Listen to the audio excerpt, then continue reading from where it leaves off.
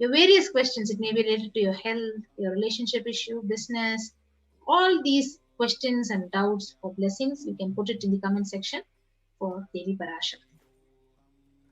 Yes, and if you're not a frequent user of any social media platform, but you'd still like to ask your questions to Devi Parashakti, you really want this beautiful cosmic intervention in your life, then you can go to kailasa.org, use your WhatsApp to send a message. In the browser on kailasa.org front page, you will be able to go and ask your questions on WhatsApp chat. And you'll see a green widget in the left-hand corner, and you can use that to interact with Devi Parashakti. Now, this brings us to a conclusion for how you can ask these questions on different social media platforms and how you can literally make this breakthrough happen in your life. We'll now be moving on to the further segments of today's program. Welcome all of you and thank all of you for being here today. And we'll now be understanding the offerings that you can make towards Devi Parashakti. Let's first understand the significance of these offerings, how these offerings can deepen our relationship, deepen our sacred sentiments with Paramashiva and Parashakti. Offering is a giving of a divine gift of pure love, devotion, and oneness, and it consists of two parts essentially. One is giving, and the other is accepting.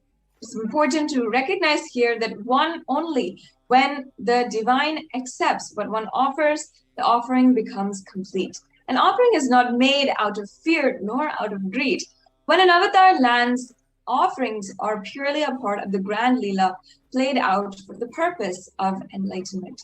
And out of his sheer grace, he is allowing these opportunities for us to establish beautiful connections with the divine. Yes. So with that, we will be invoking Devi Parashakti by chanting the verse from the Moola Agama of Manonmani Dhyanam. Induni bhaveda karavahni nayanam syat pankaja varabhaya japaksha sarayuktam angahima bhushana vichitra vasanam syat Tungama Kutojvala Manonmani Swarupam. Yes, and now the English translation. Moonlight face holding the Vedas on hand, fire in eyes, with a lotus flower gracing and blessing hands, one hand with the Japamala, beautifully decorated with jeweled ornaments in wonderful cloths and shining bright crown. Her name is Manonmani. Once again, this is the Moolagama Manonmani Dhyana Shlokam. Yes. Dhyayed Devim Trinetram Sashini Bhavadanam Vedahastam Dadanam Savye Padmam Varadama Pare Chabhayam Chakshamalam Divyaira Bharanair Vibhushita Tanum Brahmadi Vippujitam Devi Meva Manonmanim Pratidinam Kamarta Datrim Shubha. And the English translation. I meditate on Devi with 3 eyes glowing like a moon and holding the Vedas, lotus and gracing, blessing, gracing hands. She is wearing beautiful ornaments. She is worshipped by Brahma and other many gods and showers auspicious boons for all actions every day. So we'll now understand the significance of the divine element, gold. So Atharva Veda, it states, Tredajutam janmanedam hiranyam agnerakam priyatamam babhuva somasya kam yensitasya parapatata appamekam veda sambreta ahustatte hiramyam trividasvatvise.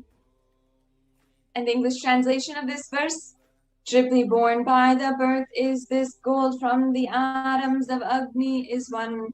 It becomes dearest to Agni and one fell away from the Soma when it was hurt. One day call the seed of virtuous and power Apaha and let that triple gold be for your long life.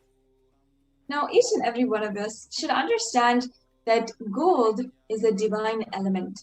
It purifies anything that it touches, and it is an element of spiritual significance and great spiritual power of healing and enlightening energy. The vibration of gold has the power to infuse sattva energy and positive thought currents in anyone who wears and anyone who sees or operates in its vicinity. Yes. So gold is present in all the scriptures, Agamas, the Vedas, the Shrutis, Rutis, Itihasas and Puranas. In all the Hindu scriptures, it is abundantly displayed that gold is the most auspicious and purest metal which purifies our being. In the Hindu civilization, everything was built in gold, exchanged in gold, and even the ritual feasts were offered in golden bricks. When one was to be saved from life-threatening illnesses, gold was offered as a ritual fee. Gold was in abundance and was used for weighing equivalent amount of commodities, including cows. Kingdoms were built with huge doors of gold. Streets would have huge columns and huge archways made of gold. Horses and cows were dressed in gold.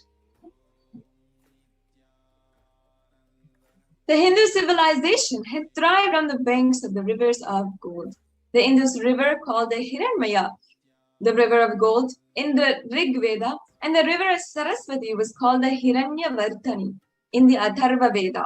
Gold is known as a supreme element for offering gifts to ones that you love and revere. And temples in the Vedic tradition, in the Hindu civilization, were constructed and paved in gold. Deities are made in gold and decked and adorned in gold because it preserved the enlightenment energy for thousands of years. It literally lasts forever. So with that, we'll be moving on to the first offering to Devi Parashakti, the offering of E-Hundi. So the Shastric verse, it says, Bhakti Priya Bhakti Gamya Bhakti Vashya Vayapaha Shambhavi Sharada Radhya Sharvani Sharmadayini. And in this translation, Devi is fond of true devotion and is realized through true devotion. She can be won over through true devotion and she removes all fear. So if there is any fear in the minds of the devotee, Devi is sure to remove all that fear. And it is stated that Devi likes to be worshipped in autumn. So here it is meant that autumn of our lives, when thoughts turn more and more inwards, the role of the divine is known and understood very clearly. So the need for Devi worship, it literally becomes stronger. So you can offer the Hundi offering through the super chat and super sticker option in the YouTube live chat. And your names will be chanted when the puja is offered to Devi Parashakti. And you can offer any amount as an Hundi offering to Parashakti at your own capacity and express your devotion and deep gratitude to Devi. So the next offering is the Sankalpa chanting. Tayaitan mohyate vishvam saiva vishvam prashuyate saya chitta cha vijanam tushta rudim prayaschati. And the English translation goes, the goddess enchants this universe and she herself gives birth to this universe. That goddess, being prayed without interest in anything, gives the knowledge that leads to salvation, and she gives will in the materialistic sense. Now this verse is from the Devi Mahatmyam, chapter 12, verse 34.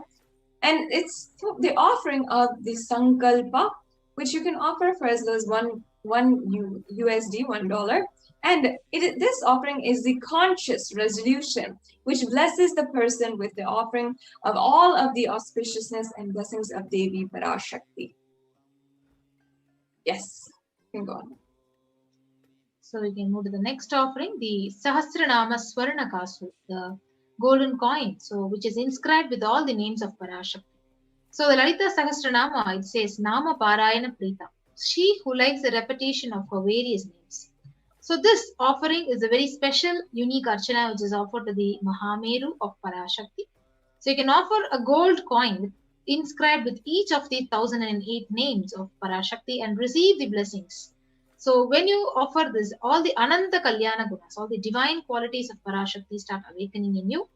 And it is available in 3 sizes at $75, $151, and $251.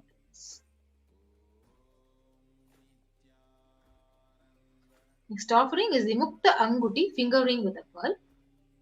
मुक्ताहारलसत्किरीटरुचिरां पूर्णेन्दुवक्त्रप्रभां शिञ्जन्नूपुरकिङ्किणीमणिधरां पद्मप्रभावासुरां सर्वाभीष्टफलप्रदां गिरिसुतां वाणीरमासेवितां मीनाक्षीं प्रणतोऽस्मि सन्ततमहं कारुण्यभारां निधिम्. The English translation: I bow down to the goddess Meenakshi, whose crown has garlands of pearls, and the face shining like a full moon, who wears anklets that are studded with gemstones and has small bells, who is shining like the splendor of a lotus, who grants all the wishes, the daughter of the mountain, who is worshipped by goddess Vani and Rama. I remain ever bowing to the goddess Meenakshi, the ocean of compassion.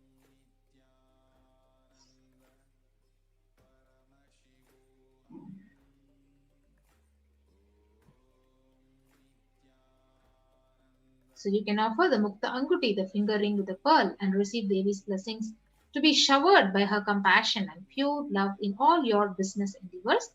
The finger ring with the pearl is available at $251, $501, and $750. Next offering is the Swarna Padma Pushpam.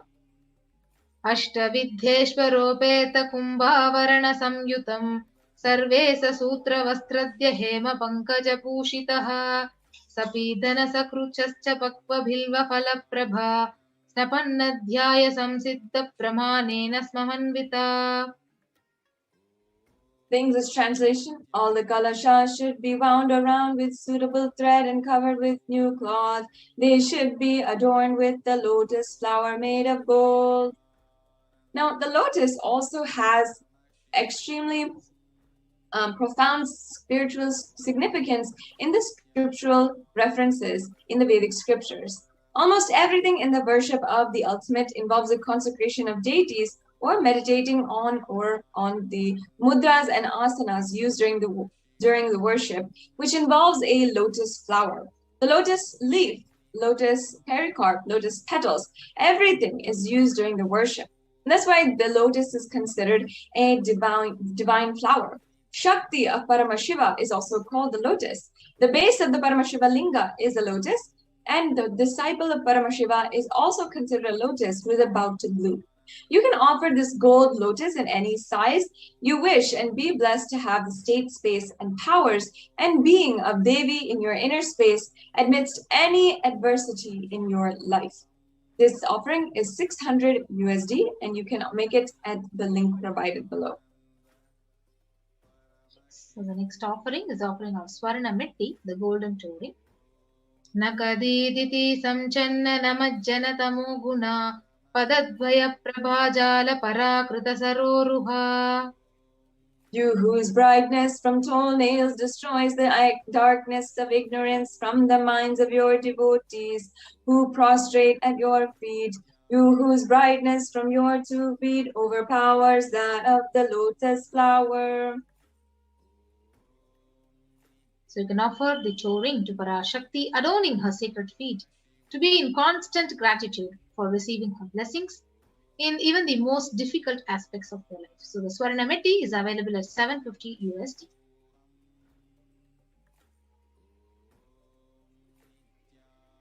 Now, the next offering is the Swarna Mantika, the golden hairline jewelry, which is a traditional jewelry that many women wear. When we offer this Mantika to Devi Parashakti, it has superior spiritual significance.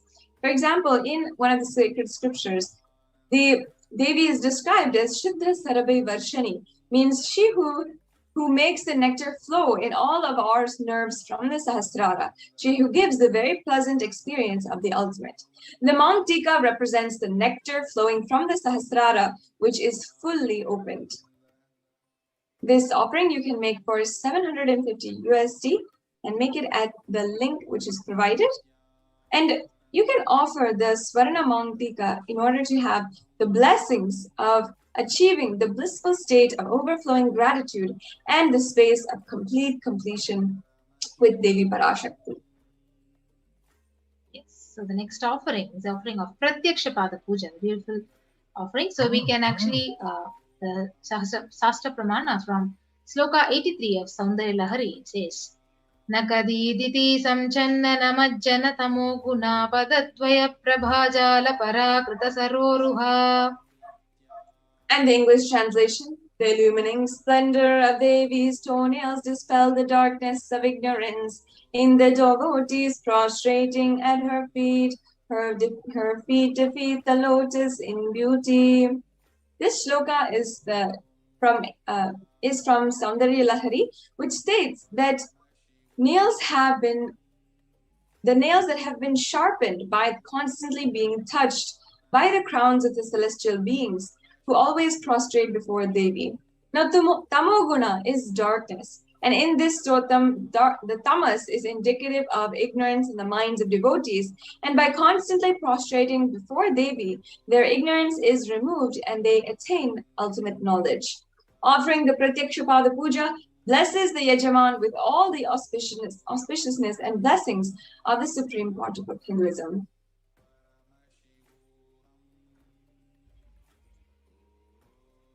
Yes, the next offering is the Vastra Seva, the offering of the sacred cloths to the Supreme Pontiff of Hinduism, the Nija Avatara of Devi Parashakti. So you can offer the Vastra Seva and receive the blessings and all the auspiciousness of the Supreme Pontiff of Hinduism at $1,008, and it is also a part of the Pratyakshapada Puja.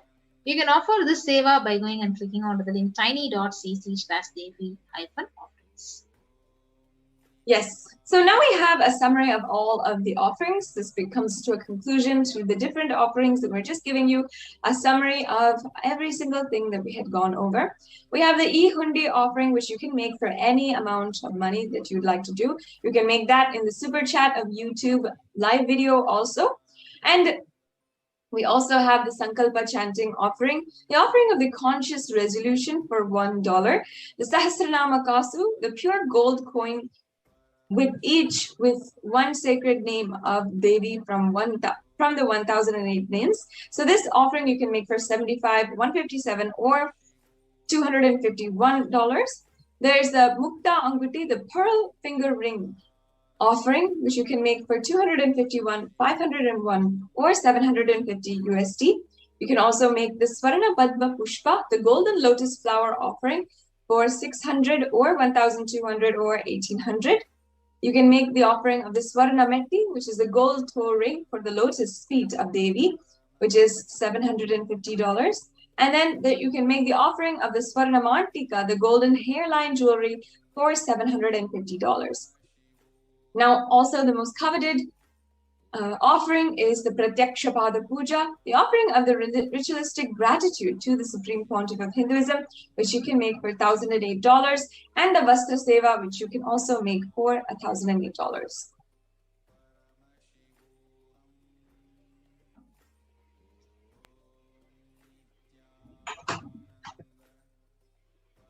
Now, if you're ready to make a payment today, you have two options. Now, if you are ready to offer today, or if you have the intention to offer specific sevas, then you can go further with the next steps.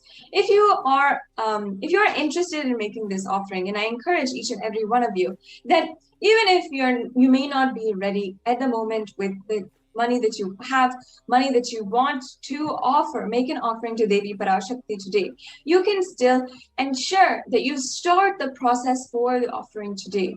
Don't deny this beautiful offering to Devi Parashakti. These traditional offerings have so much of sacred significance for how much they can manifest in your life and how they can deepen your relationship with the divine cosmic beings. So in the registration form below, tiny.cc/BhavaSamadhi, if you're interested in offering, or if you need help in manifesting the offering, or if you want more details about what is this offering, how it goes, and so forth, you can go to the registration form, tiny.cc/BhavaSamadhi, and fill it out, and you can proceed with the next steps of making your offering in due course. And if you are ready to make your payment today, ready to sign up for the offering, then you can go to tiny.cc/Devi offerings, make an online payment ready to offer, if you're ready to offer the seva by online payments, then make sure that after you make your payment, that you're submitting the details needed for the puja. You have to submit various details that will be chanted during the auspicious ritual. And you can go to tiny.cc/sankalpa2021 in order to fill out that form and ensure that your offering has all of the blessings bestowed upon you. So now, Ma Atmapriya Swami will be running through how you can make your payments today and how you can fill out the registration form. So when you click onto the link tiny.cc/devi-offerings, you'll be taken to this page and you can go and choose which seva you want to offer to Parashakti. For example, you want to offer the Mukta Anguti and it is $251. So go ahead and add it to your cart.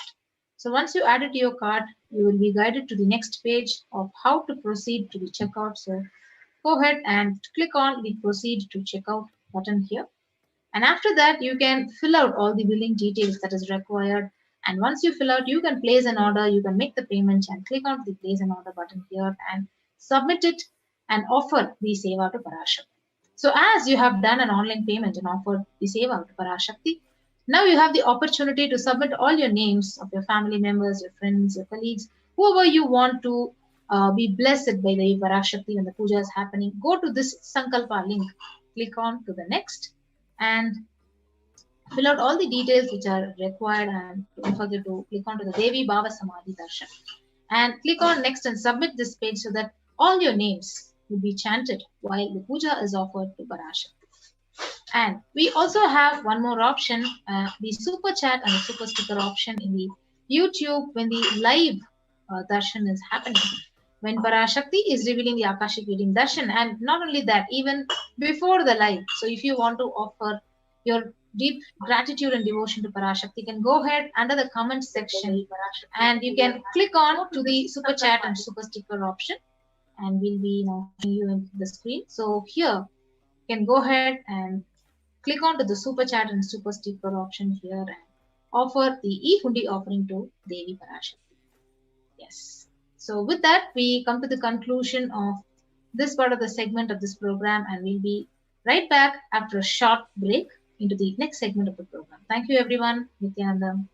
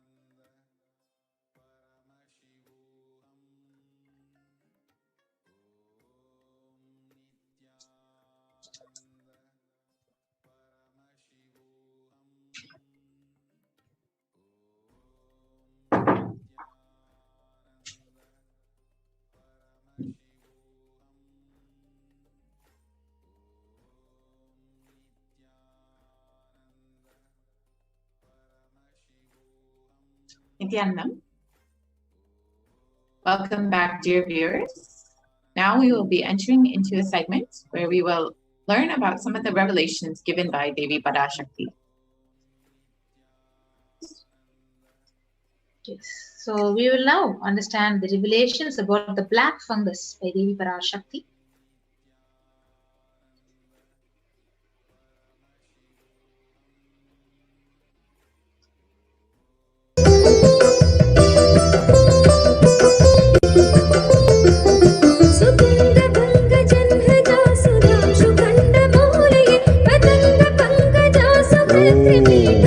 Sri நித்ய கிரிஜானந்தா. கரும்பூஞ்சை வியாதிக்கு வைத்தியம் கேட்கின்றாய், நன்றாய் தெரிந்து கொள். கரும்பூஞ்சை வியாதி நுரையீரல் மட்டுமல்லாது மூளையையும் நசுக்கி மனிதனை ஜடமாக்கி மரணத்திற்குள் தள்ளும் உயிரியல் ஆயுதம். மனிதர்கள் மீது நடத்தப்படும் உயிரியல் போர் இது. நவபாஷாணத்தின் மீது பொழியப்பட்ட நீரும் மஞ்சளும் பாலும் வேம்பு ரசமுமே இதற்கு மருந்து. அதை அருந்தி உடலிலே அதை ஊற்றி நீராடி இருந்தவர்க்கு காவல் அம்பிகையின் சக்தி.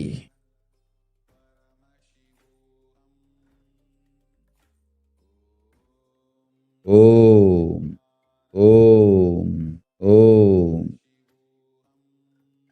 சிருஷ்டி நஷ்டமாகாதிருக்க தேவ ரகசியங்களை தெளிவாய் உலகத்திற்கு சொல்லிவிட்டேன்.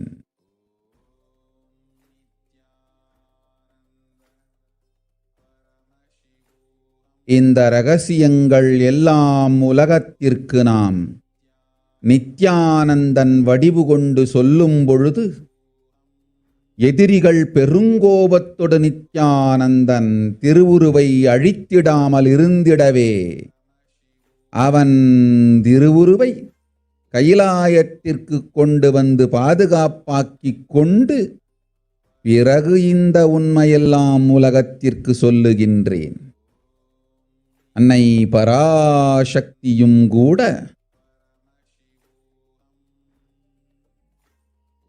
உண்மைகளை உலகிற்கு சொல்லும் முன் தற்காப்பு செய்து கொள்ள வேண்டிய அளவிற்கு மனிதர்களின் அரக்கத்தனமும் அட்டூழியமும் உலகத்தில் அரண்டு ஆடுகின்றது.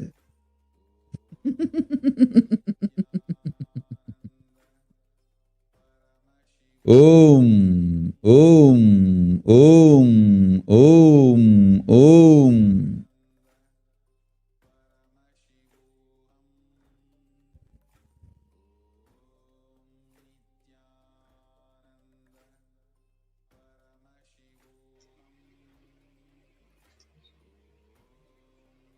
Yes, so we'll now be reading out the translation of Devi's exact revelations.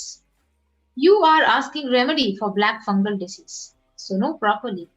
Black fungal disease is not only, it will affect the lungs, it will smash the brain also. It is a bioweapon that makes humans a lifeless matter and push them to death. And the demonishness and atrocities of humans is dancing in the world, that even Mother Parashakti needs to do self-protection before telling the truths to the world.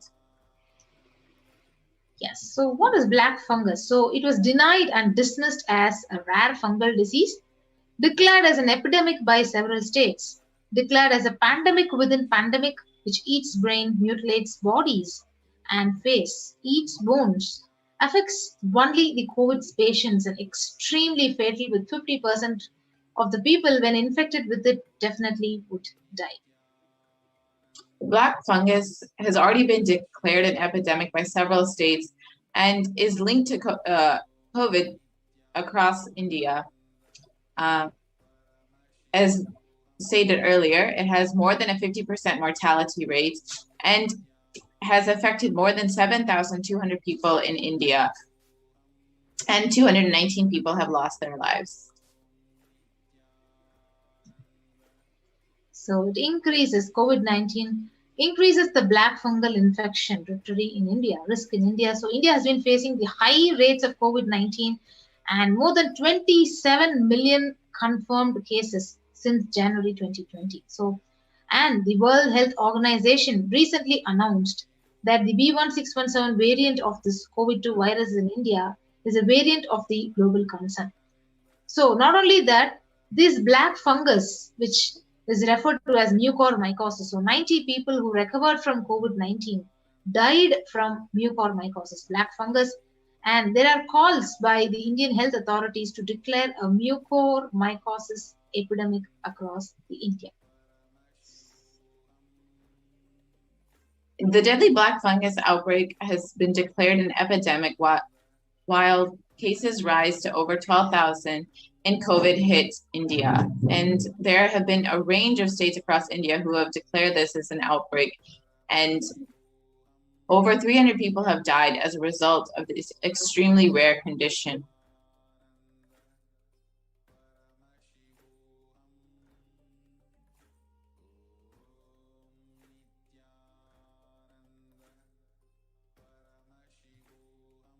And the incidence of death toll from the black fungus is steadily on the rise in India.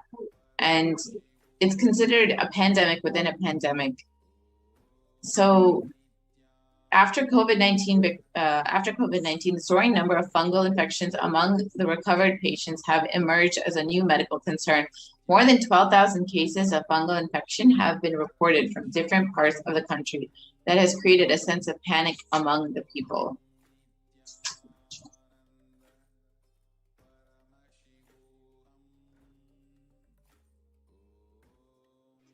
So you can see the flesh-eating black fungus, one of the news articles, that how Parashakti had revealed already, it will smash the brain and people will die of it. So one of the news articles, it says, the flesh-eating black fungus killing patients who survived COVID-19. So black fungus, it has a near 50% mortality rate, and it is tragically killing many who were relieved to have beaten COVID-19.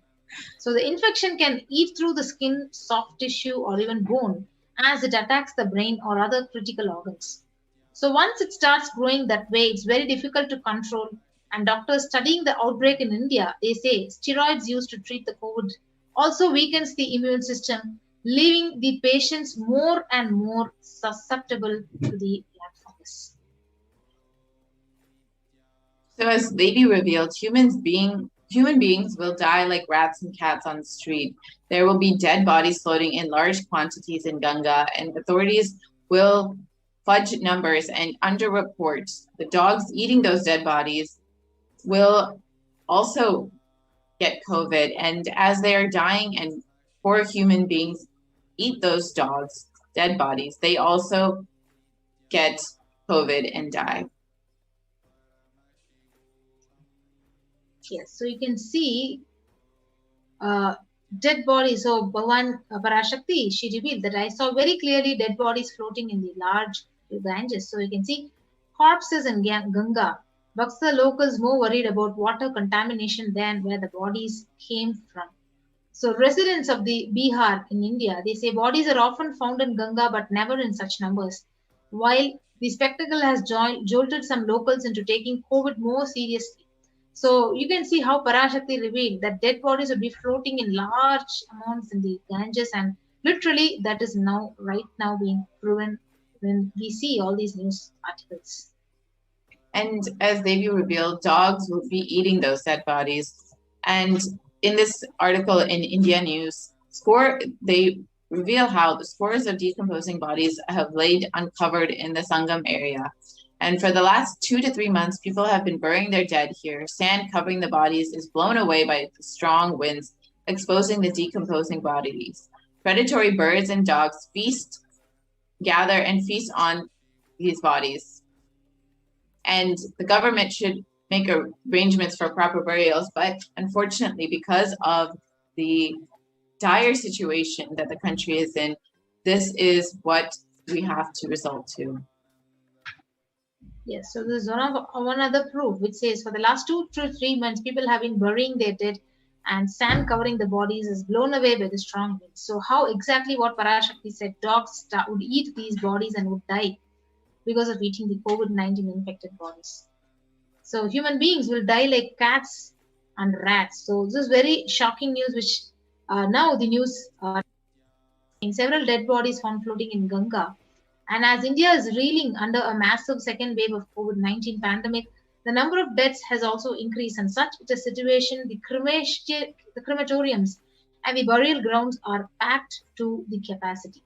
So this is what Parashakti revealed, and exactly we are seeing the proof of it, where when she revealed that human beings would be dying like cats, rats, and dogs.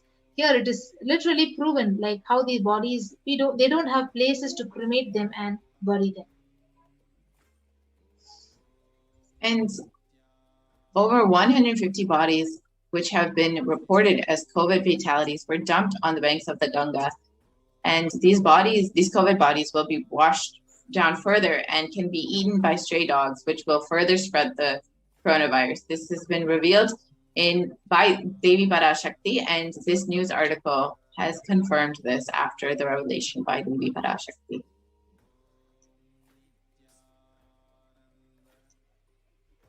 Yes. So human beings would die like cats, dogs. So bodies found floating in Ganga and Uttar Pradesh. So you can see dead bodies washed up on the banks of the Ganga were sighted for a second straight day and in Ghazipur in Uttar Pradesh, and it was around 55 kilometers upriver from Bihar's Buxo, where more than 100 bodies were found.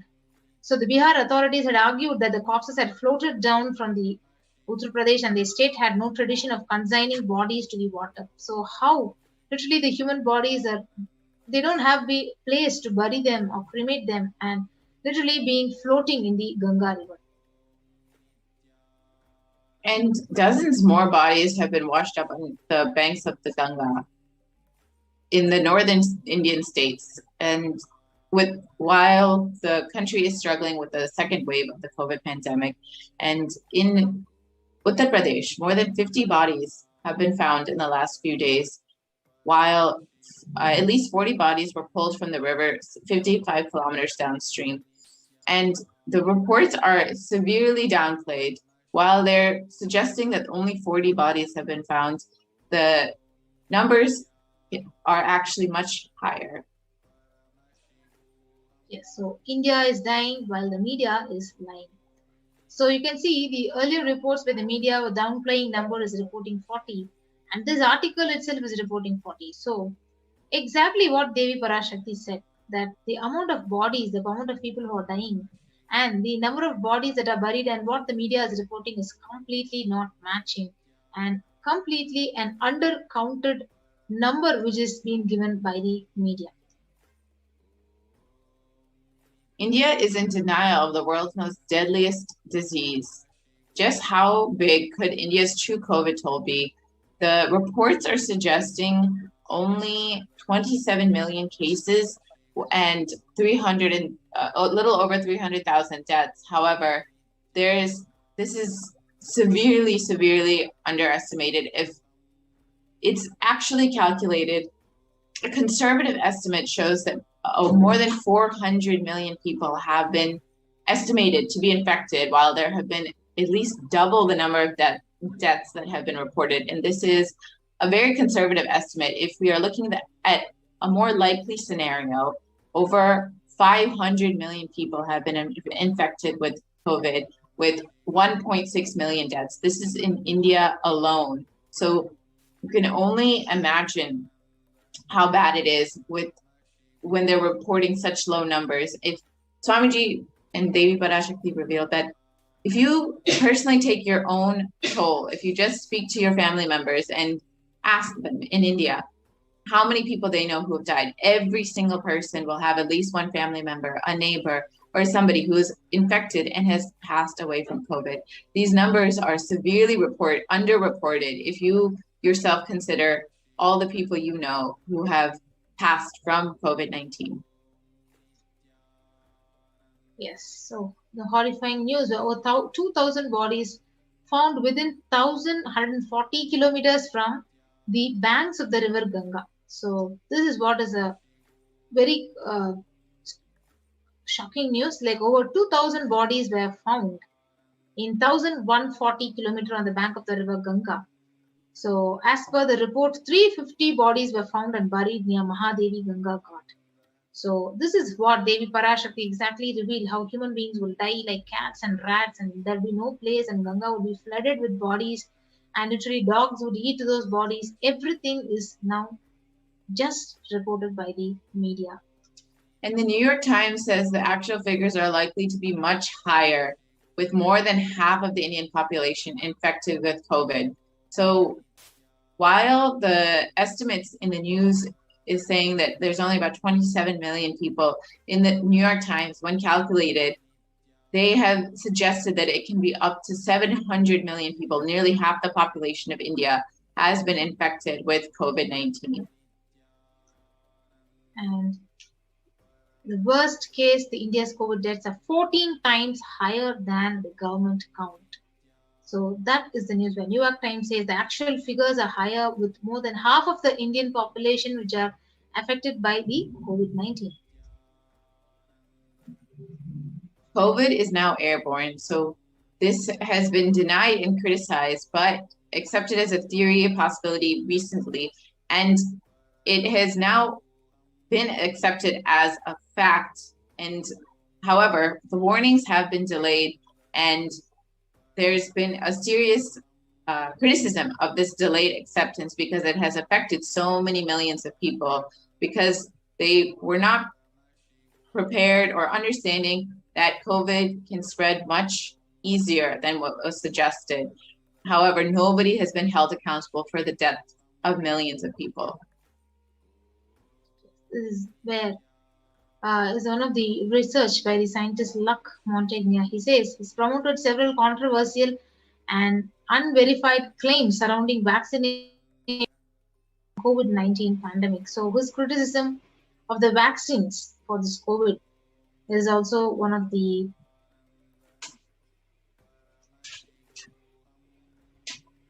So this Nobel Prize winner reveals that the vaccine is creating variants, and while it is understood that the viruses mutate, causing variants, the French virologist and Nobel Prize winner has contended that it is a vaccination that is actually probably creating the variants. And this has been a huge struggle with so many different variants, people struggling to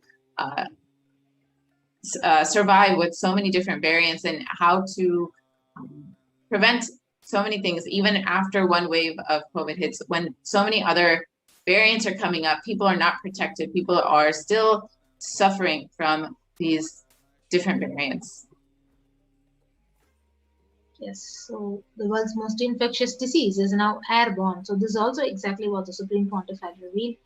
COVID is airborne, scientists say. So now also authorities are thinking about it. And the WHO and the US Centers for Disease Control and Prevention also, they're coming up with researchers saying that COVID is now becoming airborne. And though it has been denied for the most part up until recently, it has now been accepted across the WHO and the CDC. And this discussing airborne, scientists have been discussing airborne transmission for months, but only last week the WHO and the CDC have made this as an official report. And this has severely affected how people understand the disease and how it spreads, and how many people have been infected because of the lack of awareness. And we can see this one more research article where it says, what is the key difference in transmission? So when you have a droplet transmission, when you cough and sneeze, it can spread through the droplets of saliva and mucus. So that is more than 5 micron in size, whereas when it is airborne, These tiny particles, which are probably possibly produced by talking, they are suspended in the air for longer and they travel even when you move out of the place, and which is lesser than 5 microns, which is more dangerous. And now the media is reporting that the airborne transmission of COVID-19, which is huge risk for the human beings.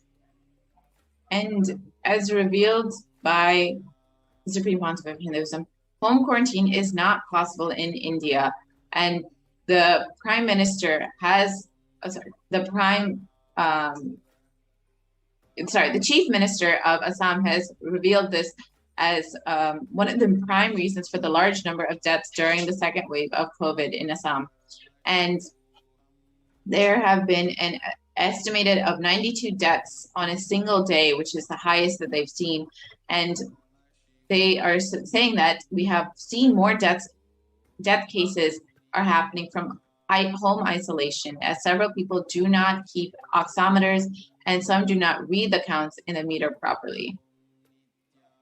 Yes, so this is what exactly Parashakti revealed, and Supreme Pontiff also told in the satsang that home quarantine is literally impossible. So now the Maharashtra government of India has announced a decision to stop home quarantine in 18 districts, which show higher COVID positivity rate than state's average. So the state public health minister, he also had decided to ensure better healthcare facilities to patients in districts which are showing higher positivity rates. So this also says how whatever Supreme Pontiff had revealed is again and again coming true, and now only the media is reporting that. Yes. And about 41% of houses have just a single room, which is shared by about 5 people. So this makes it extremely difficult to home quarantine when people are packed in such tight spaces with very little ventilation.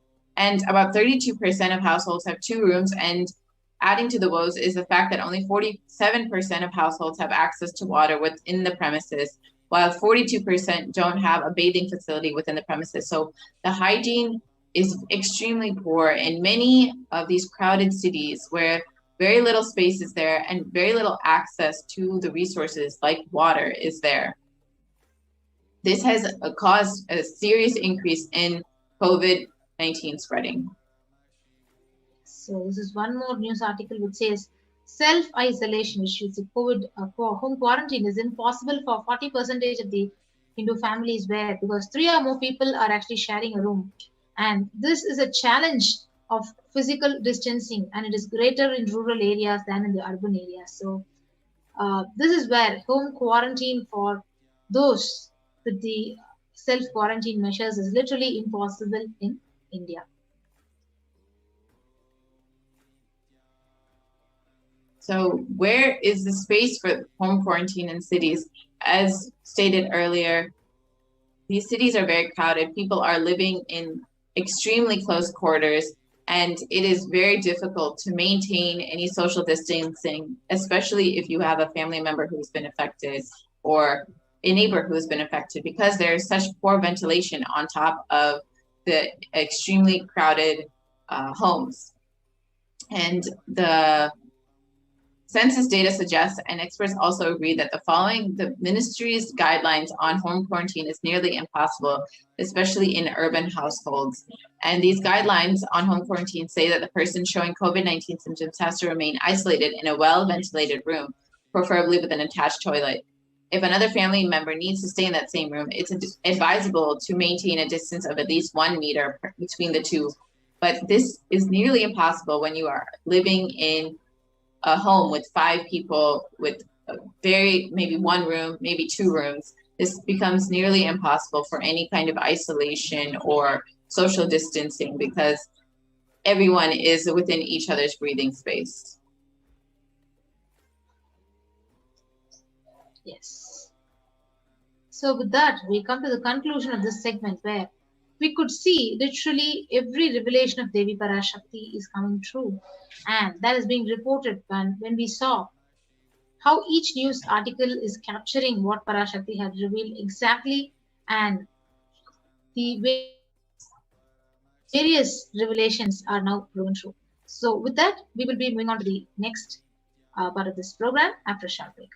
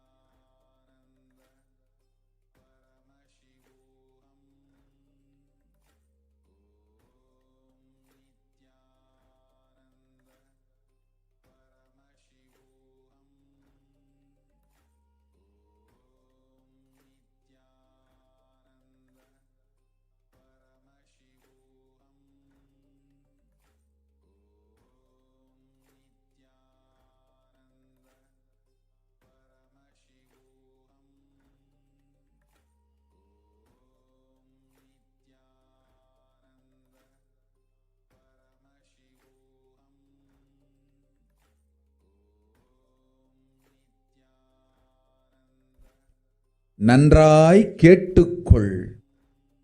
உன் கேள்விக்கு உன்மூலமாய் உலகெங்கும் இருக்கும் இந்துக்கள் எல்லோர்க்கும் அளித்தேன் உத்திரம். கேட்டு வாழ்ந்தால் உங்கள் வாழ்க்கை பத்திரம்.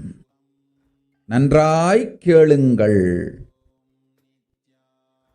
பிறப்பின் ரகசியத்தை பிறப்பிலா பெருமை உடைய பரமேஸ்வரி சொல்லுகின்றேன் கேளுங்கள். அண்டஜம், யோனிஜம், ஜலஜம், பீஜம் எனும் 4 விதமான பிறவிகளில் 84,000 யோனில் பிறக்கும் பிறப்புகளிலேயே பெருமை வாய்ந்ததும் உத்தமமானதும் மனித பிறவி. அந்த மனித பிறவியிலும் பலமுறை பிறந்து உழன்று அரசியல், பொருளாதாரம், சுகபோகம், தர்மம், அர்த்தம், காமம் எனும் ஆசைகள், துக்கங்கள், அச்சங்கள் அனைத்திலும் அழன்று உழன்று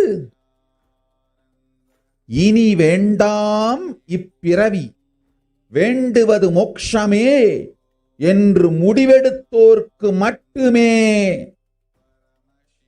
ஹிந்து மத யோனிஜம், ஹிந்து பெற்றோர்க்கு பிறந்திடும் சனாதன ஹிந்து தர்ம யோனிஜம். மனித பிறவி உத்தமம், சனாதன ஹிந்து தர்ம மனித பிறவி உத்தமோத்தமம். இந்த உத்தமோத்தம பிறவி எடுத்த எல்லோருக்கும் ஜீவன் முக்த விஞ்ஞானத்தையும் சனாதன தர்மத்தையும் காக்கின்ற கடமையும் உண்டு. அதனால் வருகின்ற நன்மையெல்லாம் அனுபவிக்கும் உரிமையும் உண்டு. இந்த கடமையை செய்வோம் என்று சத்தியம் செய்ததனால்தான் அந்த உரிமை அளிக்கப்பட்டது. பூமிக்கு வந்தபின் மனம் மயங்கி மதிமயங்கி சனாதன தர்மம் காக்க மறந்ததனால் மாயை அவர்கள் உயிரை பறிக்கின்றாள். நன்றாய் புரிந்து கொள்ளுங்கள். உயிரை கொடுத்தாலும் தர்மத்தை காப்போம் என்று உறுதி எடுத்தவர்க்கே சனாதன ஹிந்து தர்ம யோனிஜம் அளிக்கின்றேன் யான். உடல் பெற்ற பிறகு ஊழிப் பெருவலியால் ஆசை அச்சங்களை உதறவிடாது, உதறியும் விடாது சனாதன ஹிந்து தர்மம் காக்க மறந்தோரை உயிர் வாழத் தகுதியில்லாதவர் பட்டியலில் உடனடியாய் மாயை சேர்க்கின்றாள். அதனால் ராட்சசர்களும் அசுரர்களும் தானாகவே இவர்கள் உயிரை எடுக்கின்றார். நன்றாய் புரிந்து கொள்ளுங்கள். உயிரை கொடுத்தாலும் தர்மம் காப்போம் என்று நிற்பவர்க்கு நிலைத்திடும் வீரஸ்வர்க்கமும் கைலாச பதவியும், எக்காரணம் கொண்டும் தர்மம் காக்க மறந்த உத்தமோத்தம ஜனனமான சனாதன ஹிந்து ஜனனம் பெற்ற மக்களுக்கு இல்லை வேறு கதி. சனாதன ஹிந்து தர்ம மனித ஜனனம் உத்தமோத்தம மனித ஜனனம். உங்கள் உரிமை உலகில் அதிகம், உங்களுக்கு கடமையும் உலகில் பெரிது. தர்மம் காத்தாலே கடமை, தர்மம் காக்காதார்க்கு உயிர் வாழும் உரிமை இல்லை.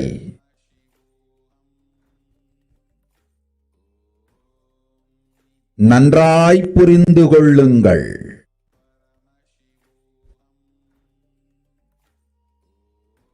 உத்தமோத்தம பிறவியான சனாதன ஹிந்து தர்ம பிறவி எடுத்த எல்லோரும் புரிந்து கொள்ளுங்கள். உங்கள் வாழ்வின் முதற்கடமை தர்மம் காத்தல். தர்மம் காக்க தர்மம் உங்களை காக்கும். சனாதன ஹிந்து தர்மம் காக்க மறந்திட்டால் வாழும் உரிமையை நீங்கள் இழந்து விடுகின்றீர்கள். அதற்கு மேல் வாழ்ந்தென்ன அழிந்தென்ன? பூமிக்கு பாரம் குறையட்டும் என்று அசுரர்களும் ராட்சதர்களும் உங்களை உண்டு தீர்க்கின்றார்கள். அதையும் மாயை கண்டு சும்மாவிருப்பாள். பிரபஞ்ச ரகசியத்தை, பிறவியின் ரகசியத்தை உலகிற்கெல்லாம் உத்தரமாய்ச் சொல்லிவிட்டேன். புரிந்து வாழ்வில் நடந்து உயிரை பத்திரமாய் பார்த்துக் கொள்ளுங்கள். அன்னை சொல்லும் அருள் சத்தியம் இது. ஓம் ஓம் ஓம்.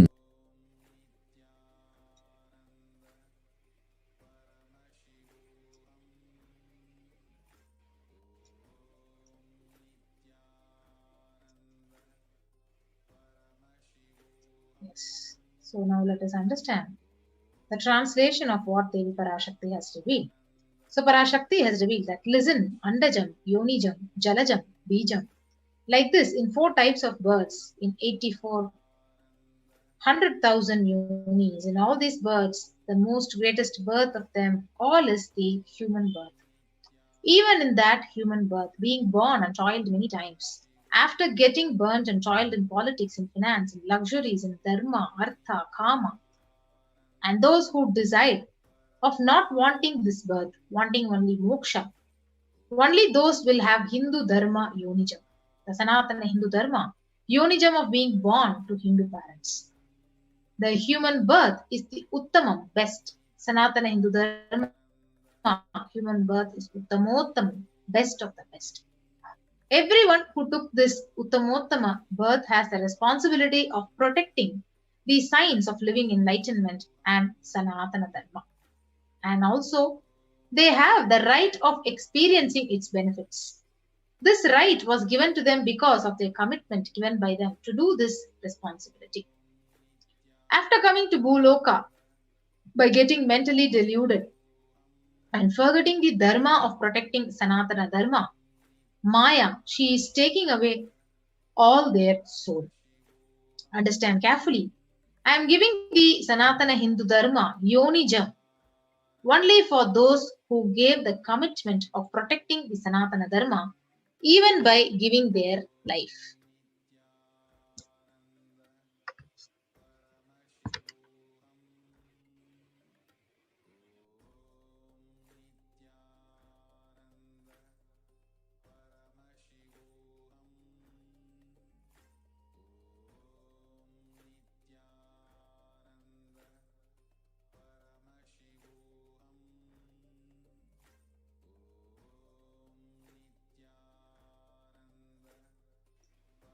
So understand carefully, I am giving the Sanatana Hindu dharma, Yonijam, only for those who gave the commitment of protecting the Sanatana dharma, even by giving their life.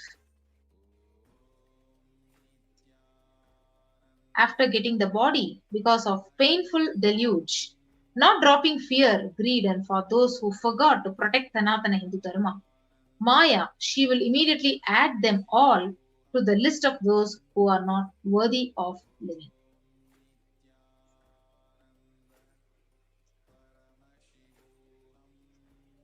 Therefore, Rakshasas and Asuras are automatically taking away their life. And understand properly, for those who stand that even by giving their life, they will protect Dharma, will permanently have Veera Swarga and Kailasa Padati.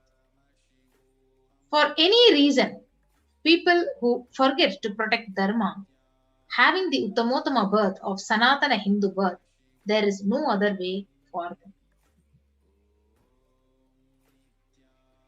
So Sanatana Hindu Dharma, the human birth, is the Uttamotama human birth, and your right in this world are immense. Also, your responsibility in the world is large. Protecting Dharma is responsibility.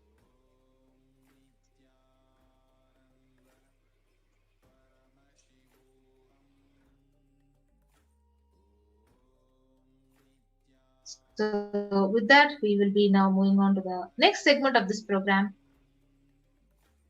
Thank you.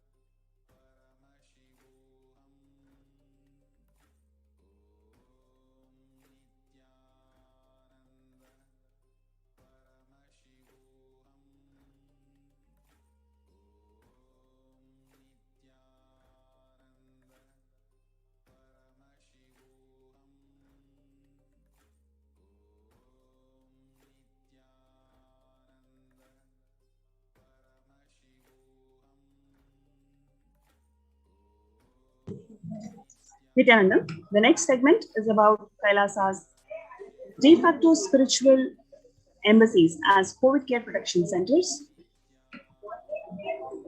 Now let's look at some of the stats today. The Human Rights Watch has reported that 1.5 billion students are out of school already. More than 91% of world's students are out of school due to school closures in at least 188 countries. 36.5% of US college students pointed to stress as the biggest reason why their academic performance suffered negatively for the past 12 months. In addition, 29.5% listed anxiety as a factor. For American middle schoolers, 61% of the teens admitted feeling a lot of pressure to get good grades. Approximately 1.27 billion learners are currently affected due to closures in response to pandemic. According to UNICEF monitoring, 46 countries are currently implementing nationwide closures and 27 are implementing local closures, impacting about 72.9% of the world's student population. In a survey by the mental health charity Young Minds, which includes 2,111 participants, up to an age of 25 years with a mental illness history in the UK, 83% said that the pandemic had made their conditions worse. 26% said that they were unable to access the mental health support. Peer support groups and face-to-face services have been cancelled, and support by phone or online can be challenging for some young people. The COVID-19 pandemic has disrupted or halted the critical mental health services in 93% of countries worldwide, while the demand for mental health is increasing, according to a new World Health Organization survey.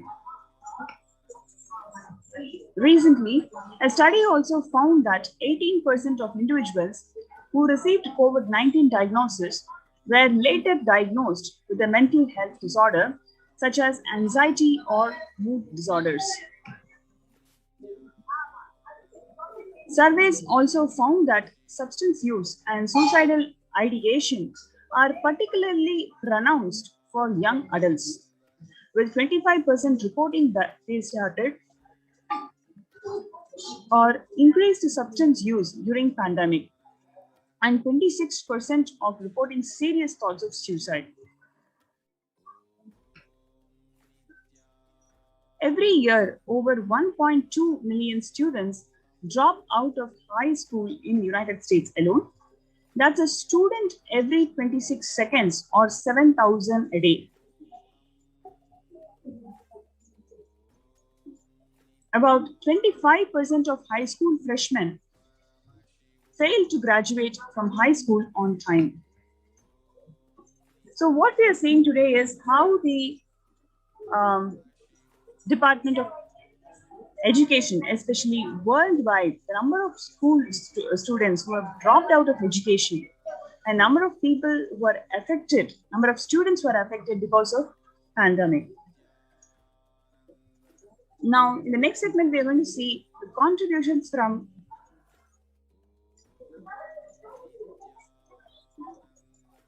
Kailasa's Department of Education. Before we go to the next segment,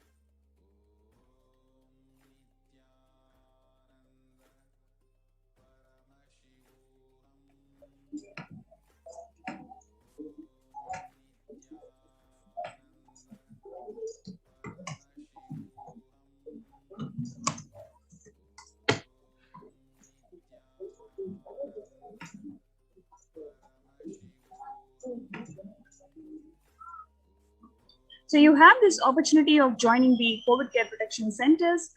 You can register through the link below, kailasa.org/Kailasa care, KAILASA.org/KAILASACARE. So especially if you are a parent of kids whose education is something that you're worried, then you have these Kailasa COVID care centers where you can provide the best spiritual education to your kids and evolve them spiritually. So now let's also look at the Kailasa's Department of Education's contributions to the world. The Supreme Pontiff of Hinduism, Jagadguru Mahasannidhanam, His Divine Holiness Swamiji has revealed on 17th of November 2019 that the whole Gurukul, the real Hindu university, the Hindu university atmosphere that he had in Tiruvannamalai in 1970s is what he's trying to reproduce all over the world through Nithyananda Gurukul and also E-Gurukul. Gurukul is a place where celebration begins with the right words in blossoming minds, creating a gateway of possibilities, creating an enlightened civilization with young body and Vedic mind.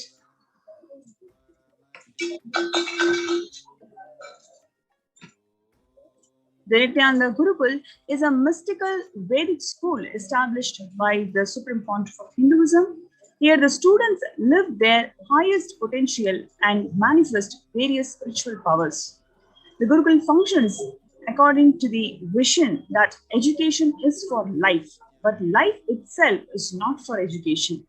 What we earn from this Macaulay education is we consider that life itself is for education, but according to the Vedic principles, education is for life. And that is what the core principle of the Nithyananda Gurukul. The Gurukul brings to the world the right kind of education that empowers you. The current system of education established by Macaulay and Max Muller in India is a non-involving narrative style of teaching. The original Indian education system was not about continuously giving words, ideas, concepts, theories, or theologies. It is about awakening you to the right context, which is enlightenment.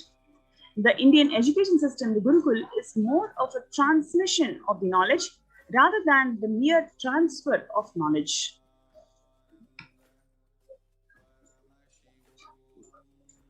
Whether others educate you or you educate yourself, if it is based on the weakest link, it is called generalization, dilution due to generalization.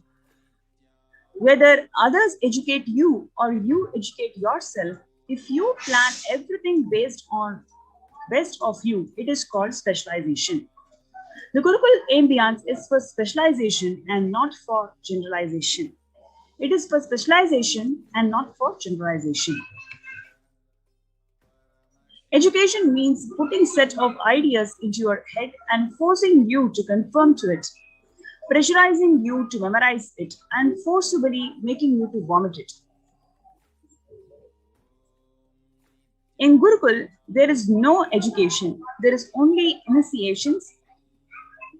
Initiation means empowering you with powers and letting you to play with it, letting you to manifest, specialize, letting you to manifest your specialization and letting you to grow.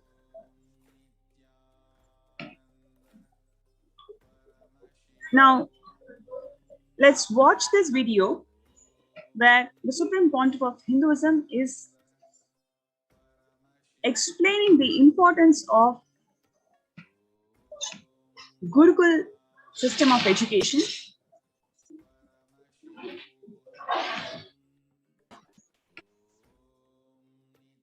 Now it is time, as per the astrology, no theory can rule any human society which is imposed on that society more than 60 years. Now 60 years is over for the non-involvement narrative education system. I am telling you, future is Gurukul system. The future of education is where the teachers and students live together in one place. If needed, let the parents also stay there. But because basically kids do what you do, they won't do what you say. Understand? They do what you do. They won't do what you say. Whatever you do, simply they will do. They will never do what you say. Most of the time, they don't care for what you say.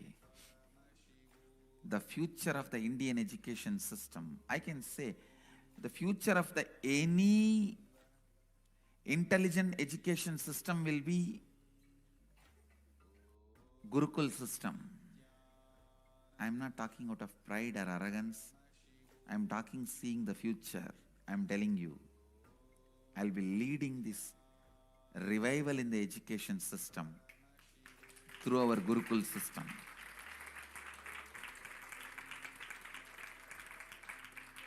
Through our Gurukul system. It is going to be the Gurukuls.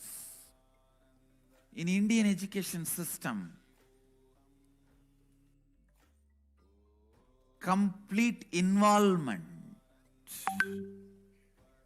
is required from the side of the teacher and the student. Student need to study the teacher. Teacher need to study the student. Understand? After thoroughly studying the student, teacher identifies the right subject in which the student will be successful. Few things are basic for everyone, like science of completion and enlightenment. Other than the science of enlightenment, all other things, master selects the subject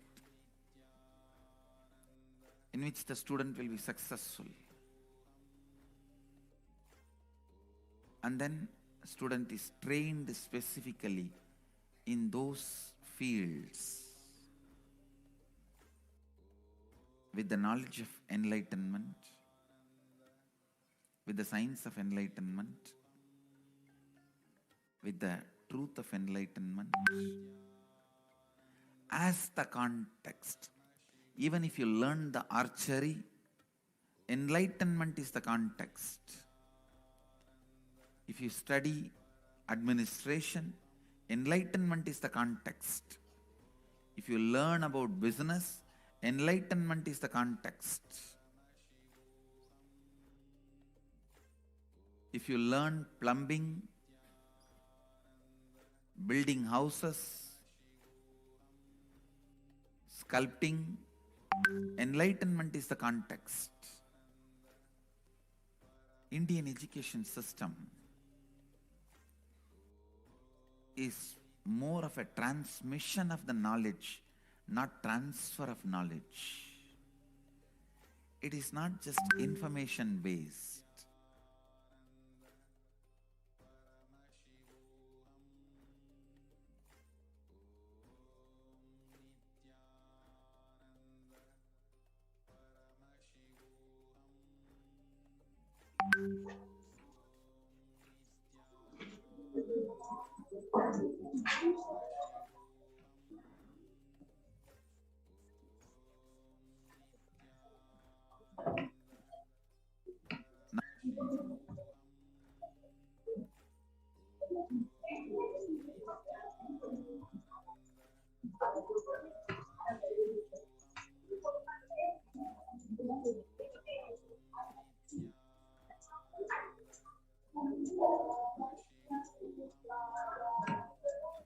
Today, the education is known to be the key factor to enabling upwards socio-economic mobility and the strongest means of removing poverty. The right education is crucial to the well-being, stability, and the growth of not only every child, but to humanity as a whole. The Gurukul system is also known to be the knowledge transmission system of Hinduism, one of the pillars which kept the Sanatana Hindu Dharma alive and standing as the world's most ancient living civilization. Through Kailasa's Department of Education, the Supreme Pontiff of Hinduism, Jagadguru Mahasannidhanam, His Divine Holiness Swamiji, the Gurukul system is being revived in its entirety. Gurukul, living in the Guru's home. The Gurukul system is rooted on the Guru Sishya Sampradaya, or the living lineage of Guru-disciple relationship. After decades of study on the physical, chemical, and biological uniqueness of meditative states and enlightened beings, it has been found in the normal waking state alone that brain waves show that they are in a complete meditative state, despite being fully active and engaged. In the world of athletics, this state is known as the being in the zone, a glimpse into the peak of focus, cognitive function, attention, and coordination, to name a few. Rather than a glimpse, enlightened beings casually walk, talk, and engage with life settled in this peak. Recent studies have also found that we imbibe the body language, behaviors, and the patterns of those in our environment, not just on the behavioral level, but to the depths of the neurological layer. This is also known as the mirror neuron effect. In this way, there is no better teacher than enlightened Guru, who exists as the superconscious, biological, reproducible anomaly. However, through centuries of Mughal invasion, colonialism, and continued persecution against Hinduism and Hindu tradition, the science of knowledge transmission has been diminishing at an unprecedented rate. After careful study in the colonialism era, it was found that the Gurukul system was standing as the backbone and stability of the Hindu civilization. The Mekale education system was imposed on India after this revelation.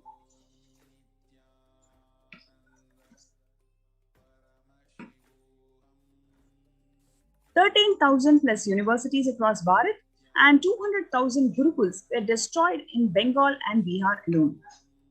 With the systematic destruction of Hindu universities and Gurukuls goes more than 80% of Hinduism's indigenous knowledge. Thomas Mekale, who is the destroyer of Indian education system, Indian Gurukul education system, in fact, he said that our English schools are flourishing wonderfully. The effect of this education on Hindus is prodigious. No Hindu who has received an education, English education ever, continues to be sincerely attached to this religion.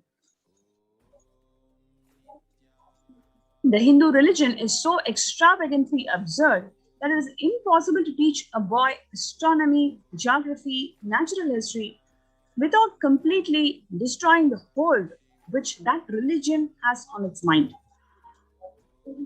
It is my firm belief that if our plans of education are followed up, there will not be a single idolater among the respectable classes in Bengal 30 years hence.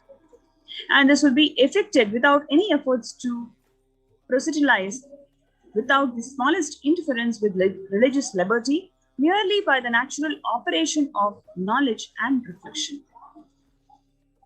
I heartily rejoice in this prospect.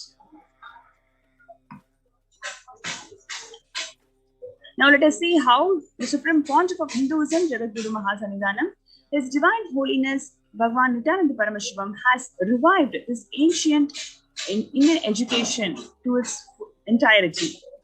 The grand revival of Hinduism's Gurukuls and Gurukul universities.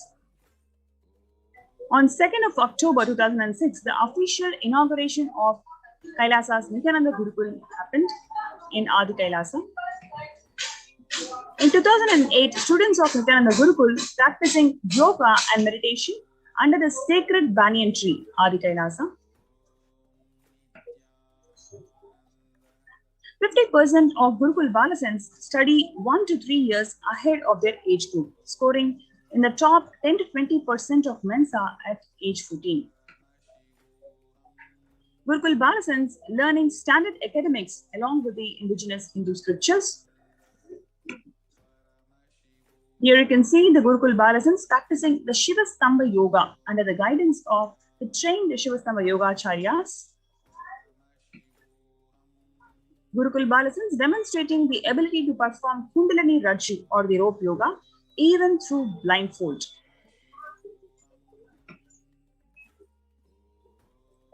The Supreme Pontiff of Hinduism, Swamiji, personally teaching the once lost science of Dhanur Vidya.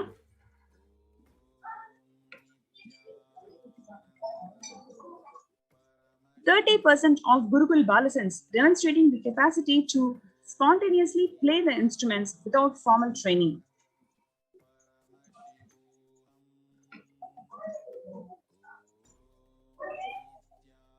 Here you can see the Gurukul Balasans living the Agamic Shastra based lifestyle.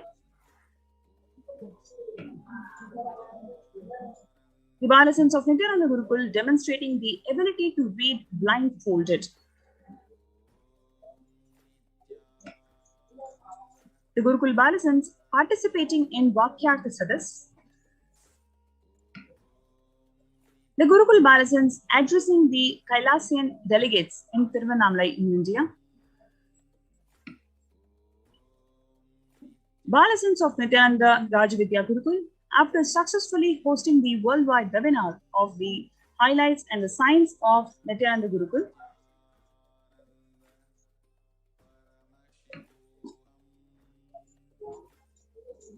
now the impact of Gurukul. It impacts on whole brain learning, stress-free living, zero teen violence or the aggression, quantum memory activation, recalling verbatim after a single hearing called Ekasantagrahi in the Vedic age. Kailasa's Nithyananda Hindu University is the world's largest Hindu university that has been established around the world, with 450 plus campuses in 150 plus countries, which is available to the public from 2003 onwards. Reviving and presenting the world's most ancient lost knowledge in a user-friendly way, the ancient truths taught in a way directly applicable for the modern man's personal, practical, and professional life.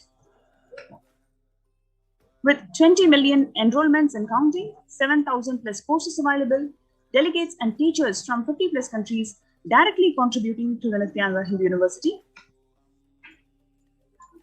Now let us watch this video where Swamiji beautifully shares that how each of his Gurukul kids is $1 trillion economy.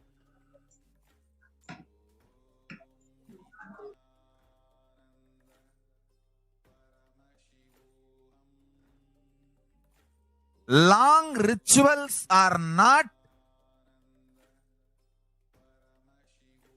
useless or unnecessary as a modern brainwashed Hindu thinks. Long rituals are the most powerful method, science, kriya,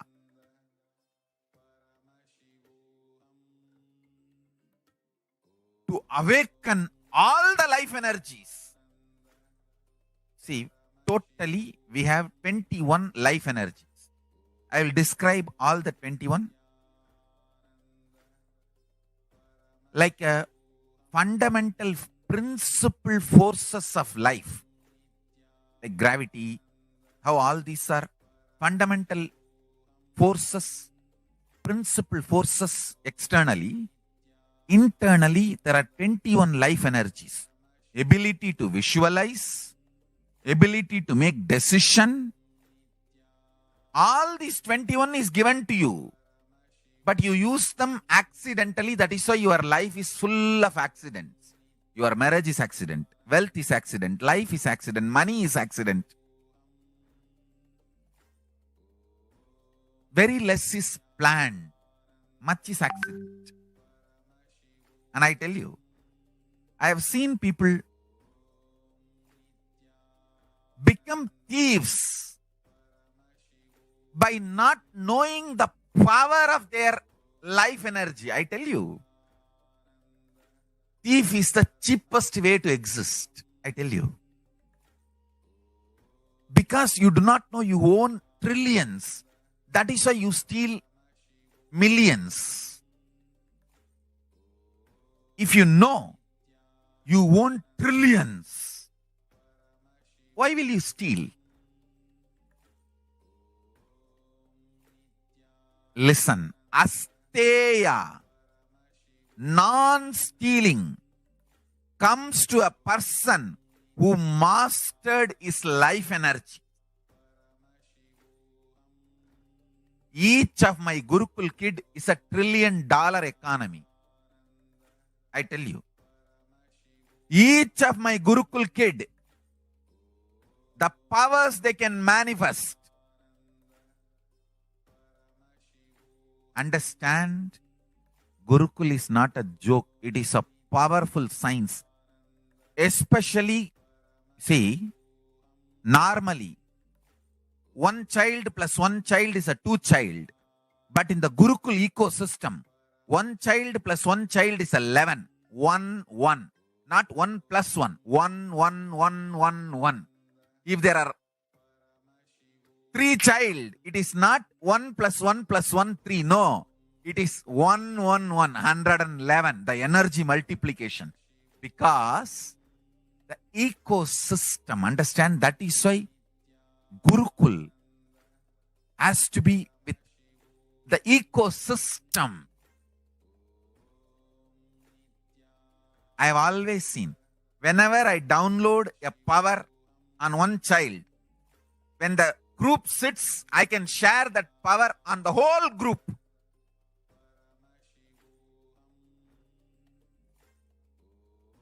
Because when team of kids or balasans or sannyasis or brahmacharis, when they sit as one team, it is very easy for me to just like a lightning pour the energy on them. Understand? The Sankhya of life energy is different. The multi-dimensional logic of life energy is different. People cannot understand this Sankhya. The multiple life energies, awakening them to its peak and manifesting them is all about life.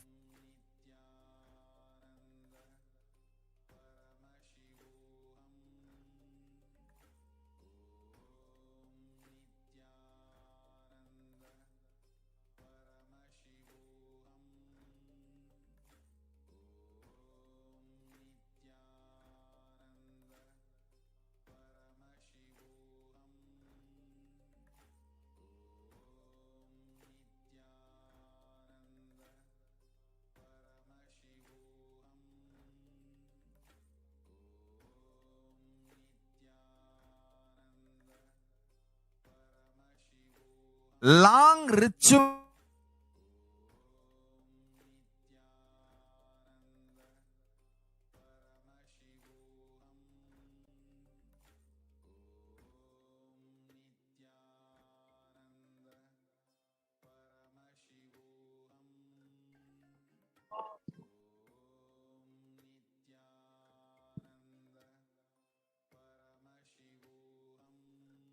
Welcome back. So as we heard, the Supreme Pontiff of Hinduism, Nithyananda Paramashivam, explained the significance of Gurukul education. Now that, in relation to what is the situation today, in terms of the corona pandemic, COVID-19 pandemic that the world is facing, what has this important pillar of Gurukul got to do with the ongoing pandemic, the ongoing crisis? To understand this in more depth, we really need to listen to what Devi Parashakti has revealed about what to do, how to protect oneself, what is a priority in the oncoming months till the end of this year specifically. Devi Parashakti revealed on 12th May of this year, I came as Nijavatara. I am blessing you. Listen. People, listen. To do good to all of you, I have taken the form of Nithyananda and came down as Nijavatara. People of India, listen. Carefully listen. Time after time, Bharatam is Jnana Bhumi, where enlightened beings come. We cannot make Jnana Bhumi as infertile. Enlightened beings have to come. They have to live. It has to flower. Few hypocrites, because they are stuck in delusion, we cannot sacrifice the world. Cosmos cannot be destroyed. The ship I did to save cosmos from being destroyed is called Adi Kailasa.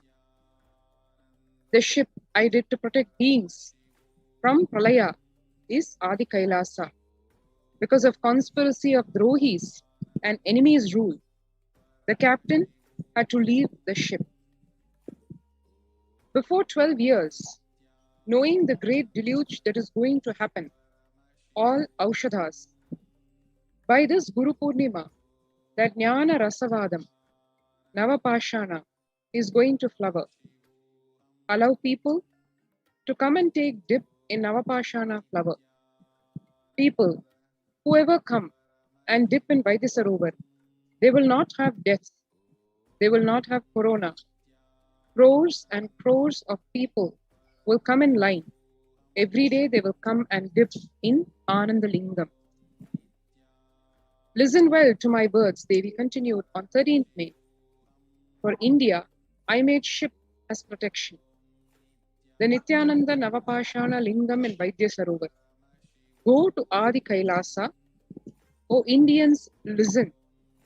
All those regretting losing Nithyananda Nijavatara without confusion, without talking just as lip service, go to Adi Kailasa. Crores of people will come there looking for health, Navapashana, water feast and medicine, to get health and protection and enlightenment. To protect India from the great destruction, I, Parashakti, made this huge ship. Even if captain is not there, ship is there. And now, where are we today?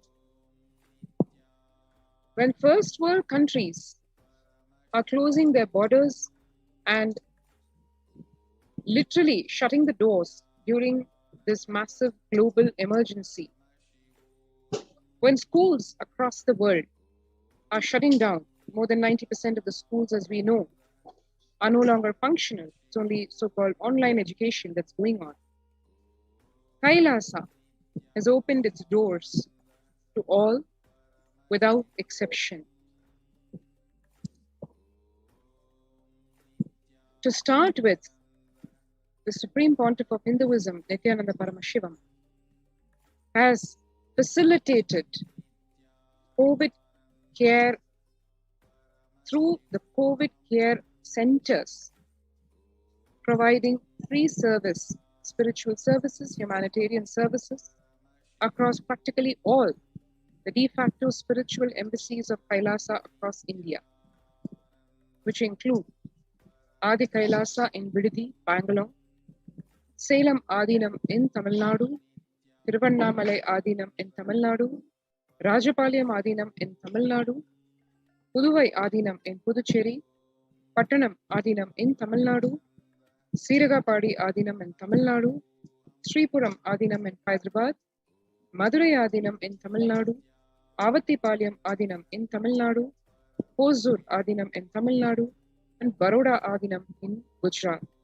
That's like over a dozen free COVID care centers being open in all the de facto spiritual embassies of Kailasa across India so that, as per Devi Parashakti's ordainment, human beings can prioritize till the end of this year just their very existence, their survival, just being alive. All these pre-COVID care centers providing multiple facilities in multi-layer form. Kailasa literally rushing to the aid of India as India finds itself on the verge of the COVID-19 third wave. Multiple pre-COVID care centers have been opened across the de facto spiritual embassies of Kailasa across India.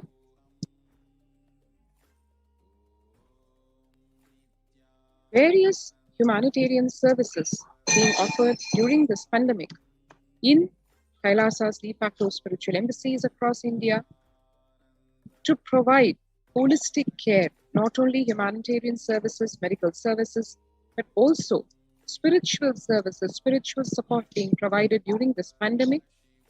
And at the core of all the support system is the fundamental, true support, which is cosmic revelations on the global pandemic in the form of Devi Parashakti Akashic readings and the revelations given by the Supreme Pontiff of Hinduism, Nithyananda Paramashivam, as to how to combat this pandemic.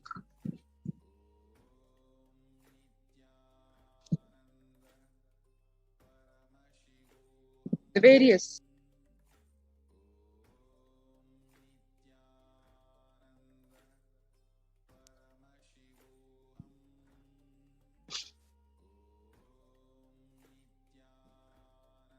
humanitarian services offered during this pandemic in the de facto spiritual embassies across India include medical care in the form of pure, authentic, holistic health care.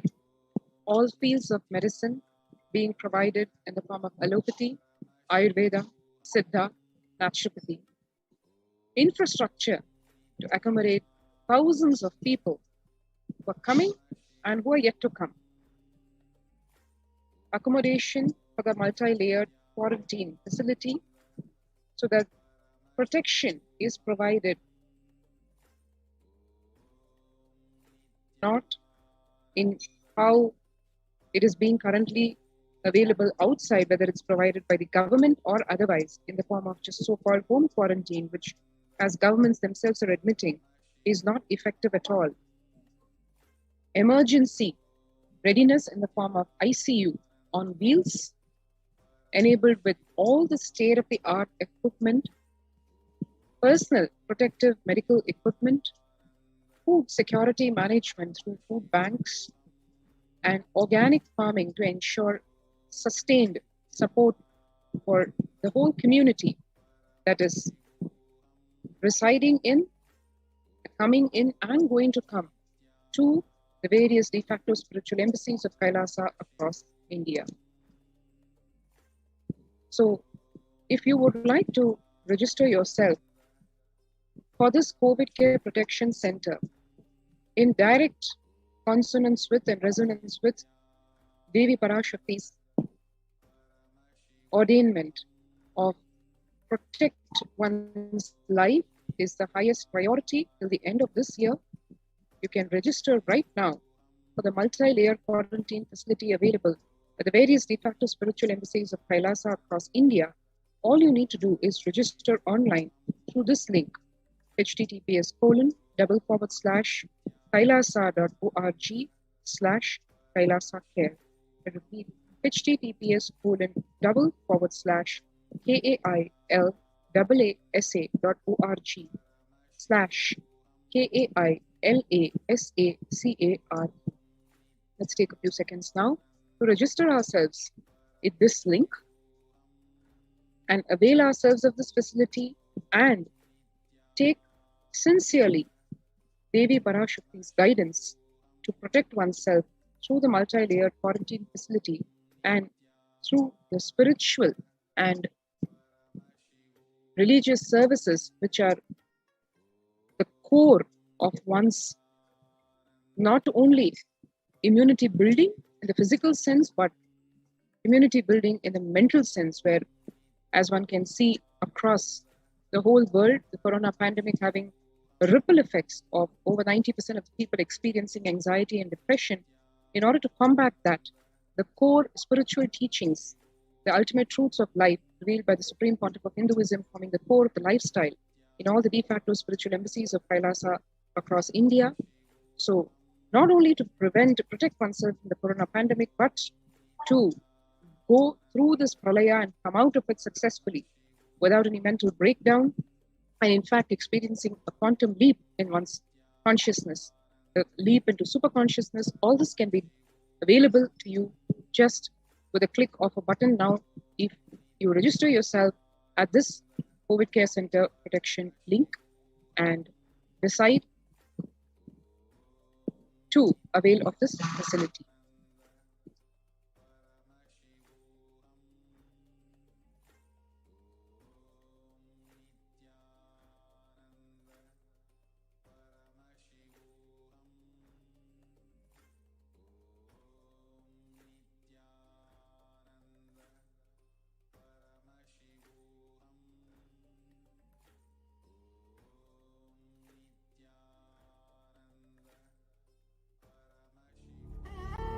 What I mean by the word Kailasa, listen intensely.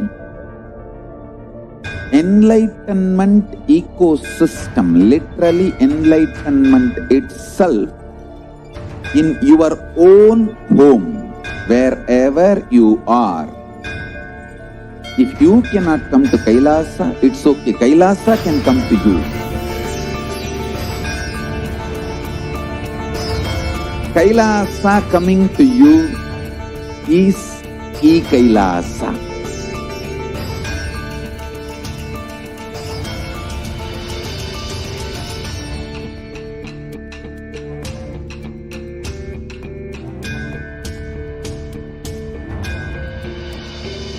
I will revive Hinduism. I am a Hindu revivalist, not by any revolution, but by evolution.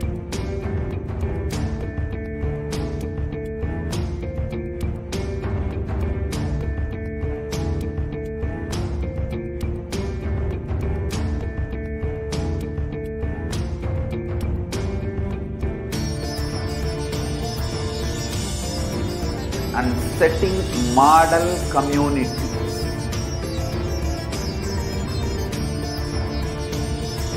Kailasas, enlightenment ecosystems, Sarvanya Pitas all over the world.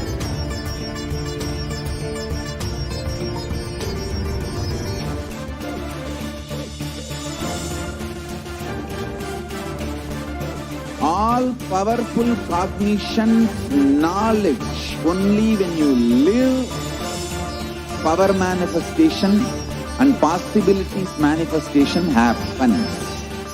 This is a fundamental truth.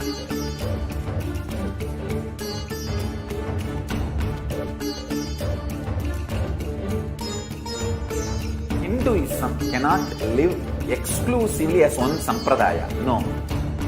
All sampradayas of Hinduism is an ecosystem.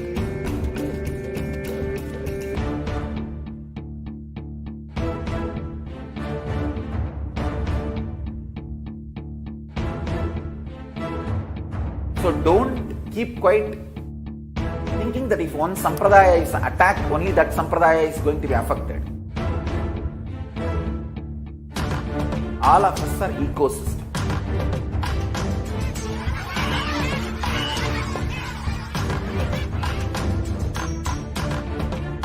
I invite all of you to get involved and enjoy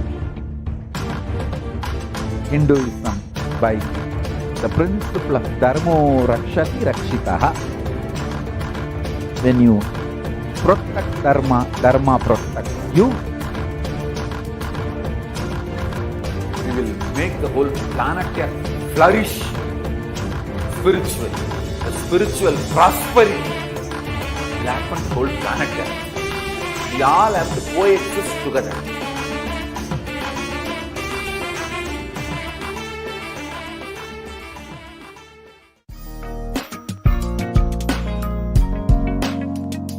get you health. We get you ability to build beautiful relationships in your life. We get you direct spiritual support, and we make sure you become wealthy.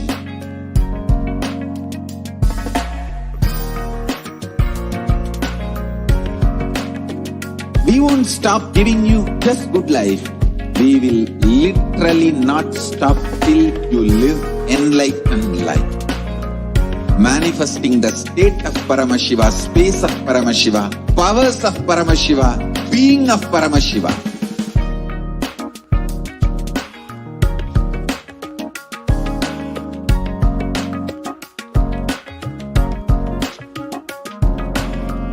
Whole world should become Kailasians. I want the whole world to know Hindus have something great to contribute to the world.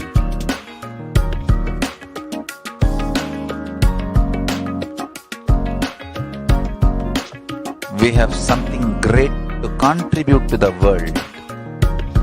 Let us do that.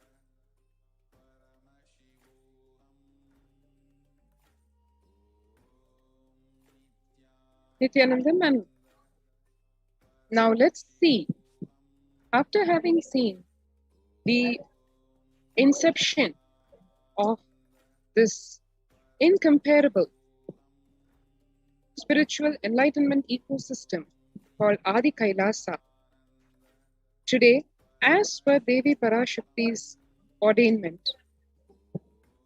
how Adi Kailasa is, specifically Adi Kailasa is enabled for the multi-layer quarantine facility for the COVID care protection centers. Specifically, in terms of the Department of Health, the elaborate, micromanaged steps that have been taken directly by the guidance of the Supreme Pontiff of Hinduism, Nithyananda Paramashivam. As Bhagavan says, God is in the details.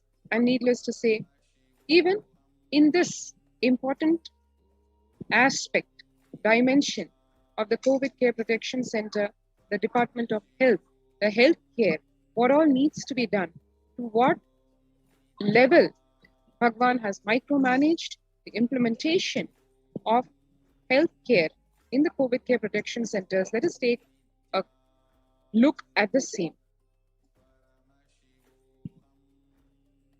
Immunity boosters and COVID care are very closely related. Kailasa is not about just curing any disease, be it in the physical level or the mental level. It starts with prevention.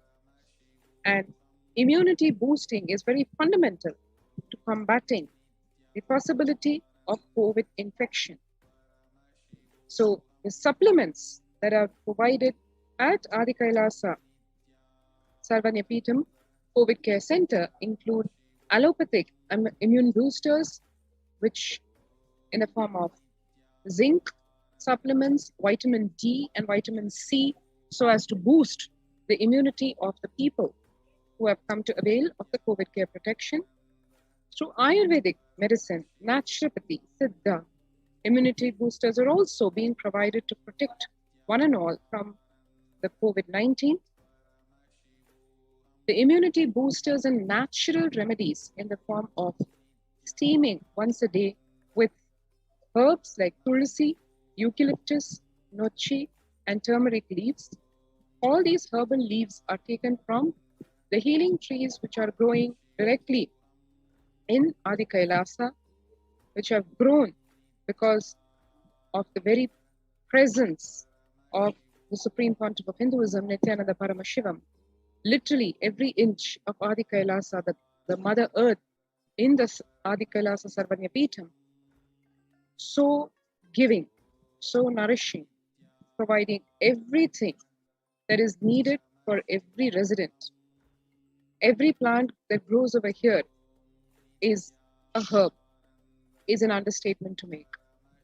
Twice a week consumption of the Kabasura Kudinir, which is a herbal mixture of pepper, ginger, and cloves, and other ingredients, which is extensively aimed for boosting the lungs, improving the respiratory system, and treating infectious conditions like cough, cold, and fever in a very natural way without suppressing the symptoms, but allowing the body to combat any imbalance in the three doshas. The Nilavembu Kodi needs to be taken once a week, Agastya Lehyam, 5 days. This entire detailed prescription and the medicine, the boosters, everything given to each and every resident here. The Kalisari Pattakam, 3-4 tablets per day for 5 days, various kashayams, and every single supplement being prepared over here with the herbs that grow over here and provided to the residents. One can see here gargling with salt water and turmeric recommended, and everybody does it as a group, so it becomes like a lifestyle.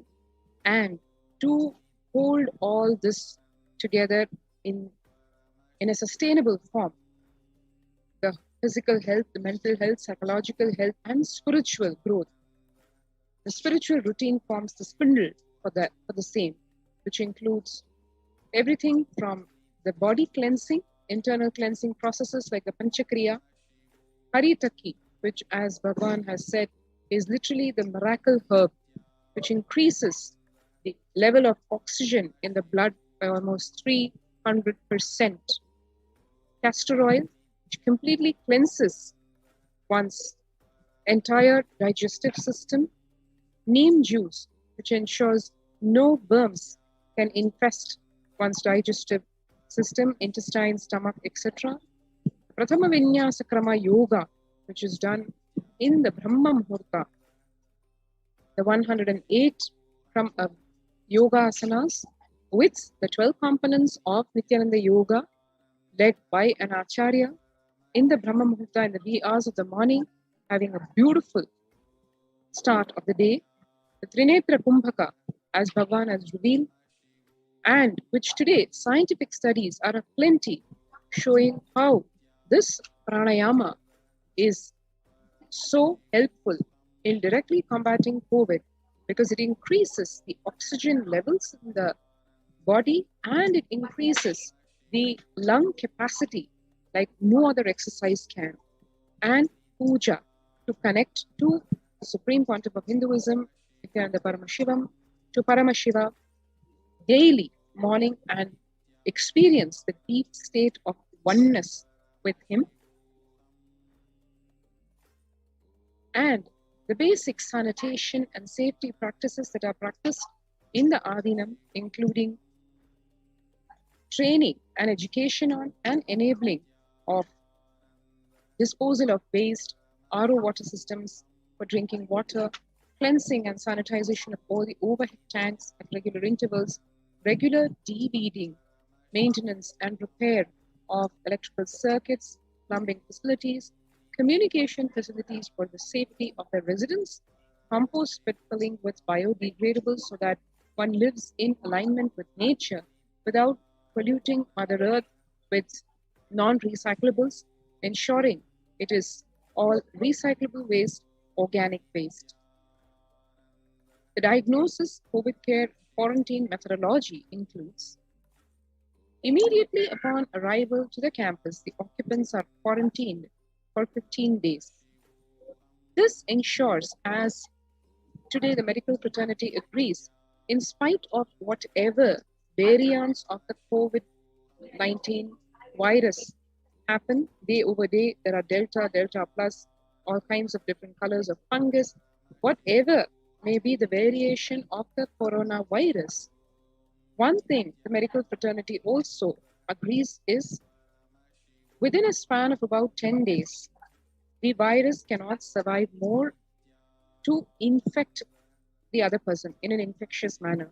So even if a person is falsely detected as negative, but is actually a carrier of the virus, after a span of 10 days, he or she no longer remains a carrier. Based upon this principle, the quarantine is ensured for every person who comes in. Of course, every person has to come in with a COVID-19 clear certificate, with a negative COVID-19 negative certificate, and the occupants are quarantined for 50 days. The swab test, the RT-PCR test, has to be done, and that clean COVID clean certificate is taken. And after that, the 15 days of quarantine, all food handlers to be wearing masks and gloves and keeping distance. The disposal of the waste food to be done with gloves and masks. Disposal of gloves and masks by incineration. In case of any emergency, protective kits are ready at hand to take a COVID positive patient to the hospital. This is what we were describing, ICU on wheels. And education being provided to the residents about the COVID-19 symptoms and what are the things to watch out for. In today's scenario, doctors say anything out of the ordinary, you should be suspecting COVID. So any kind of a fever, any kind of an unhealth being exhibited by any person, the medical fraternity, the healthcare people immediately attend to the same. And the practices that have been recommended by all medical organizations and doctors hand washing and infection control.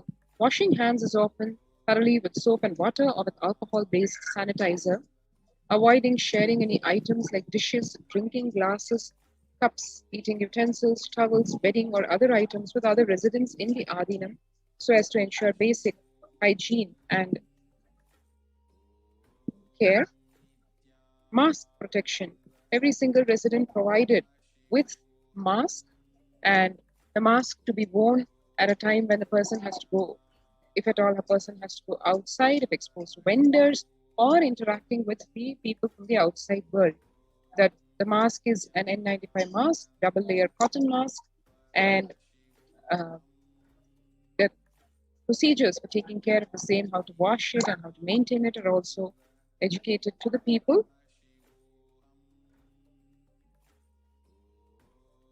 Face shield. The people who are taking care of the medical health, of the physical health of the residents, the medical professionals also using face shields as an extra protective wear. And the quarantine rules explained to the people along with why we need to do so. The first line of quarantine being the people in the first circle who come in contact with the outside world, be it the post person or the delivery person who gets the courier delivery person who gets across the packages to the people. The area of stay of this first line of quarantine is confined to the outermost circle in this multi-layer quarantine facility where communication with the outside is happening with vendors, etc. And those people are, as Bhagavan said, the frontline defense. They stay in a well-ventilated single room, preferably with an attached separate toilet. The person should not be coming into contact with inmates of Adinam, especially the elderly people, pregnant women, children, and persons with comorbidities like hypertension, diabetes, heart problem, asthma, etc. And their movement is restricted to the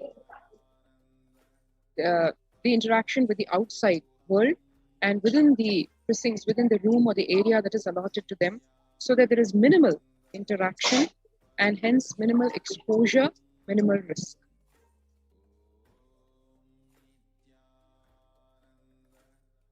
The delivery of packages, all parcels received at the gate to be sanitized, spraying with disinfectant. All deliveries being contactless delivery, wearing of face coverings and hand gloves, mandatory.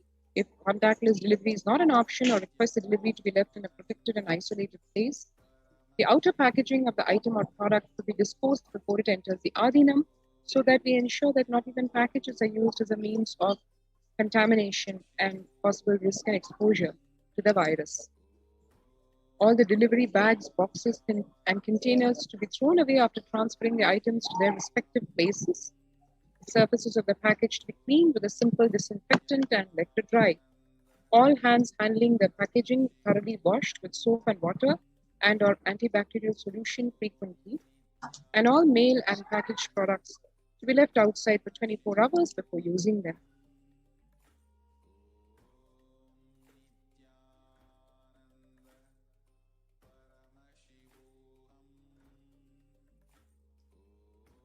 And the warning signs, if the fever is continuing for more than 5 days, or it returns in the second week after having been febrile for a day or two, all these conditions tested daily in terms of the temperature, the body temperature, the heart rate, and any signs of breathlessness or tightness in the chest, monitored, and the due medical care and preventive action taken.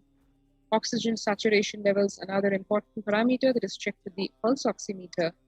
If it's less than 94%, it's a red flag.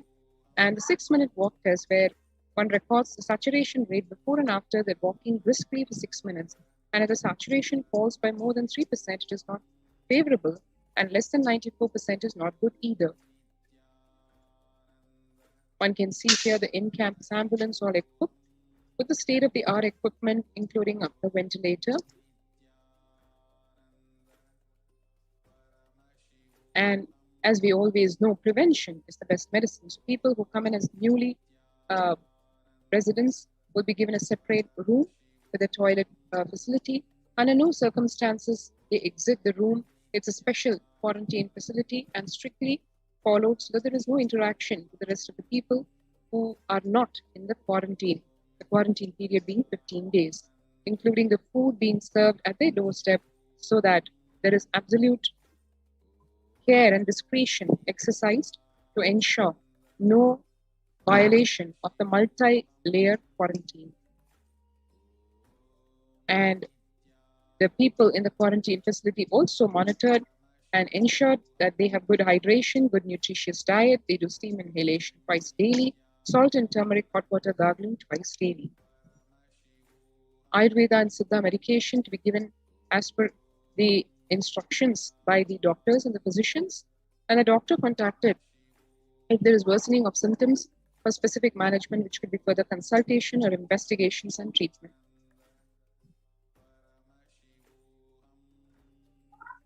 And pranayama, yoga, everything taught, so that people are equipped to handle on a physical level, on a mental level, and an immunity level, everything that is needed for handling this COVID-19 pandemic.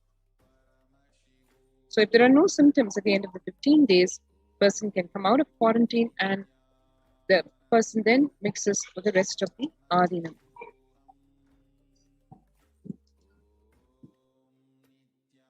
So these symptoms monitored very closely by the medical team during the quarantine, and very detailed, precise directions, guidance followed as to how to handle if there is any symptoms in various combinations which signal the possibility of COVID.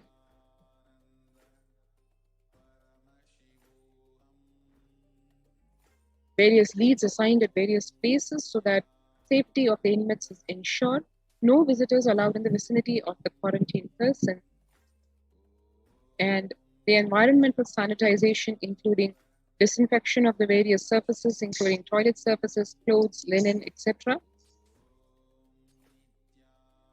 And the various medical tests, an elaborate list of medical tests conducted so that if any other issues are also detected and accordingly can be taken care of.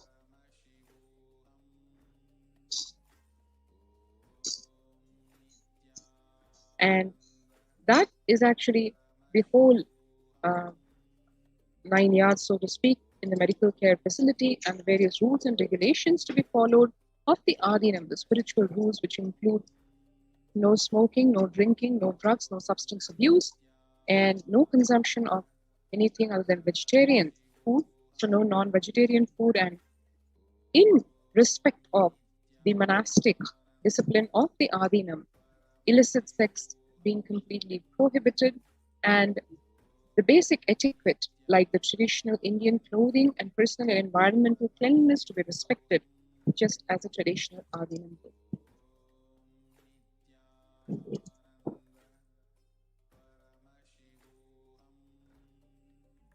Emergency handling also equipped in the Adinam with the ICU on the wheels, oxygen concentrators in the case of emergency.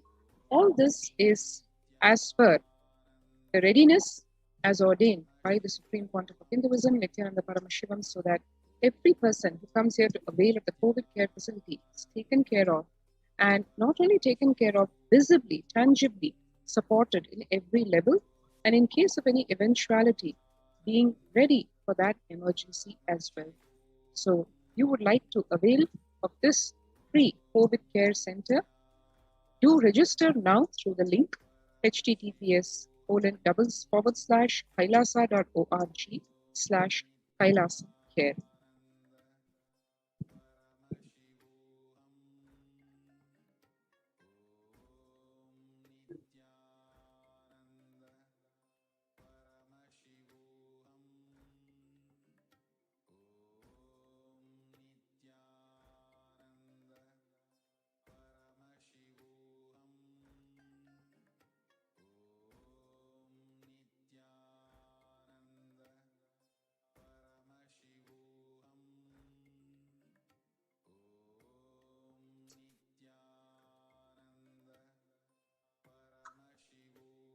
Just be alive for next 3 years. Don't die within next 3 years.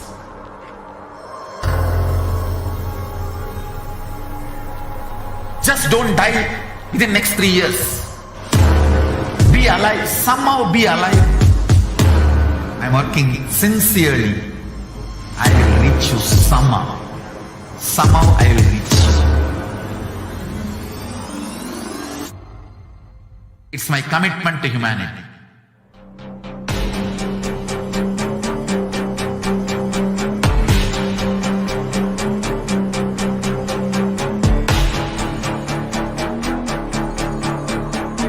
Just don't die within next 3 years. I will reach you wherever you are, whichever corner of the world you may be.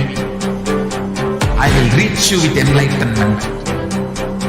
You manifesting the space, state, powers, being Paramashivoham. It is possible, and it is possible for you.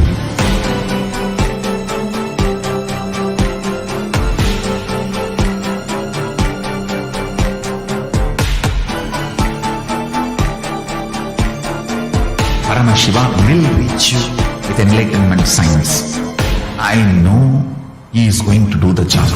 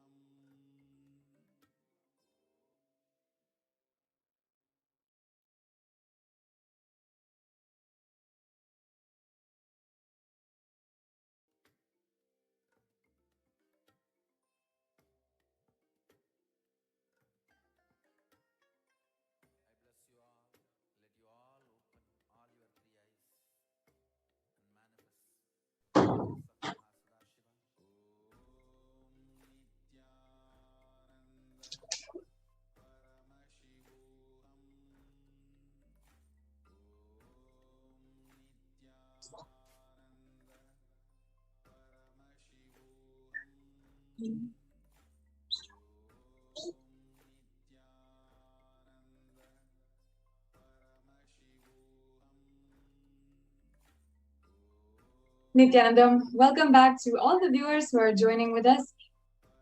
I hope that every single one of you knows the exciting news that we are going to be in the divine presence of the Supreme Pontiff of Hinduism at 9 p.m. IST.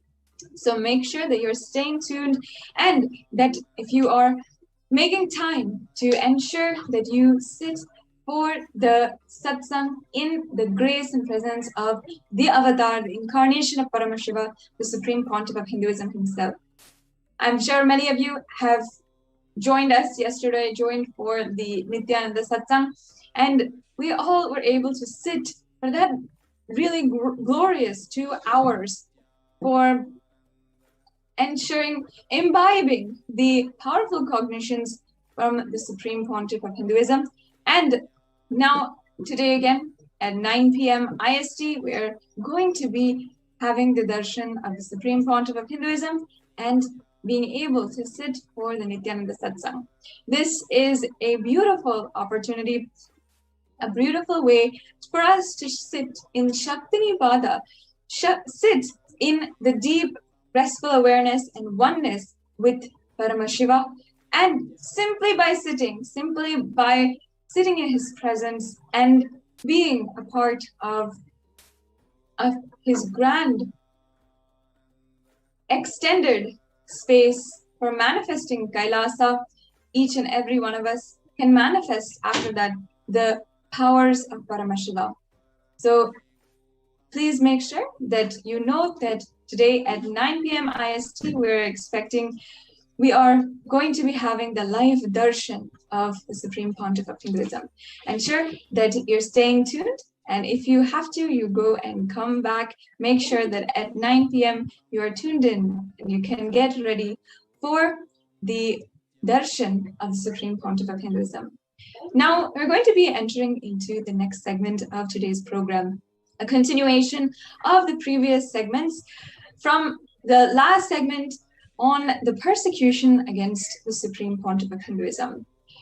Now, in the last segment, we were speaking specifically about violence against women used as a tactic to continue the oppression of a certain minority, community, or ethnic background. And we saw specifically how the sexual violence, the gender-based violence, is used as a tactic, used as a way to make sure that a certain society is continued to be disempowered and ultimately, essentially enslaved by oppressive and enslaved by supremacist forces. Often these supremacist forces have terrorist and racist motivations behind what they are doing, how they feel that they have the right over another person, and ultimately have been historically oppressing other cultures and other traditions. We saw examples of the Native American genocide that have happened just 200 years back, the Vietnam War that happened just 50 years back. And in each of these instances, how sexual violence and gender-based violence was used as a tactic, as a way that the entire society, the entire civilization was destabilized and oppressed. And even until today, facing the repercussions, facing the consequences of an entire society being being subjugated by their attackers. In the Hindu Holocaust, for the last around 1,000 to 700 years, or 700 to 1,000 years, we have seen again and again how when the Mughals invaded, this was the same circumstance, where they first attacked the women and children and destabilized the entire civilization by jeopardizing the future and destabilizing the family, the household, and the leaders of the community. And also in the British occupation, how strategically the women were made less than their counterparts, less than their other gender role. And what we understand today, what we see today, the amount of violence against women going on in India, the amount of child abuse going on in India had all started during this time when the British had enslaved literally the entire Hindu population in India. So just using this as example, we have seen now today how that is continuing. Yesterday, in the previous segment of this presentation on the persecution of the Supreme Pontiff of Hinduism and the women of Kailasa, we had a one-on-one close interview with Nithyananda Swami, who is a senior Purna Sannyasi of the female order of Sannyasis revived by the Supreme Pontiff of Hinduism, a part of the sovereign order of Kailasa. And going from the very beginning, going from her background, how she met Swamiji, how Swamiji empowered women and of course herself to take up sannyas, how just through the sacred sentiments of Sanatana Hindu Dharma and sharing the message, sharing the words of the Supreme Pontiff of Hinduism, she found so much of healing, and not only that, empowerment through sharing the words and message of the Supreme Pontiff of Hinduism, sharing the sacred sentiments ultimately of Sanatana Hindu Dharma. And then we were introduced to the attacks that happened in 2010 from an inside perspective, from the direct words of Ma Ashala Swami. And being a senior sannyasi, what happened in her eyes, how how they saw the Supreme Pontiff of Hinduism undergo one of the most brutal attacks against his self, and how suddenly the entire Adi Kailasa Sarvagna Peetham was set on fire, an attack in every direction. What was the media showing versus what they were undergoing, and how she literally had undergone one of the most brutal attacks in modern day history against Kailasa, against a ethnic minority.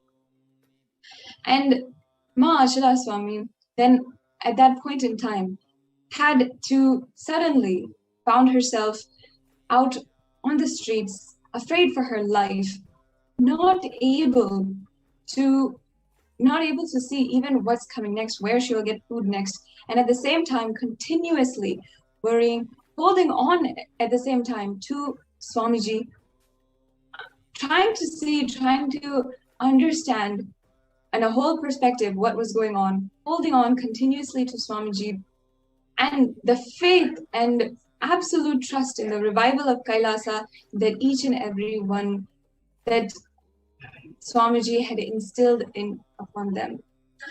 Now, let us continue understanding, let us continue from Ma Achala Swami about the attacks in 2010. We can just recap that and then also go further into the further attacks that happened in 2012, which unfortunately she was one of the main victims, and how an illegal arrest happened against her and 15 other women, and of course, the Supreme Pontiff of Hinduism himself.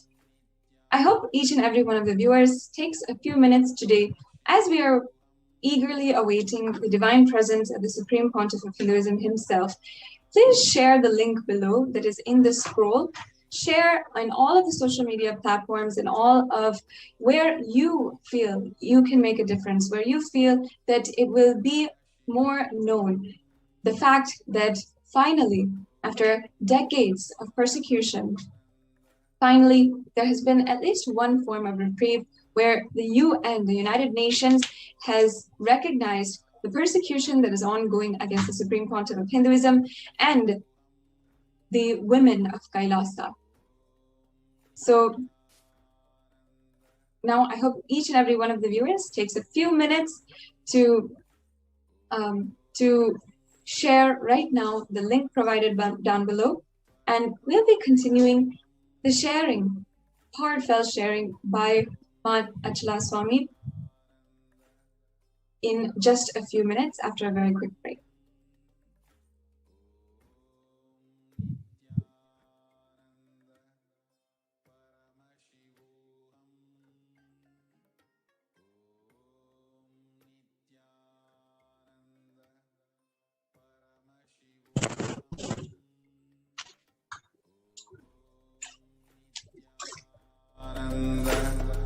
Paramashivoham.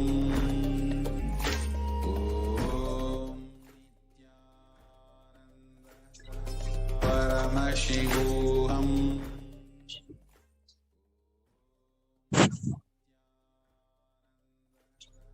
Paramashivoham.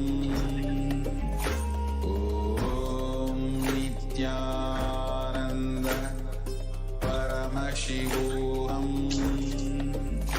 Om Nithyananda Paramashivoham.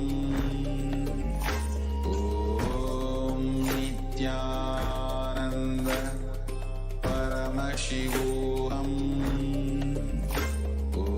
Om Nithyananda Paramashivoham. Om Nithyananda Paramashivoham. Om Nithyananda Paramashivoham. Om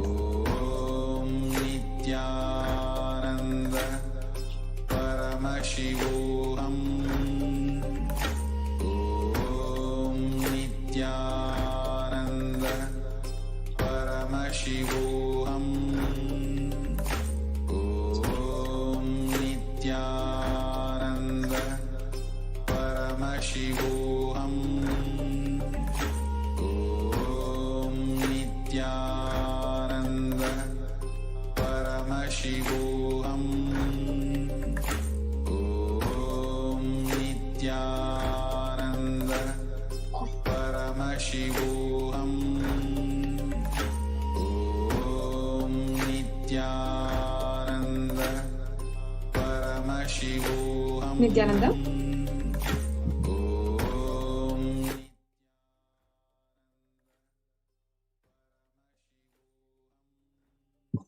Nithyananda, welcome back to all the viewers. Now, I welcome Achala Swami again to the panel today to continue the sharings that she started yesterday on the persecution against the Supreme Pontiff of Hinduism. Now, yesterday, Achala Swami, we walked through the 2010 attacks and how you saw your guru's home becoming literally burning to ashes, and how you felt during that time, and how in 2010 suddenly you found yourself, not even knowing where to go, what to do, and you had this strength at that point in time and perseverance to come back to ensure that you're coming back, you're standing as a sannyasi of the Nithyananda order, because of the empowerment that the Supreme Pontiff of Hinduism had literally bestowed on all of us at that time. And despite, even after 53 days in prison and seeing him go through so much, and after that, coming back to the world, establishing worldwide satsang centers, having the Zoom conferencing starting, and in so many different ways, many developments, despite this persecution happening. Still in 2012, we saw brutal onslaught of attacks again on the Supreme Pontiff of Hinduism. So can we begin with what happened in 2012 today and how that started, and if you can share with us also about how you were victim and now a survivor at the hands of the anti-Hindu militant forces. Yes, ma'am. Actually, exactly like you said, 2010 was the first massive attack on the Supreme Pontiff of Hinduism, Nithyananda Paramashivam, our beloved Swamiji. It is not that he had not faced attacks till then. The day he entered into public life, like Swamiji says, the anti-Hindu terrorist militants recognized the power he wields and the potential he holds long before the so-called Hindus, practicing or non-practicing, realized. So, way back from 2003, attacks on his life had started. 2010 was the first major one because many of the so-called ideologically disconnected forces, be it atheistic terrorist militants or the neo-Hindutva forces, they all ganged up together because they had one common cause, which is exterminate the Supreme Pontiff of Hinduism and Kailasa, because they knew if Swamiji is given one sliver of a chance, he is going to revive Hinduism in all its glory. So they very well knew that's not meant to happen if they have to have their sway.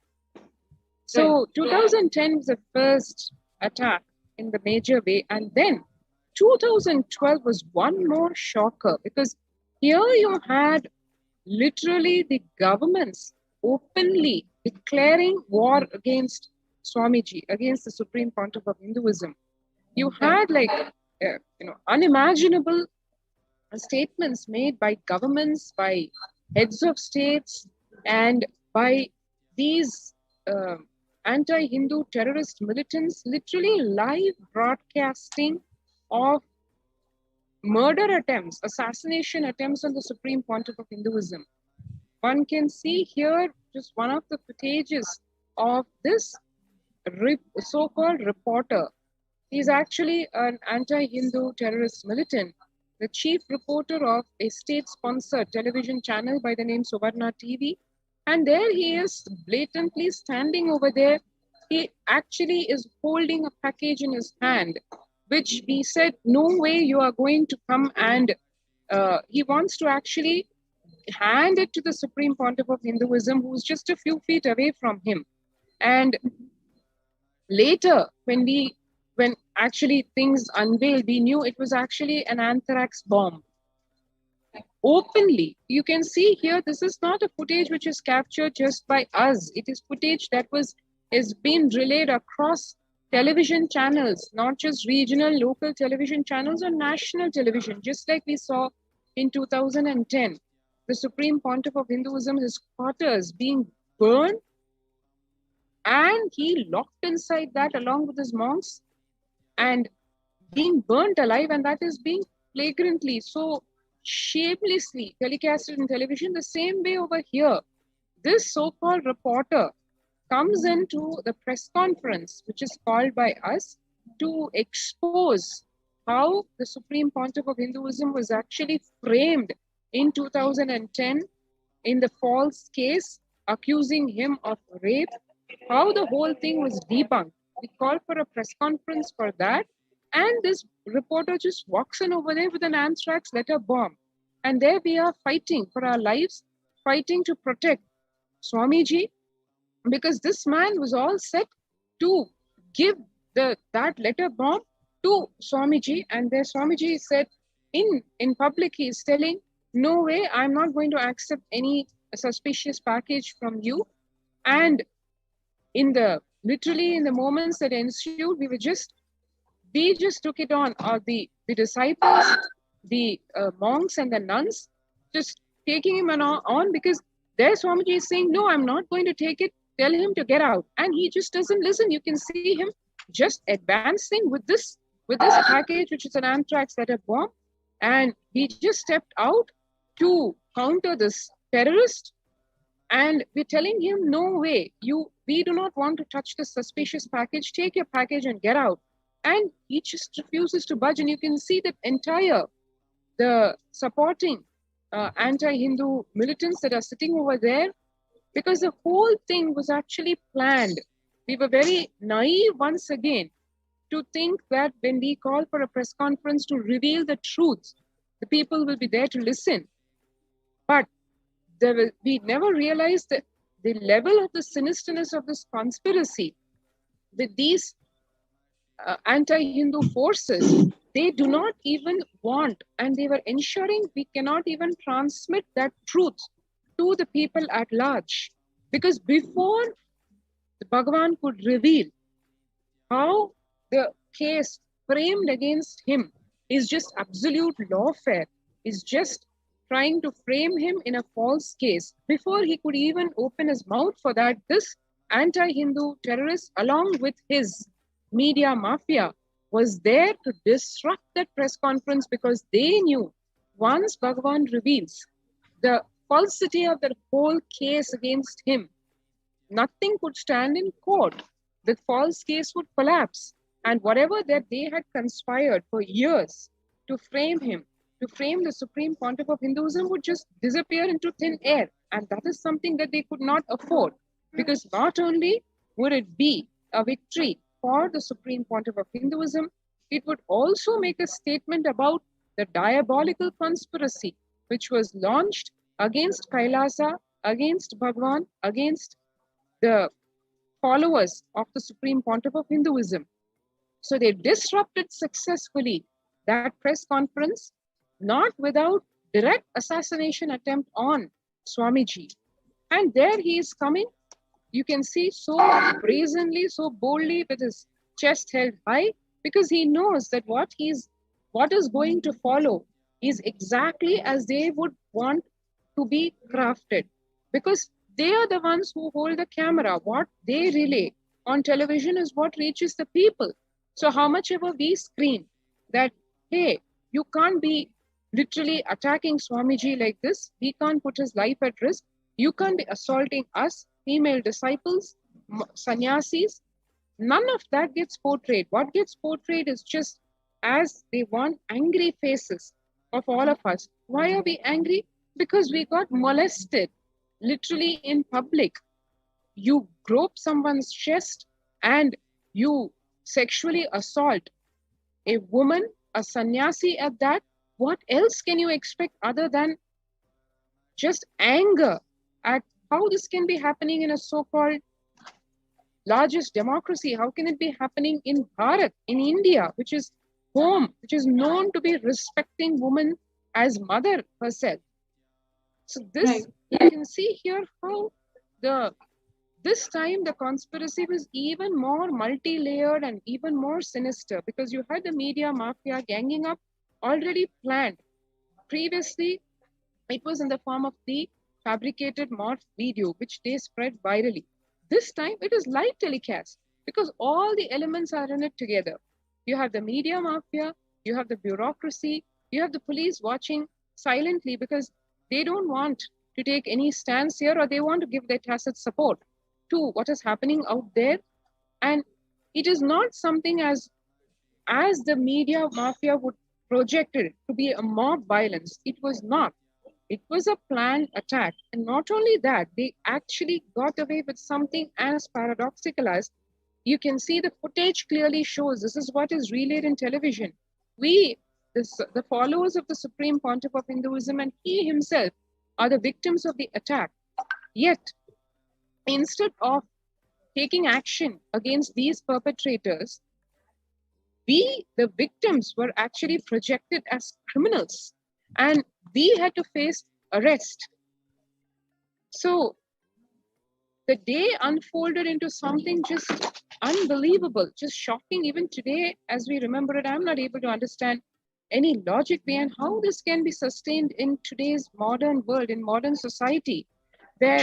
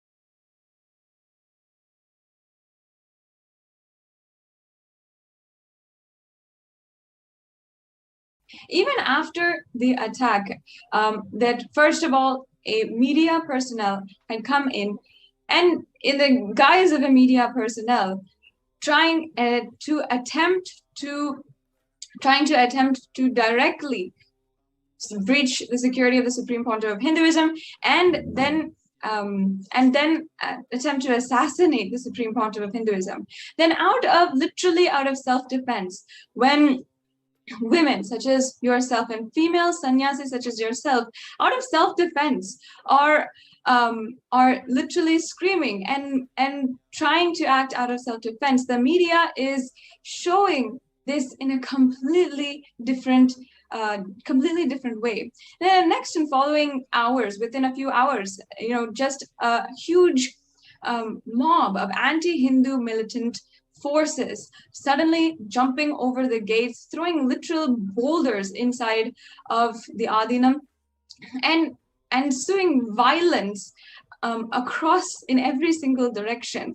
This kind of violence not even precedented by peaceful sannyasis, such as how you lived for literally the last 5-6 years in the Adinam. And literally broadcasting, the media literally broadcasting the sexual assault of yourself, as well as other women, female sannyasis as well. We saw the absolutely horrendous footage of Ma Nithyananda Swami, and even of yourself just being harassed, molested, and violently assaulted by the anti-Hindu militant forces. And just within a few hours, we had even Ma Bhaktika Swami share this a couple of days ago, just within a few hours, or I think within 24 hours, the police enter the Adinam and they start to ask women, sannyasis, to come to the police station. And you were not even informed that you were under arrest. That's the first shock that I had when I had heard about this, because even the legal protocols to inform why you are being taken to the police station, especially women, especially a woman needs to know where she is going, where she is being taken to. And if you're under arrest, know that firsthand.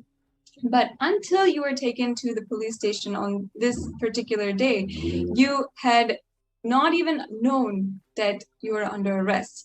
Can you explain about this particular arrest that happened, in particular, why it happened, the press meet that you guys held, the women sannyasis that held in the following day, and then the arrest that happened, where literally you're not even told that you're under arrest, and suddenly you find out when you're in the police station that this was actually an arrest. And again, the tables turn on you. You have the shock of your life, and again, you're victimized by the anti-Hindu forces.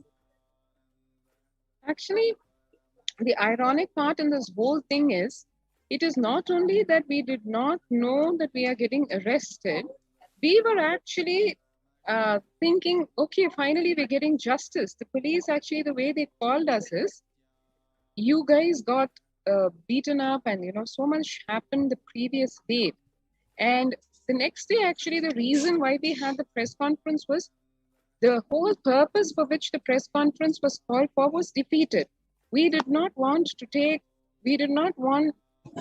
Supreme Pontiff of Hinduism, Bhagwan, to take one more risk of coming and addressing the press conference, and God knows which anti-Hindu terrorist element will try to attack him again.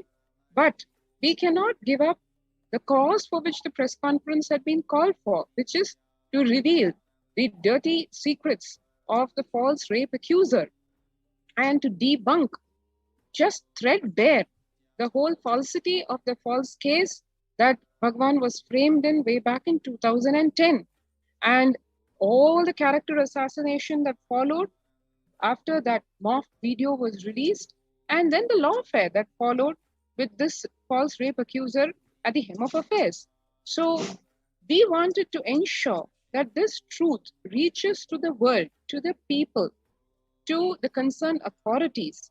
And therefore we called for the press conference the next day, because the previous day was just a shocking sequence of events where all of us literally in a span of just 12 hours, we went through everything from attempted rape, sexual assaults, to attempts to murder, and you name it. And everybody, like practically everybody in the Adinam had gone through hell the previous day. And then we decided, no, but what for we are over here, what for we called for the press conference, for the justice that we expected, we called for the press conference again. And as you can see, we were all, in a very systematic way, we wanted to address the legal points and what exactly happened, why the false case was foisted against Swamiji, and how it was foisted, and how the whole thing cannot stand. Literally, the case would have collapsed that very day. And there we were sharing. And we did not even realize that amongst those so-called media mafia that had come in on that day, which were the implants of the anti-Hindu elements, there were also various government people also who said that they are actually from the government, from the police forces, plainclothes police is what they had said. And we saw that, okay, now when we actually started, we felt relieved that, okay, today we have the police protection and we have all the right people listening, the concerned authorities listening to us. And we were befooled by that, because here, when we saw these open rogues, these rowdies attacking us openly, and there was really no opposition from any of the so-called people who was there to listen to the truth or to ensure the safety and security of us. None of that happened. It was just an attack all let loose. And there you had us again, yet again, just our brother disciples and sister disciples trying to protect each other. And you had all these so-called political and linguistic outfits, people from professing to be from those organizations attacking us openly. They had no reason. Really speaking, they had no reason, but they were only there to execute that strategy of these anti-Hindu elements. In fact, I remember a few years later, about 3 years later or so, when we were having on television, we always conduct television programs providing spiritual counseling live to the live, people who call in. So we had in one of the programs in Kannada, this very man who you can see in the striped white and blue t-shirt, who was the one who was assaulting me and who was beating all the people up in the Adinam. He's probably a paid rowdy, and his whole job was go create a mayhem over there, create a breach of law and order and breach of peace, so that the Supreme Pontiff of Hinduism could be framed in yet another false case of breach of law and order in his Adinam. This very man, after a few years, he actually called in live on the spiritual counseling program, and he actually said, I want to confess something. This was on live on television, and he's telling that I am the one who attacked all of you on that fateful day, but I have been following what the Supreme Pontiff of Hinduism is doing, what Swamiji is doing, what services you all are providing, and what you all are contributing. And I called in purposely today to apologize for what I did the other day, because I didn't mean any personal, I didn't have a personal agenda, but I was hired. This actually, he came on live television as a call-in, and he apologized, saying, this is not what I ever want to do, and I feel so bad for having made you all go through this. So it was very evident, as we always suspected, but this is not individuals who have any personal hatred, even though the media mafia and the anti-Hindu elements would love to tout the story of mob lynching and people violence, mob violence and mob hatred. None of that is true, because the people at large are with Swamiji because they have only benefited from the teachings of Swamiji, from everything that Bhagavan has provided in the form of spiritual services, religious services, meditation programs, yoga programs. It is these vested interests who have always wanted to eliminate the Supreme Pontiff of Hinduism. It is their sinister, well-planned conspiracy, which unfortunately for us, we were never able to decode upfront, because like we were sharing in the morning, we never imagined we can even have enemies, because we've only done good to the world. And as Bhagavan shared yesterday, it is not any strategy that he ever used.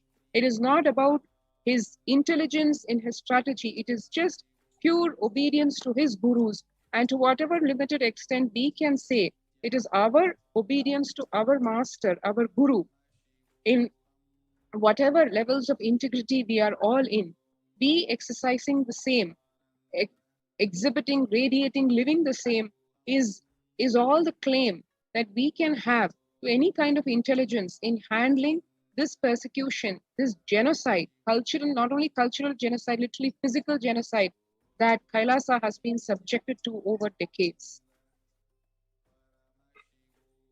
Right, ma'am. Yes, ma'am. Please go ahead. Yes.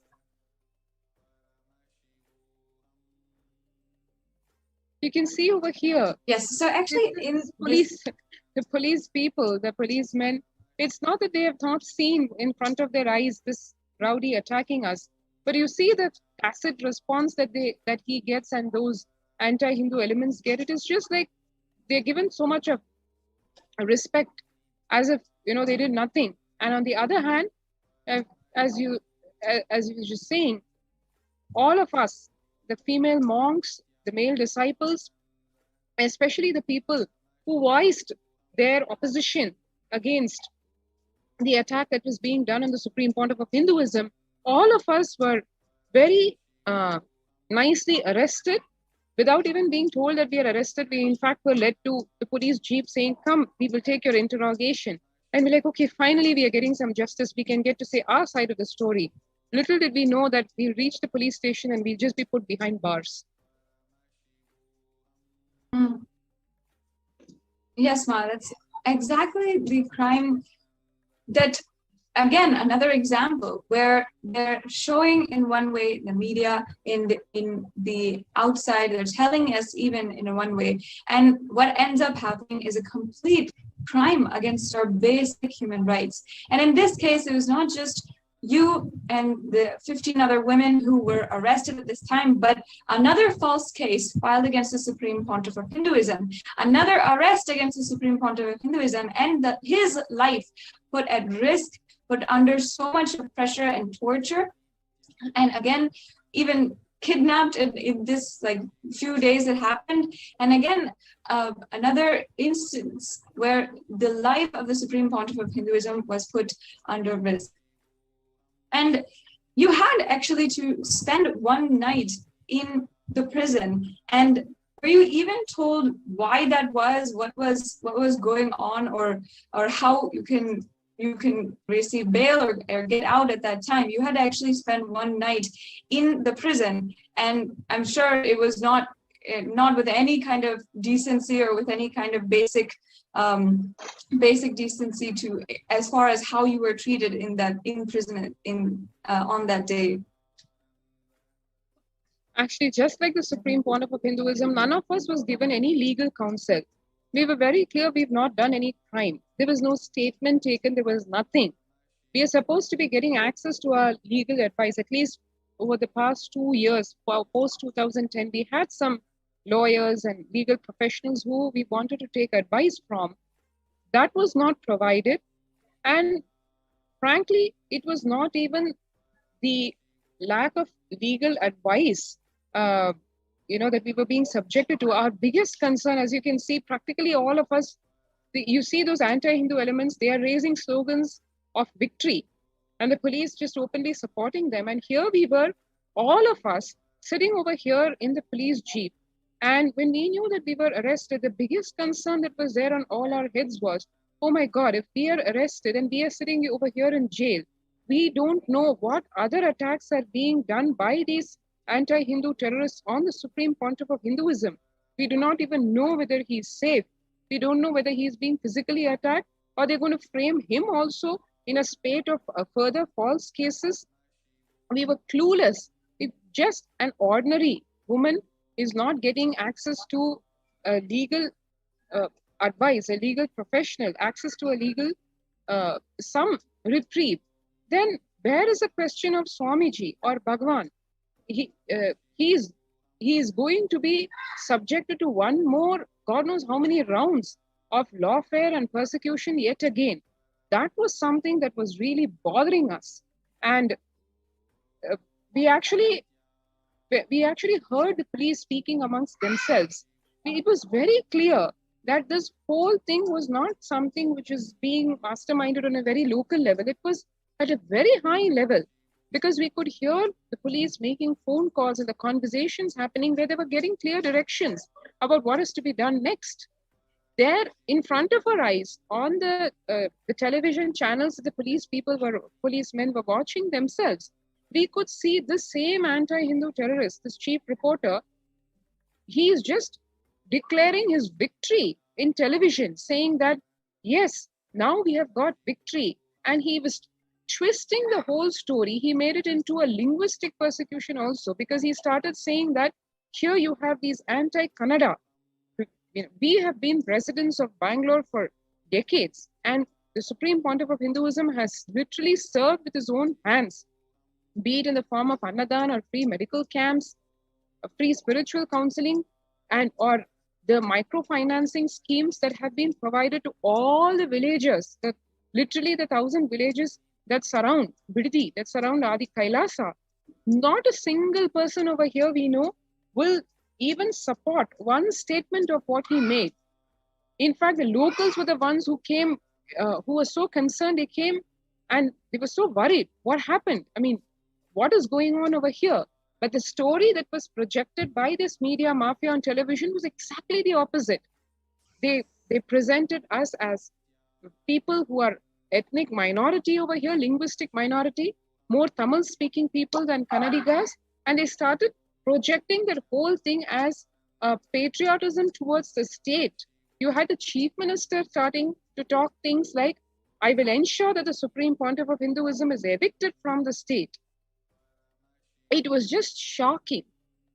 You had the head of the state making brazen statements that I will ensure his bail is cancelled in already the cases of false case, and already 53 days of illegal custody that the Supreme Pontiff of Hinduism had undergone.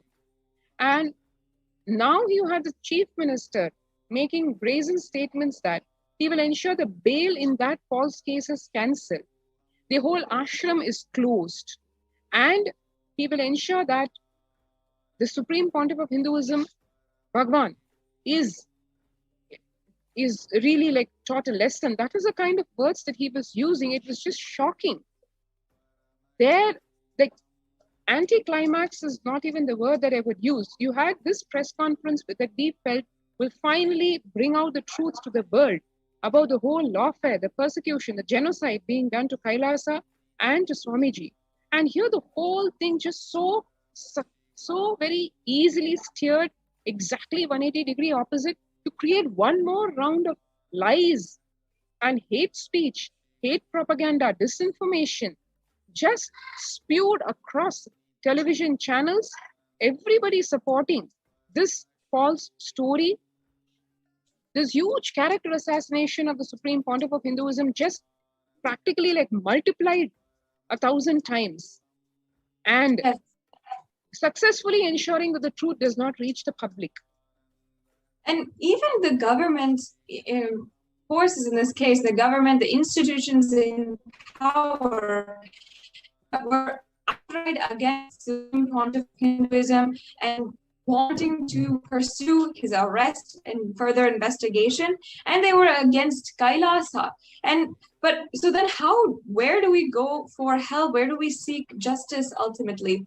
It comes down to that question, because we're trying to go to, in every case, we're trying to go to every source and try to find help. Ultimately, where do we find a solution, and how, in the following days, the entire Adinam was sealed. And actually the other day, as Ma Bhaktika Swami was sharing, we even understood that this illegal sealing of the entire Adinam, even during the Jewish Holocaust, and even during the internment camps that the Japanese were put in the USA, and the Jewish Holocaust in Germany and much of Europe, when the minority, the ethnic minority, wanted to practice their own rituals or their own version of puja, they had to do it in complete secrecy. It was outlawed by the government in place, and the government stopped them from doing it.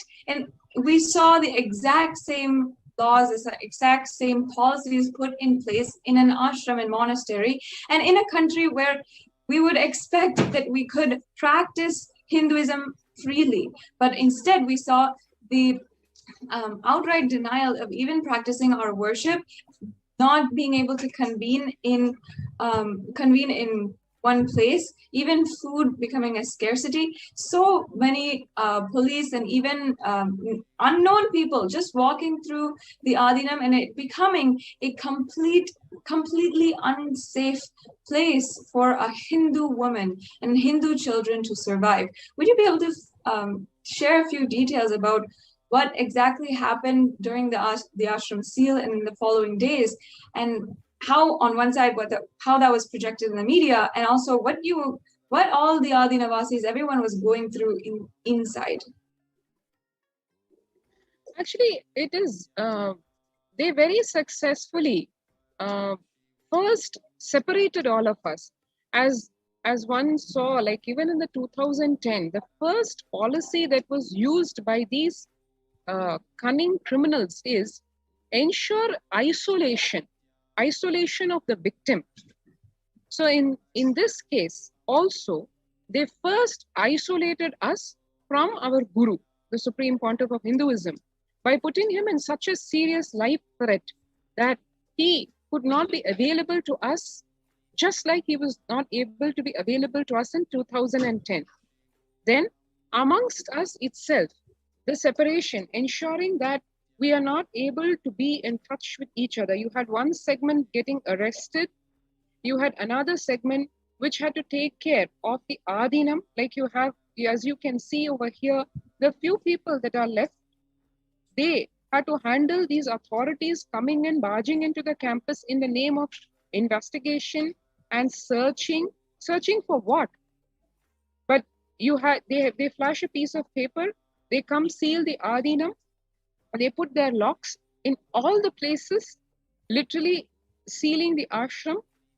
And not only that, they expected the Adinavasis, the residents, to provide them with everything from food to place to stay.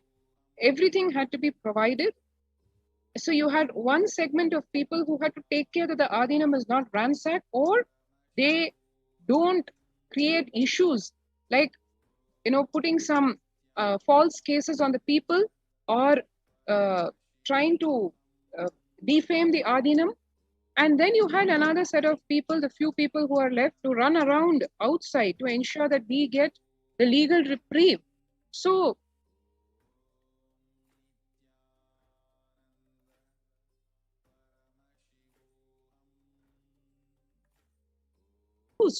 to ensure that we are not kept in our senses, we cannot grasp the reality as it is happening. We are deprived of and always kept under tension.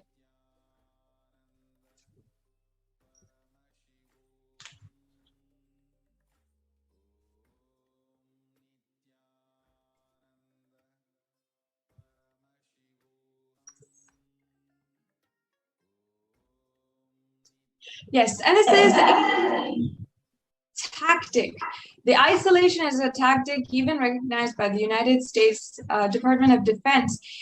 In all ethnocides and genocides, isolating the community from their leaders, isolating the women and children, isolating the whole community, and ensuring that they're not able to do what, and not able to continue their lives in a peaceful and uplifting way, not able to continue what they wanted, how they wanted to live, the lifestyle they wanted to live in the first place. In all ethnocides, in all genocides that we've seen across the world. And again, now, in the persecution against the Supreme Pontiff of Hinduism, this is a tactic they used against each and every individual. We're seeing it again and again. And now even with the Supreme Pontiff of Hinduism not even being able to interact, able to live in India safely, is another form where the leader of a community, literally, who is reviving Kailasa and successfully doing so, has sacrificed so much just for us to be able to live the lifestyle of Kailasa, and also at the same time enjoy him, even if it is at a distance. And unfortunately, now we're still seeing that tactic. They're still seeing the isolation of a leader from the entire minority, the entire Hindus out there who are following him and see him as Guru and as God. Now, thank you, Mahachala Swami, for again sharing with us and going through the 2012 attacks and sharing your perspective, how it happened, and for the first time also sharing personally what it really feels like to have undergone so much of assault, molestation at the hands of the anti-Hindu militant forces, and also, but on the other hand, seeing how literally in the media it is absolutely twisted. And we have this platform, at least on Nithyananda TV, a platform that Swamiji himself has worked so hard for the last 27 years to create for Hindus all over the world, to share our story, and at least in one place the truth be exposed, be told to the world about the persecution against the Supreme Pontiff of Hinduism. Now, it has come time for us to enter into the meditation and receive with an open heart and receive with ultimate gratitude the presence of the Supreme Pontiff of Hinduism for the Nithyananda Satsang.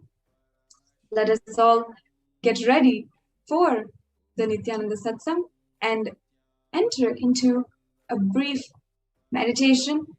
Sit with your head, neck, and spine in a straight line and begin chanting the Mahavakya, Om Nithyananda Paramashivoham. Chant deeply and intensely, and let us create a deep, fulfilling space inside of our inner space. Let us visualize the Supreme Pontiff of Hinduism and his darshan. Await eagerly the darshan of the Supreme Pontiff of Hinduism, the incarnation of Paramashiva.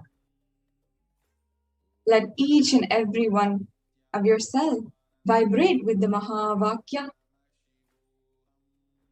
Om Nithyananda Paramashivoham. Om Nithyananda Paramashivoham. Om Nithyananda Paramashivoham. Om Nithyananda Paramashivoham. Om Nithyananda Paramashivoham.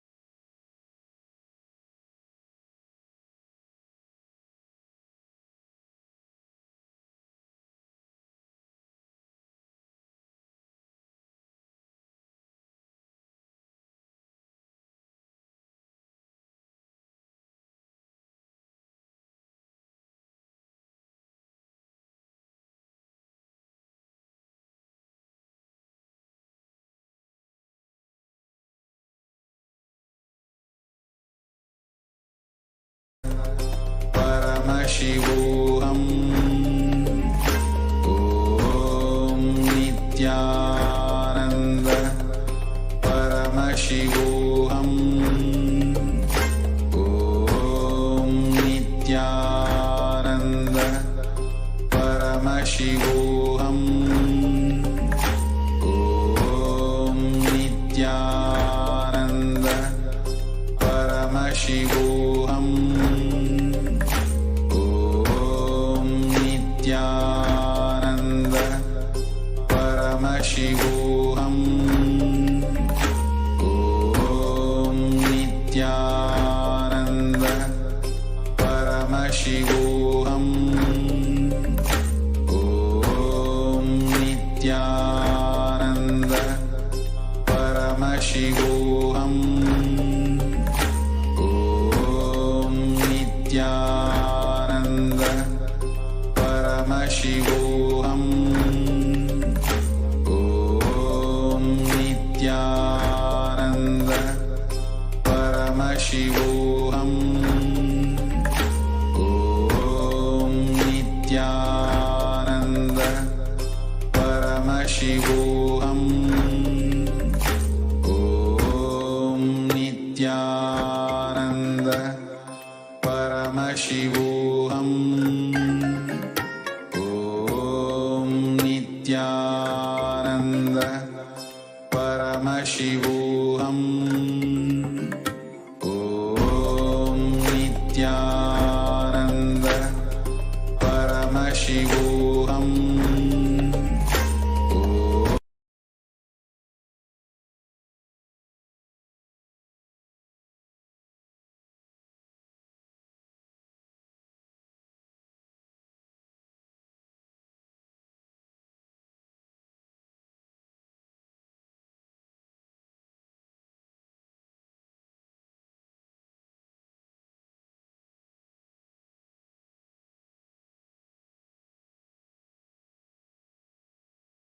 Connecting with the divine with your eyes closed is meditation. Connecting with the divine with your eyes open is darshan. Come, let us all now move from meditation to darshan. Slowly, very slowly, please open your eyes. என்னப்பனல்லவா என்னப்பனல்லவா என் தாயுமல்லவா என் தாயுமல்லவா தன்னை உணர்த்திடும் தியானம் அளிக்கவா என்னப்பனல்லவா என் தாயுமல்லவா தன்னை உணர்த்திடும் தியானம் அளிக்கவா எங்கும் நிறைந்தவா எண்ணம் கடந்தவா பொங்கும் அருவியாய் ஆனந்தம் தந்தவா எங்கும் நிறைந்தவா எண்ணம் கடந்தவா பொங்கும் அருவியாய் ஆனந்தம் தந்தவா என்னப்பனல்லவா என் தாயுமல்லவா தன்னை உணர்த்திடும் தியானம் அளிக்கவா ஏழாம் உடல்கள் தாண்டி நித்திய வாழ்வும் கண்டிட கேடான காலம் தன்னை வென்று நீலை நின்றிட ஏழாம் உடல்கள் தாண்டி நித்திய வாழ்வும் கண்டிட கேடான காலம் தன்னை வென்று நீலை நின்றிட சீரான பாவம் வழி நீங்கி பெறும் வாழ்வினை கொண்டாட நித்யானந்த ஸ்புரணம் தன்னை நிகவா சீரான பாவம் வழி நீங்கி பெறும் வாழ்வினை கொண்டாட நித்யானந்த ஸ்புரணம் தன்னை நிகவா என்னப்பன் என்னப்பன் என்னப்பன் அல்லவா என் தாயும் அல்லவா தன்னை உணர்த்திடும் தியானம் அளிக்கவா என்னப்பன் அல்லவா என் தாயும் அல்லவா தன்னை உணர்த்திடும் தியானம் அளிக்கவா ஏழாம் உடல்கள் தாண்டி நித்திய வாழ்வும் கண்டிட கேடான காலம் தன்னை வென்று நீலை நின்றிட ஏழாம் உடல்கள் தாண்டி நித்திய வாழ்வும் கண்டிட கேடான காலம் தன்னை வென்று நீலை நின்றிட சீரான பாவம் வழி நீங்கி பெறும் வாழ்வினை கொண்டாட நித்யானந்த ஸ்புரணம் தன்னை நிகவா சீரான பாவம் வழி நீங்கி பெறும் வாழ்வினை கொண்டாட நித்யானந்த ஸ்புரணம் தன்னை நிகவா என்னப்பன் என்னப்பன் என்னப்பன் அல்லவா என் தாயும் அல்லவா தன்னை உணர்த்திடும் தியானம் அளிக்கவா என்னப்பன் அல்லவா என் தாயும் அல்லவா தன்னை உணர்த்திடும் தியானம் அளிக்கவா ஏழாம் உடல்கள் தாண்டி நித்திய வாழ்வும் கண்டிட கேடான காலம் தன்னை வென்று நீலை நின்றிட ஏழாம் உடல்கள் தாண்டி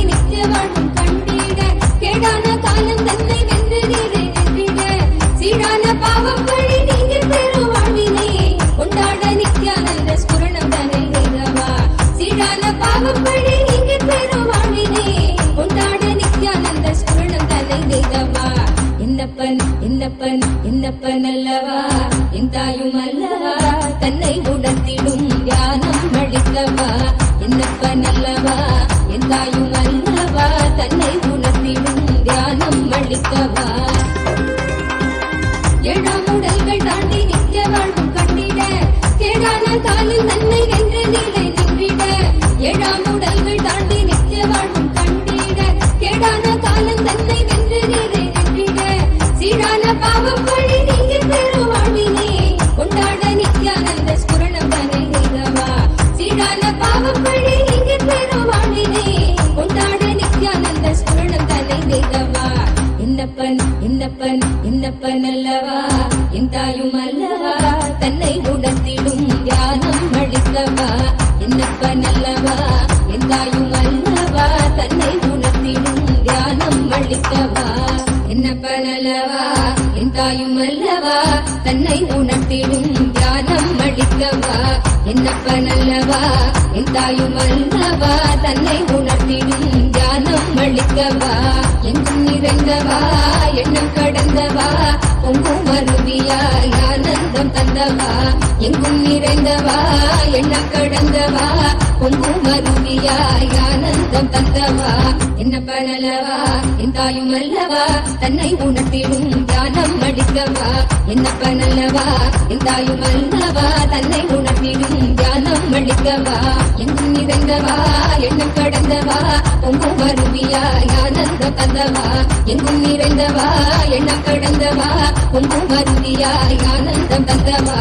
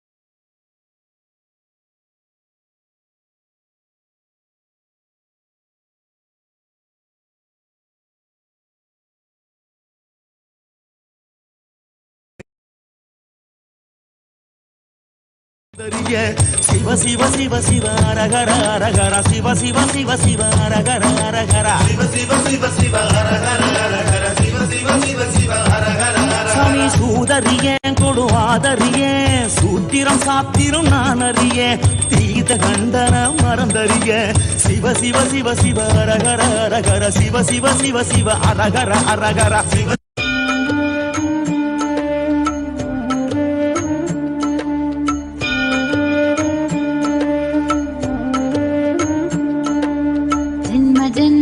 செய்த தவமோ உற்ற நண்பனாய் நித்யானந்தன் வந்து உதித்தான் ஜென்ம ஜென்மமாய் செய்த தவமோ உற்ற நண்பனாய் நித்யானந்தன் வந்து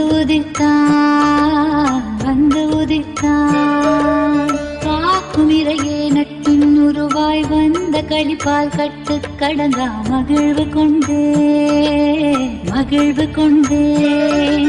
மலை போல் வரும் துயர் யாவையும் துடிப்போதினில் கொடியாக்கிட புயலாய் வருவான் துணையென வருவான் ஜென்ம ஜென்மமாய் செய்த தவமோ உற்ற நண்பனாய் நித்யானந்தன் வந்து உதித்தான் ஓம் நித்யானந்தேஸ்வர பரமசிவ சமாரம்பாம் நித்யானந்தேஸ்வரி பரமசக்தி மத்யமாம் அஸ்மதாச்சார்ய பர்யந்தாம் வந்தே குரு பரம்பராம்.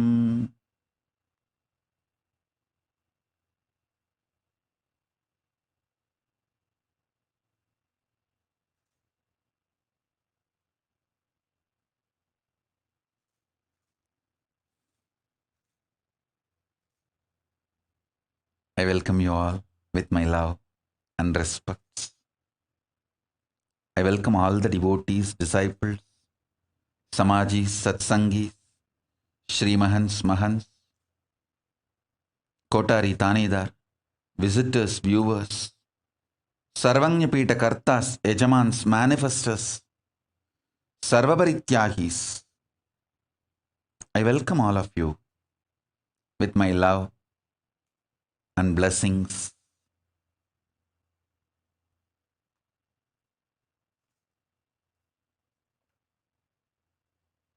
Paramashiva's message directly from Kailasa. Listen.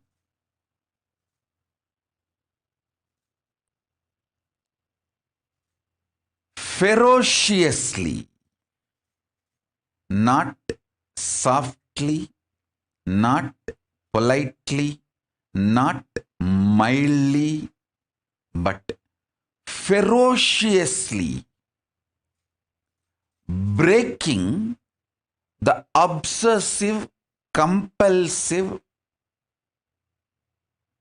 reactionary patterns is power manifestation. Paramashiva's powers manifest to beings who powerfully, ferociously break obsessive, compulsive, reactionary patterns. Listen carefully. Listen very carefully. I'm going to narrate a small incident from my life. My guru, yoga guru, Yogi Yoganandapuri, Raghupati Yogi, he was explaining about yoga to me one day.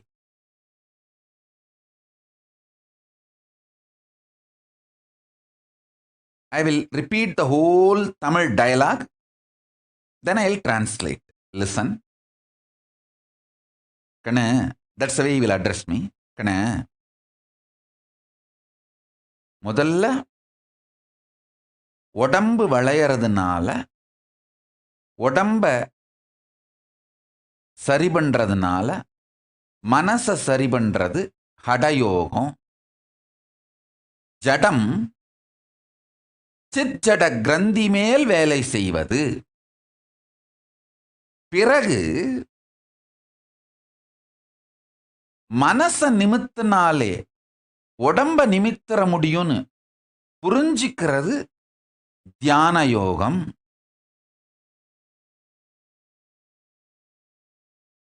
சித்தோட பவரை, சக்திய கிரந்தி மேல செலுத்தி ஜடத்தை மாற்றுவது.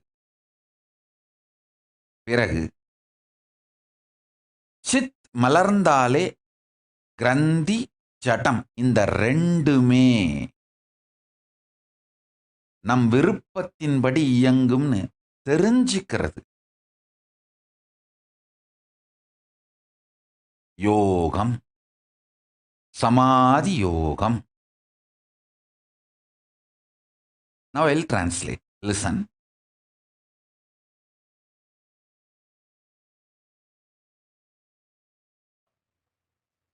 First, initially bending the body. By bending the body, you can bend your mind. Learning that is Hatha Yoga. Then, by bending the mind, learning that you can change your body is Dhyana Yoga. Then, realizing by bending your consciousness, playing with your consciousness itself, you can change the mind and the body is Samadhi Yoga, the ultimate yoga. Listen.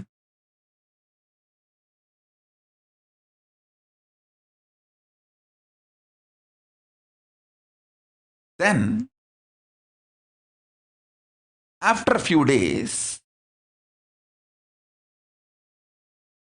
I had the opportunity to have darshan of Arunagiri Yogeshwara. That time, I was asking him some clarification. Beautifully, Arunagiri Yogeshwara explained to me. I'll repeat again the exact statement.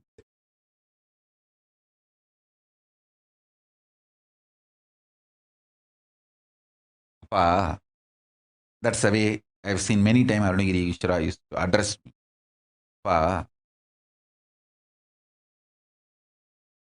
படிப்படியா பண்ணா சாத்தியங்கள் மலரும்பா, ஒரேடியா உடைச்சாத்தான் சக்திகள் மலரும்பா. I'll translate this word. Listen. See, if you break your patterns step by step, slowly, you will achieve the great possibilities. But if you break the patterns ferociously, only then you manifest powers.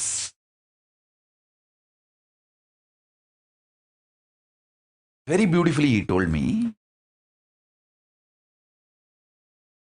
See, if you do yoga every day, one day you do 10 Surya Namaskar, next day you make it into 25, then you make it into like 50 Surya Namaskar, then you add Surya Namaskar and Pranayama, then you add Surya Namaskar and Pranayama and meditation. This way you will manifest your possibilities. But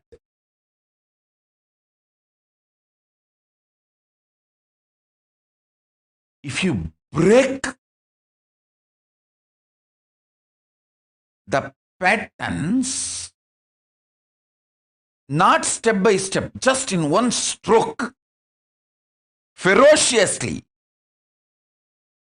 you manifest powers, not just possibility. See, body flexibility, muscle building, able to do rope yoga, pole yoga, all these are possibilities. But straight levitation is a power, not just possibility. There's a difference between possibility and power. Listen. Every time you break your patterns step by step, you manifest possibilities. Whenever you break your patterns ferociously, you just manifest powers. You just manifest power. Listen, I tell you. Please listen, I tell you.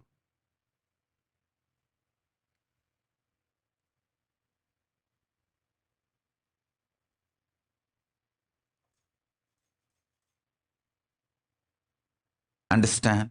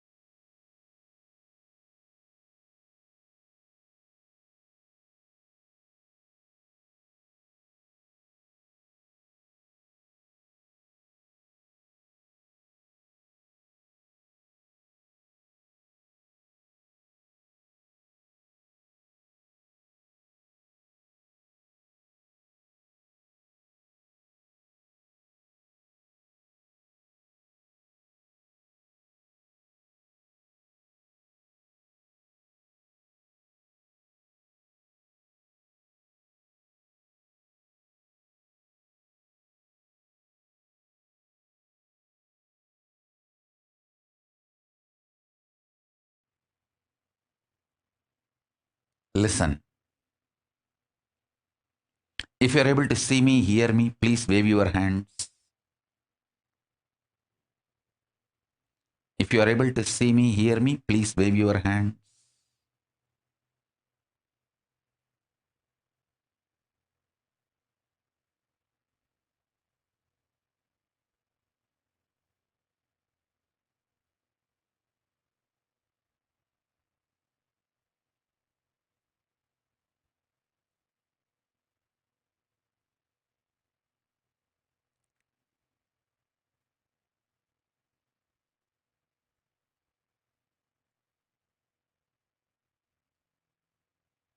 Yes.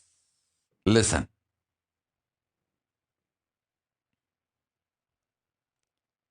Listen.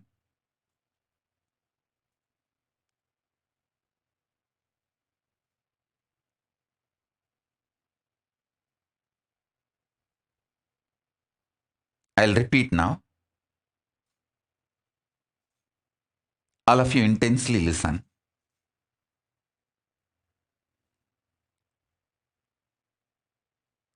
For example,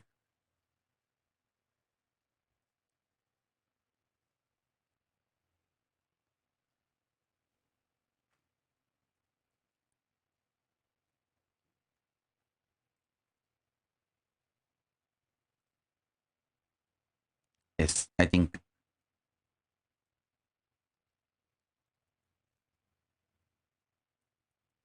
people are able to see and hear. Let me repeat now. Whenever you break your patterns, the obsessive, compulsive, reactionary patterns, whenever you break those patterns in you ferociously, you manifest powers. I tell you, this really happened. One person came to me with rheumatoid arthritis problem. It was very severe. The fingers have started getting twisted, and the effect of the disease is seen even physically, not just in the form of pain alone. The body started getting distorted.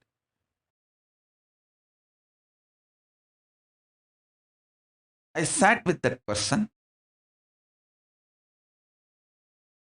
and spoke to the person to understand the source. Obsessive compulsive reactionary pattern of her which triggered this disease in her. Please understand. All diseases are triggered inside you due to some compulsive reactionary pattern.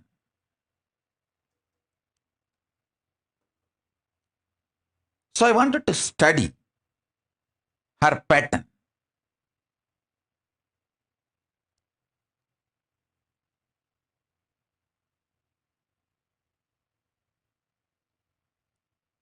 Speaking to her for 10 minutes, I could see very clearly her whole problem is her anger towards mother-in-law, and how she gets triggered by mother-in-law, and how continuously she triggers mother-in-law to trigger her. It's like it has become a very powerful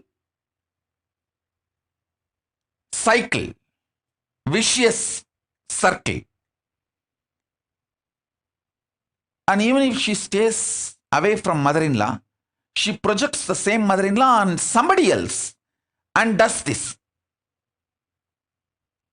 Just the person outside is replaced, but the pattern and the vicious circle continues.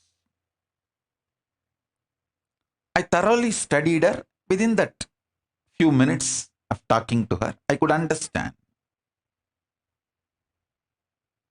Unfortunately, very fortunately, she had a deep devotion to me.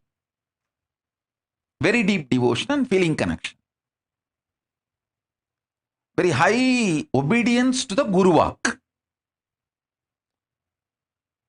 I asked her, will you do whatever I say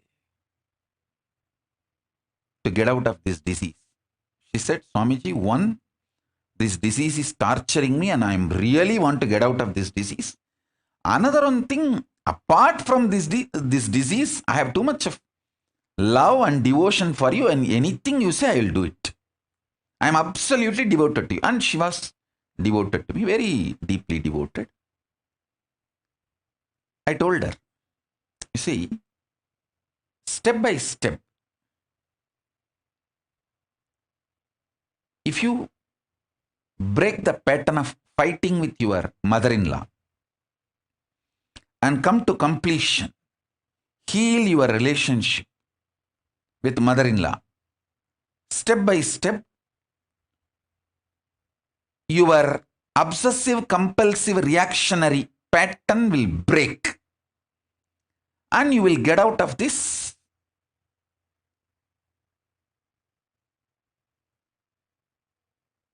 rheumatic arthritis, this arthritis problem. But if you straight go and fall at the feet of your mother-in-law, tell her, from today you are going to see Paramashiva in her.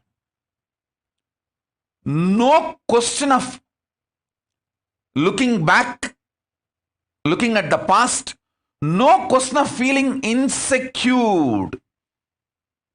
If I fall at my mother-in-law's feet, the anger she has on me, she will just kill me on the spot, crumple me under her feet and jump on me and kill me. She will manipulate me, exploit me. My life will be hell. I will be a slave. All these are the cousin brothers of your obsessive, compulsive, reactionary pattern. Please understand, this obsessive, compulsive, reactionary pattern, when it gets cultured in you, when it grows deep roots in you, it creates its own fears, insecurity, jealousy, guilt, self-doubt, self-hatred, self-denial. It takes all forms. It becomes literally like a Brahma Rakshas, ghost possessing you. And naturally, if you have to go and fall at the feet of mother-in-law and surrender, you will feel, no, she is going to exploit me. The death is much worse than falling at my mother-in-law's feet. All these kinds of fears, emotions, insecurities, self-doubt, self-denial, so much will come up. But if you are capable of breaking all of that, I told her, you will experience, not just you will be free from the arthritis, you will start experiencing levitation. I asked her, do you want health, which is a possibility, or levitation, which is a power? She looked at me and said, Swamiji, what you want for me? I said, naturally, power. Because she's too sweet devotee and too devoted. See, there are some devotees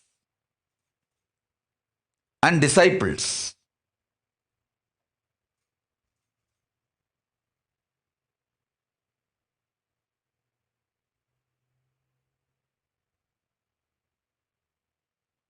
I just know, even when they throw tantrum, I just know they are just throwing tantrum, but they don't mean what they say. For example, I'll give you one or two examples.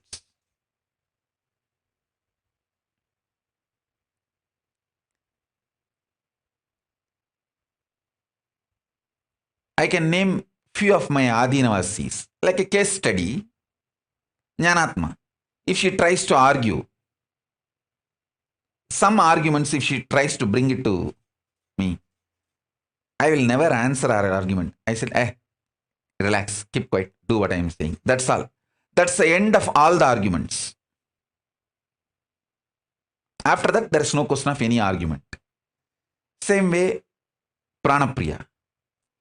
If she tries to bring any arguments, I'll say, I'm giving judgment. I'm not listening to your arguments. This is a judgment. Execute. She will just do it.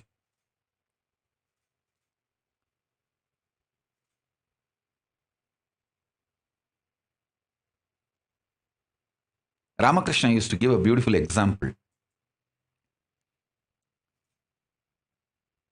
A frog which got 1 rupee coin newly wanted to check the power of the money it got. So the elephant was going outside his hole, the frog hole. That fellow the frog came out of the house, came out of that frog hole and standing, waving that 1 rupee coin towards the elephant and saying, hey, now I become so rich. You are crossing a rich man's house without saluting the rich man? Will that elephant care for anything?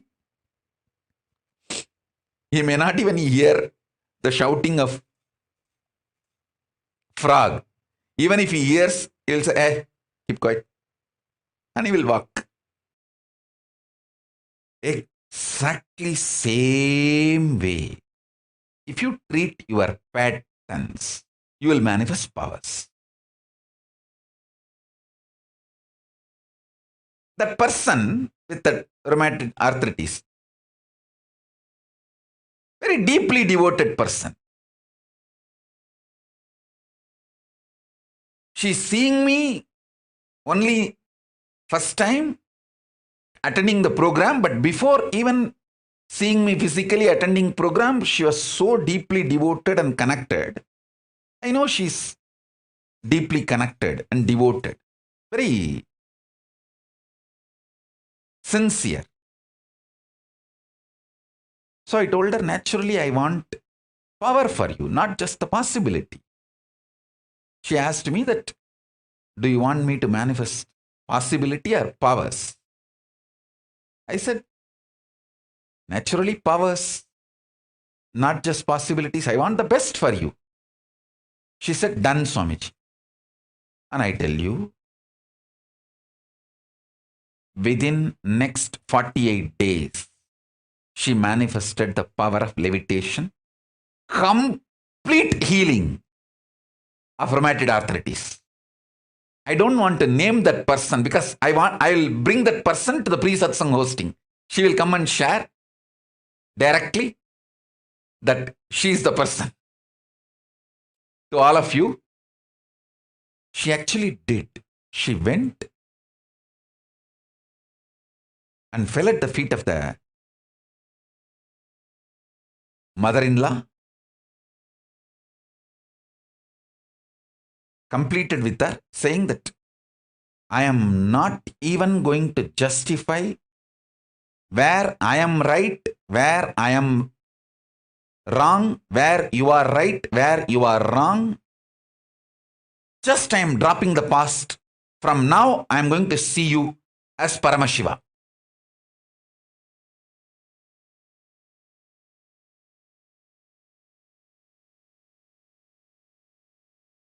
And she started living it.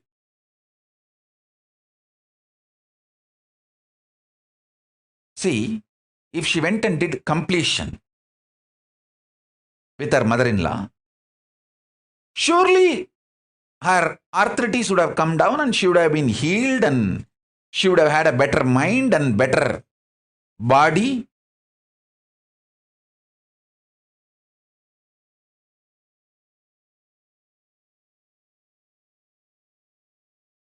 Surely she would have manifested many possibilities.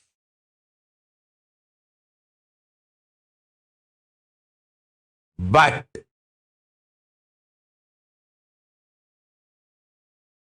when she broke that obsessive, compulsive, reactionary pattern with all its roots, like a fear, insecurity, guilt, self-doubt, self-hatred, self-denial, everything.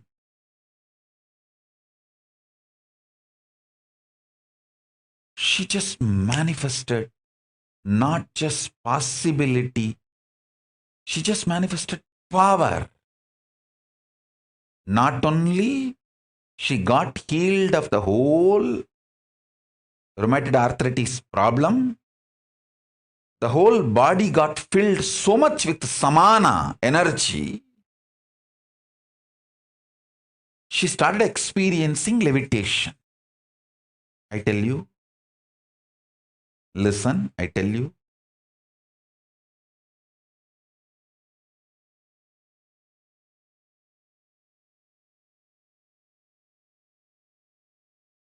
this one statement, take it very sincerely. Even once you behave with your obsessive, compulsive, reactionary pattern ferociously and break one pattern and manifest powers, the kind of the courage you will feel, you will straight walk towards enlightenment. Because after that, every obstruction, every barricade, every stopping will look very funny.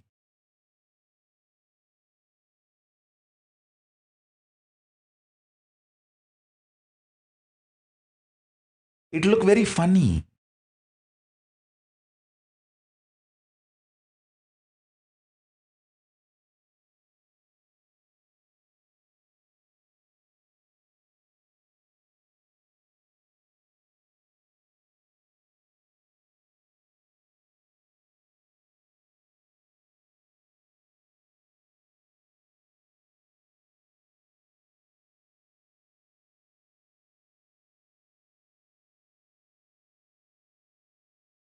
Ma Nitya Jalandhara Siddhananda.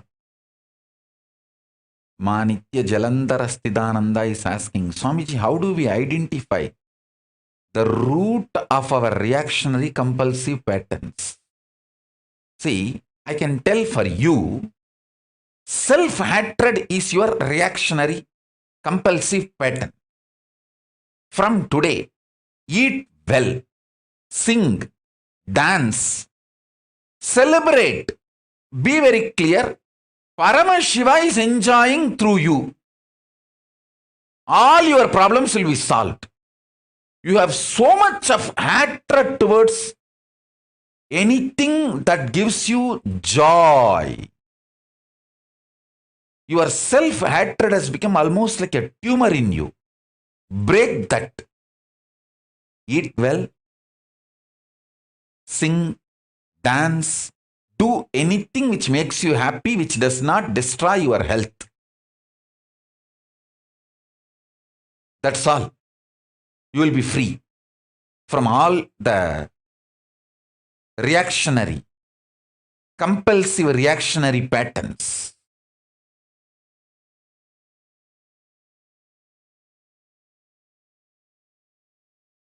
This answer is for her.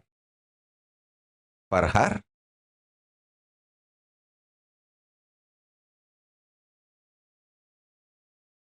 So this word is a Guru Walk for her. Don't take this as a Guru Walk for all of you. Guru Walk is usually customized, exactly precise instruction to that person for manifesting enlightenment. It's for her.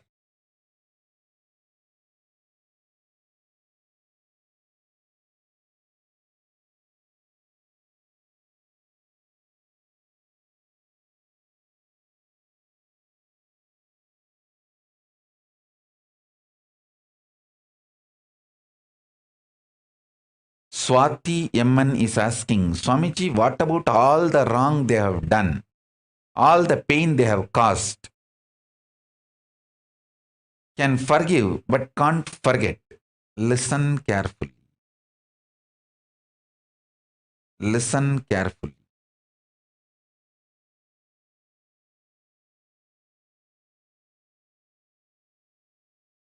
You continue to exist as slum pig,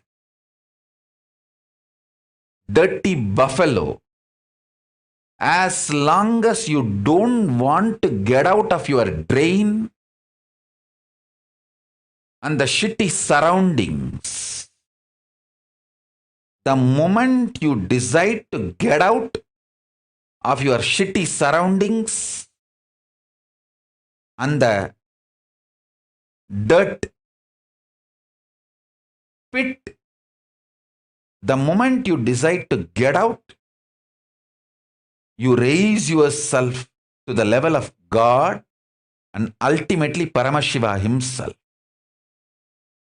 So listen.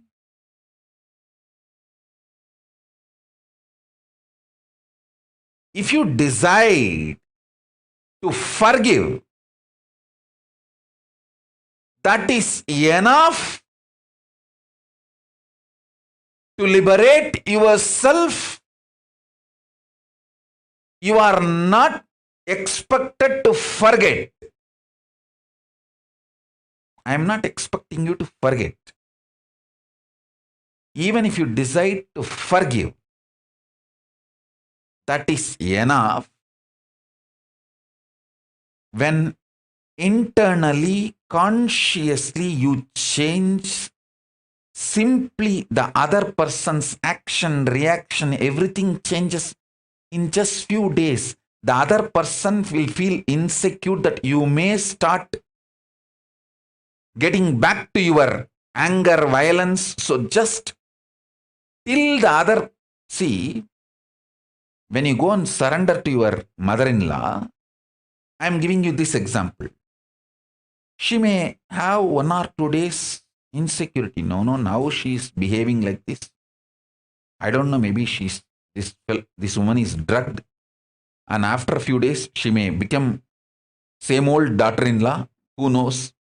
That insecurity she may be having, and that few days she will be reluctant.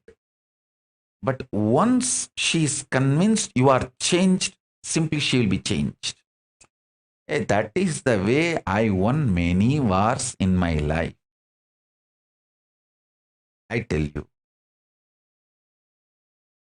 Many people who declared war on me, I won in all those wars just by not accepting their war request, enemy request. Just by not declaring war on them back. Just through that. Simple only forgiving, not even forgetting, forgiving. I won many wars in my life. So if you just forgive honestly with integrity, you will manifest powers.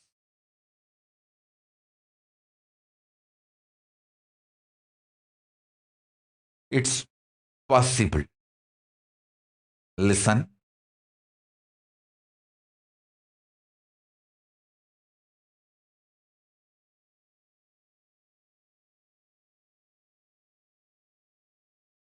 In the example I gave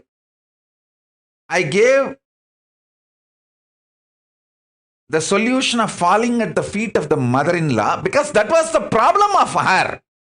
I am not telling all of you just go and fall at the feet of mother-in-law, you will start levitating. No. I gave you the story example. The lesson you need to catch is first find out what is your compulsive reactionary behavior pattern. Break that ferociously.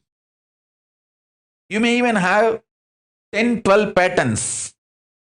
List them out and break them ferociously.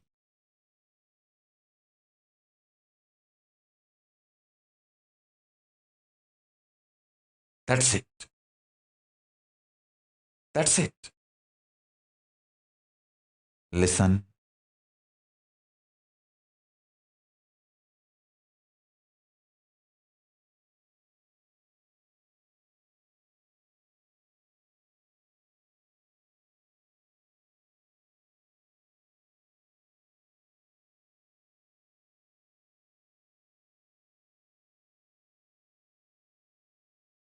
Each one of you is literally my extension. The life which is in all of you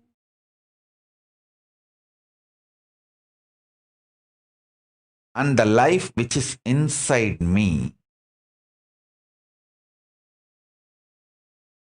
all of us are extension of the same source, Paramashiva.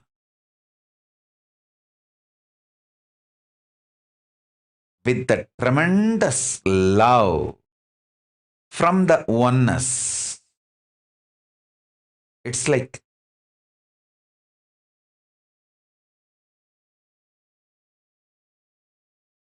in India, in kindergarten schools, the kids will be forcibly made to sleep during the noon time after food. All of you have to just lie down in a row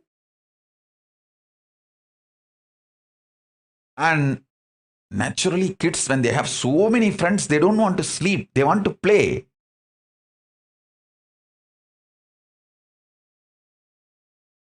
But kids have to rest.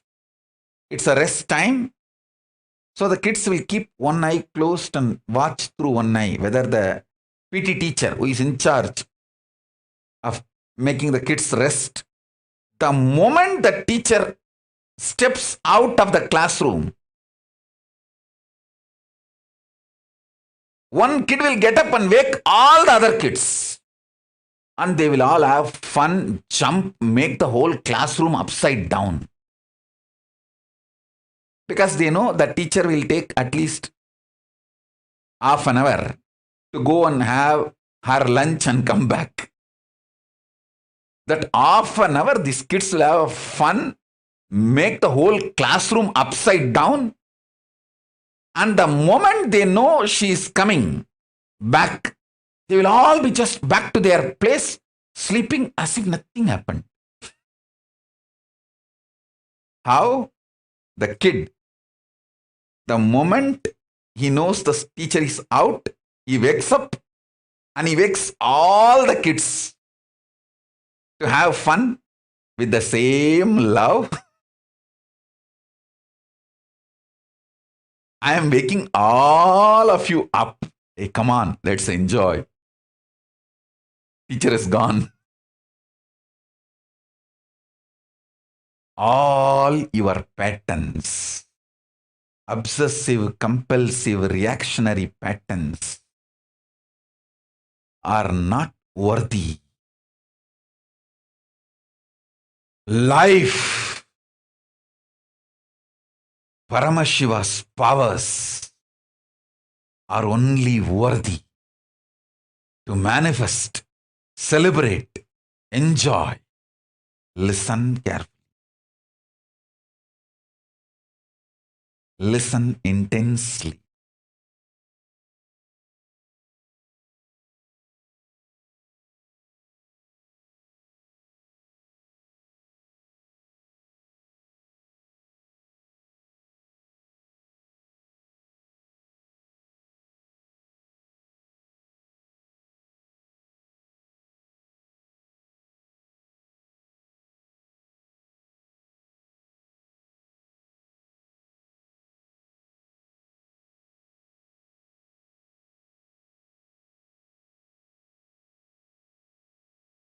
Unable to build collective integrity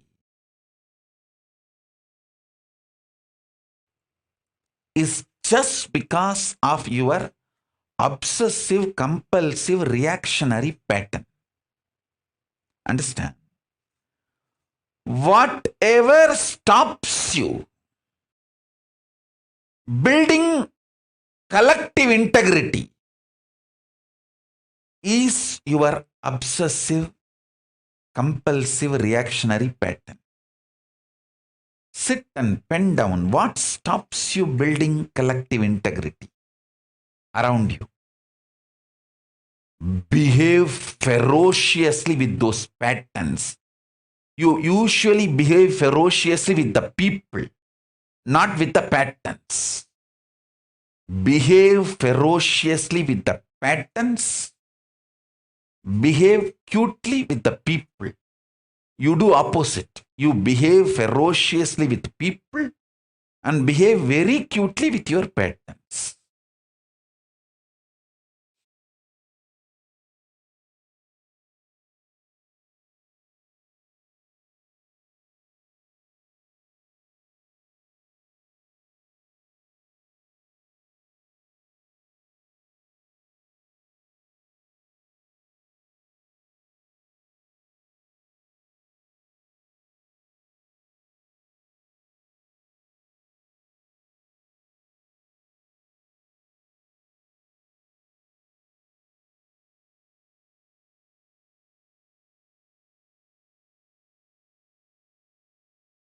Every time you behave ferociously with your patterns and break, you manifest at least one power of Paramashiva.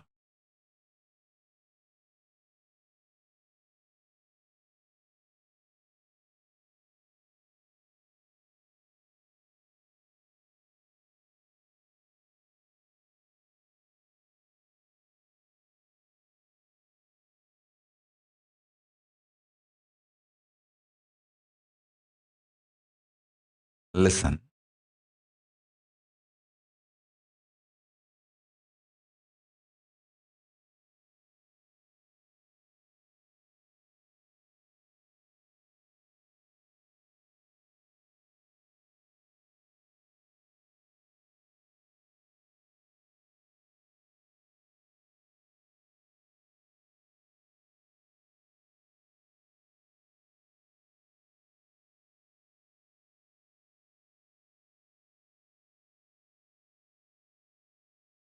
To behave ferociously with your pattern, you don't need anything other than feeling connection or trust on me, because the trust you have on me will naturally manifest as the courage to execute my words.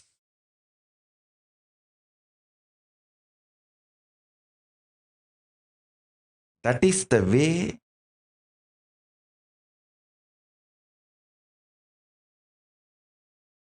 I manifested Paramashiva. See, my extreme love for my gurus,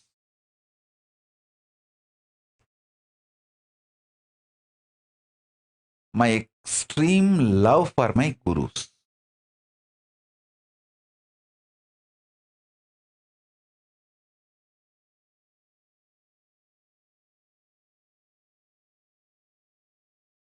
I'll tell you one small incident.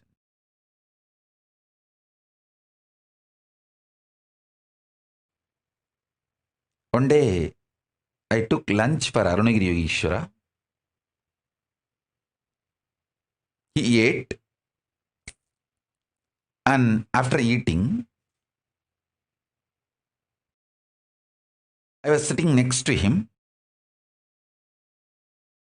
I used to be so attached to him. I picked up his left hand. In his left hand, the little finger used to have a long nail. Many fingers had a long nail. I picked up his little finger, and through that fingernail, I was cleaning my teeth. And he is such a sweet person.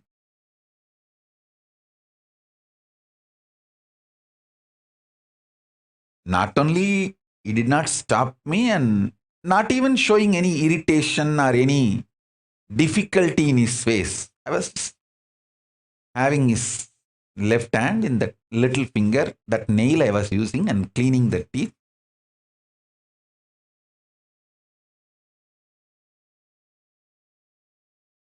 He was talking something about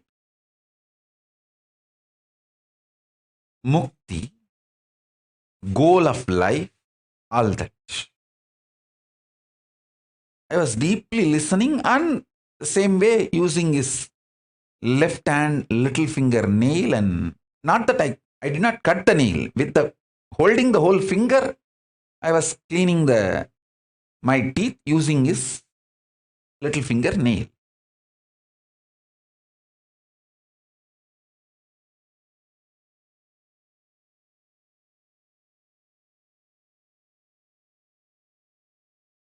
I'll try to exactly repeat the whole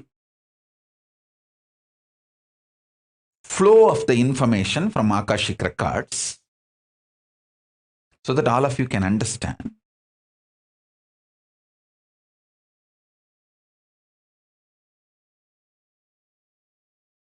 He asked me, what you understand as mukti, liberation?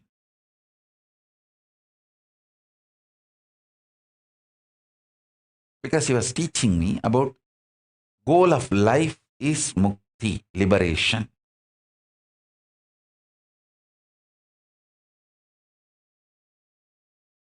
I told him that I should become one with Arunachaleshwara. Arunachala is the word I know as the ultimate. So I told him that I should become one with Arunachala. He said, okay, after that, what do you think should be your goal? I don't know what for he was leading me into the conversation. Maybe he was making me spell out more and more words, giving me clarity.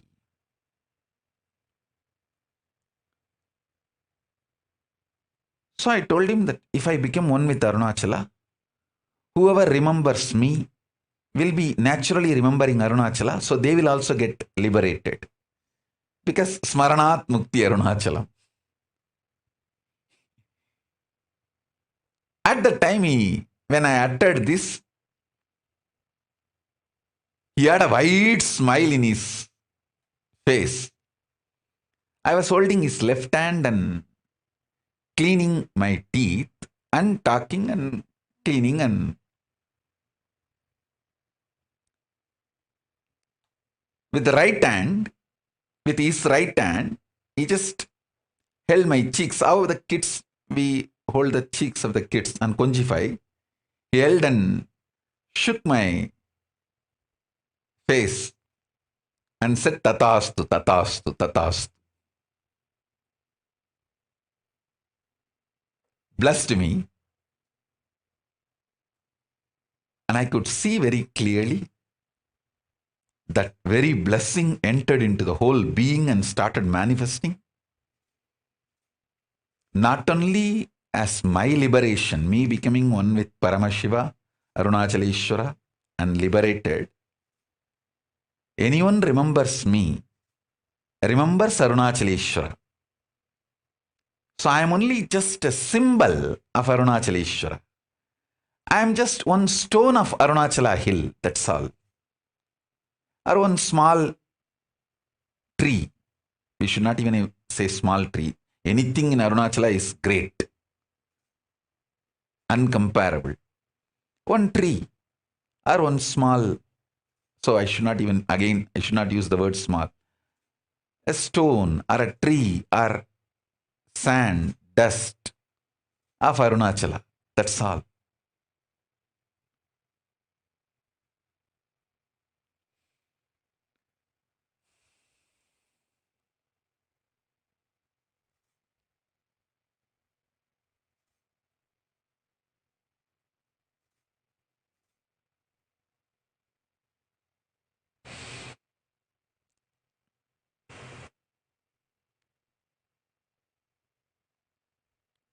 Listen. My love and feeling connection with my Guru and Guru Parampara gave me the strength, courage, sacrifice needed to break all the patterns and never allow any pattern to get built which can bind me in any way.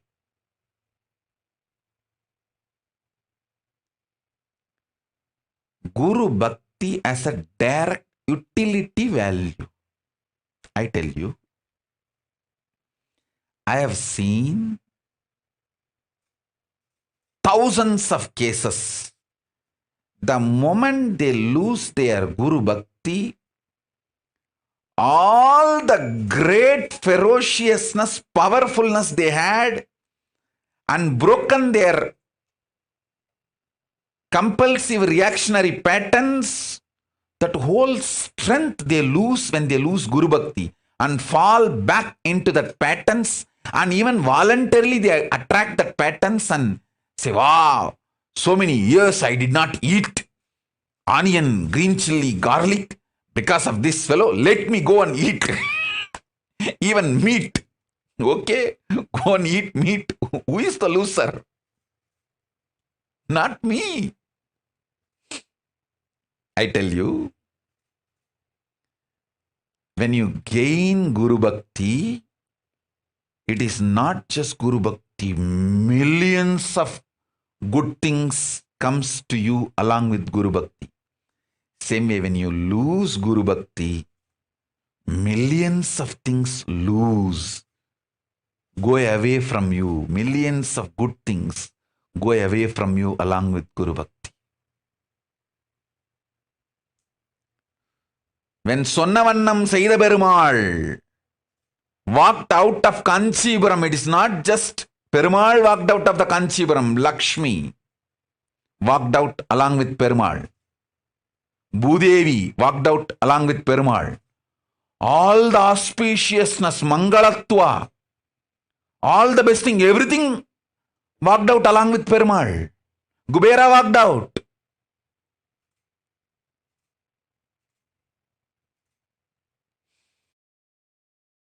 I tell you.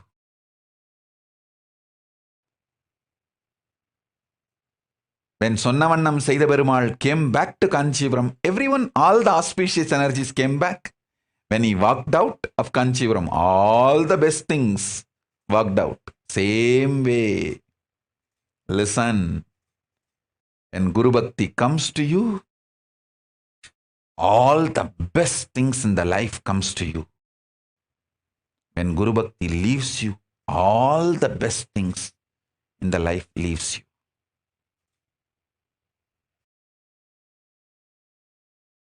Because Guru Bhakti has too many wonderful things.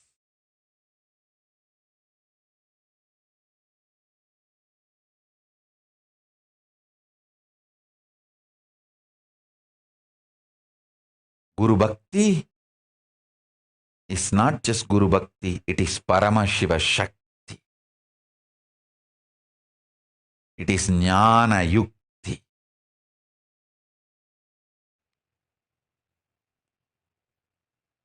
That is why I insist so much on reading Guru Gita and chanting Guru Gita. Because reading Guru Gita and chanting Guru Gita gives you the intense Guru Bhakti and all the other auspiciousness, good things associated with Guru Bhakti. See, people with Guru Bhakti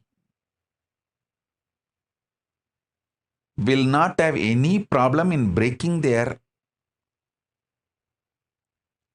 compulsive reactionary patterns.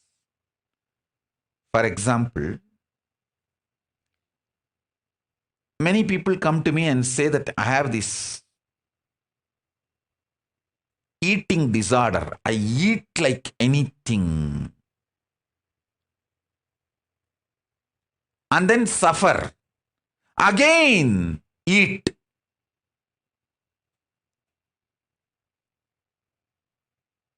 See, if they have a deep feeling connection with me, extreme Guru Bhakti, the straight solution I'll give. Start dry fasting. Eat only one meal a day. Only when you have that one meal, you can drink water. Only once a day, you will open your mouth for food and water. After that, full other 23.5 hours, do the dry fasting. But I will not give the same solution for a common visitor, for this curiosity monger, or who try to poke, who try to do this trial and error with me. All these games, let me see whether he works out for me or not.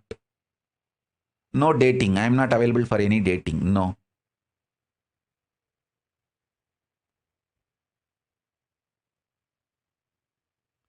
All this kind of people, I will never give that solution. I will tell them, you please practice Nirahara Samyama. Slowly, you reduce 10 meal into 9.5 meal. And after 1 month, you reduce 9.5 meal into 9 meal. And after 1 month, you reduce 9 meal into 8 meal. By the time bloody, you will lose all inspiration and go back to 12 meal. So that is your fate. What can I do?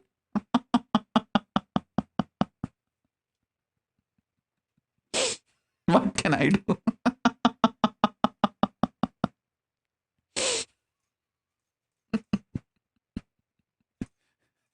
Slowly. Jalali, Jalali. Jalali, Jalali. You walk. You walk. You walk.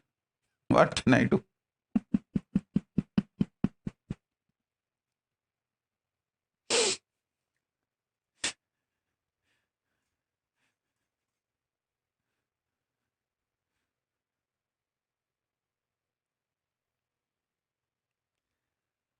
See, when you have a deep Guru Bhakti, and I say, hey, just drop this whole thing, go for only one meal a day, do dry fasting whole day, even your body will alter itself because of its love for me. The listening will not be just your heart, even your stomach will listen to me.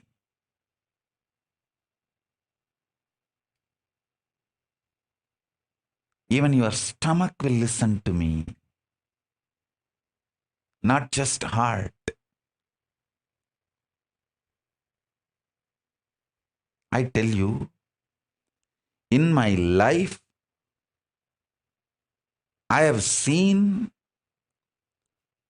200 people living more than 100 years.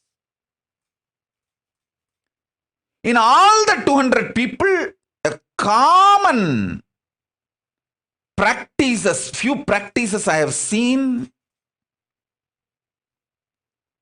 the Jain food lifestyle. Jains eat very little. That also only when the sun is up, not after sunset. The Jain food lifestyle. And Lingayats food lifestyle.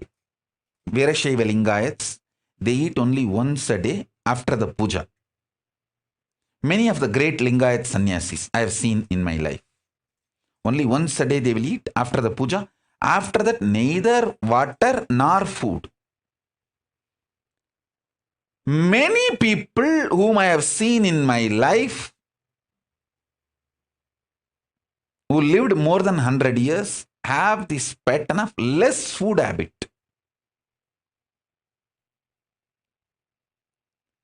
Less quantity but good organic quality food.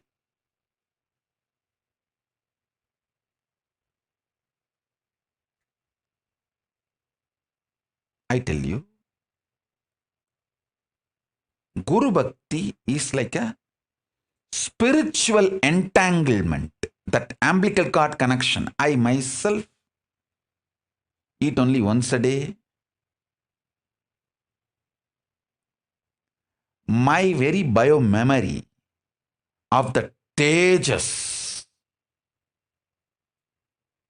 that very energy, very bioenergy enters into your being because of your Guru Bhakti, and you vibrate in that same high frequency, and simply that becomes too easy for you also.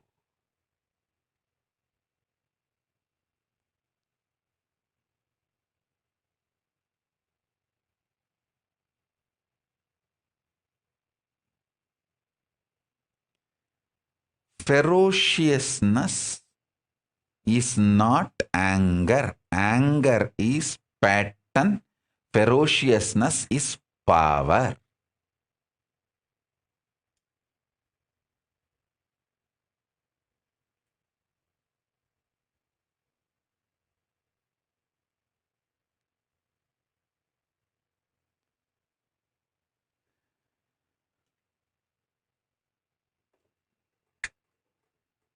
Listen.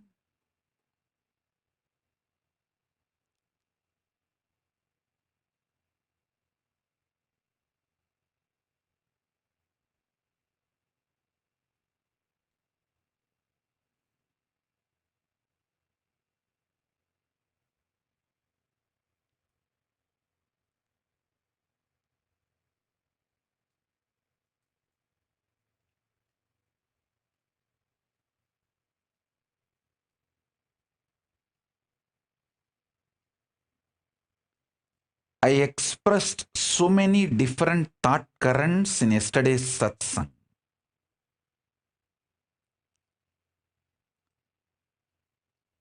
About collective integrity, beautiful story of how the Brahma Kapala swallowed the Sudarshana Chakra, and how the Kala Bhairava wearing the skull mala, Brahma Kapala mala. I explained various concepts.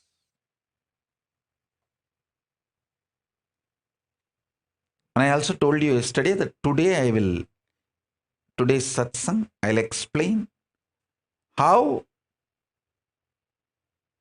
the collective integrity, manifesting collective integrity will help you, save you from this pandemic. Instead of getting killed, getting rejuvenated.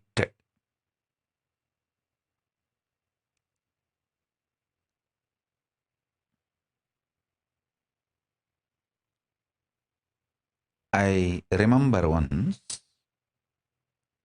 see, one of my guru, Narayana Guru, Narayana Swami Tata, his name, locally people used to call him Narayana Swami Tata. He is well known in Tiruvannamalai, especially because all the unresolved crimes by the police, the main town police station, all the officers will come to, police officers will come to him. All the police officers who worked in Tiruvannamalai town 30 years before, they know this Narayana Swami Tata whom I am talking about. This Tata is instrument for building a Devi temple in Tiruvannamalai police station. In Tiruvannamalai police station, inside the station, there is a Unnamulayamman temple, Devi temple. That temple was built by the police people, and this Swami, Narayana Swami, was responsible for it. And that is a separate story. I'll tell that story later. Now, you listen to this Narayana Swami Tata's Leelas and few things. All these police people will come to him for resolving all the unresolved crimes. He will use his powers and give all the details. Where that criminal is hiding, where that thief is sitting, where that stolen goods are kept. Even in the murders, he will tell very clearly who has murdered, how the murder happened, and police will go and solve the crimes. One day, one person caught in a crime, not because he did a crime, but he was in a wrong place with the wrong people. So his friends took him, saying that, come on, let's go for rounds to roam around. Without telling this person, they are all planning for committing a crime. They just took him like a company. But when they went there, they all committed the crime which the team committed the crime. This fellow went there without knowing that the plan was a crime. And this fellow was the devotee of this Narayana Swami Tata. Listen carefully.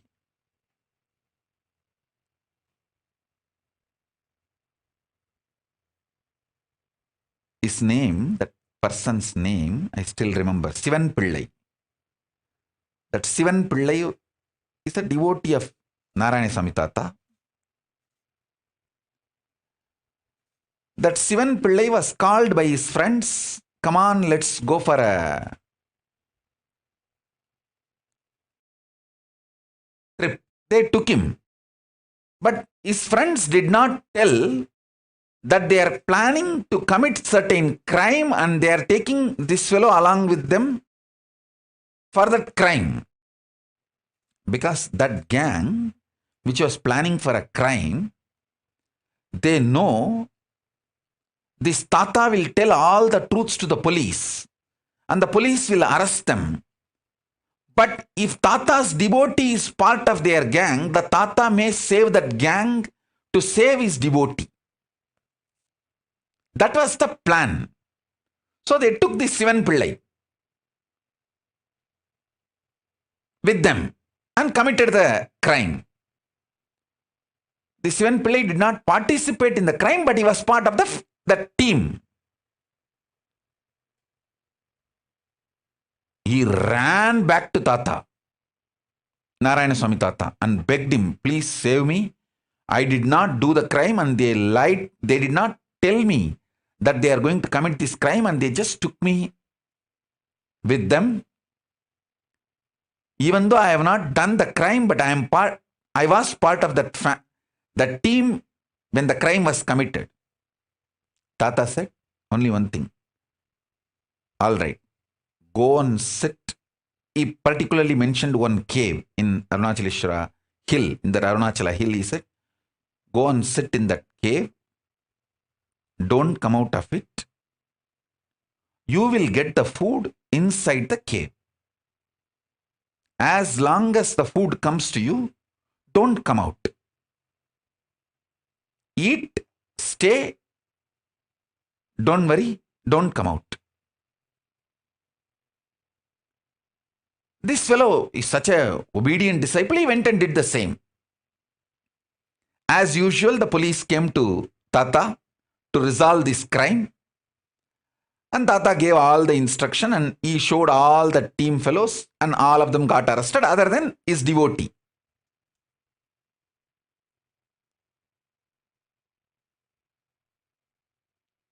Those fellows got arrested and put in jail. I was seeing the whole scene, means when the devotee Sivan Pillai came and cried to him. I think that Sivan Pillai must be still alive in Tiruvannamalai. Because at that time he was 30 maybe. So now he may be 70 or 60s. He may be still alive. I'll tell our autobiography team to go and interview him and bring him to pre-satsang hosting if he is still alive. He can narrate the whole incident. All of you can enjoy it.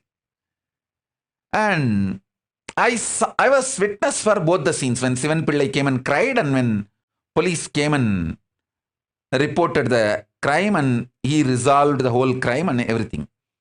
I asked Tata, you could have just saved Sivan Pillai because he did not commit the crime. He was only in the scene. You just, if you did not tell his name, that's enough. Police is not going to go and arrest him. Why did you tell him to go and sit in the cave? Then Tata told me, hey, illada Tambi. He told me in Tamil. I'll tell exactly in Tamil and then translate.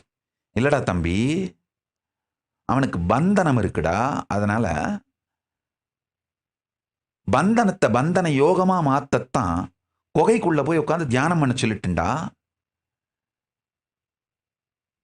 இப்ப பந்தன சாபத்திலிருந்து பந்தன யோகமா மாத்திட்டேன்டா. அவனுக்கு பிரச்சனை solve ஆயிருச்சு. Means he was supposed to get arrested in the graha situation. He has the jail.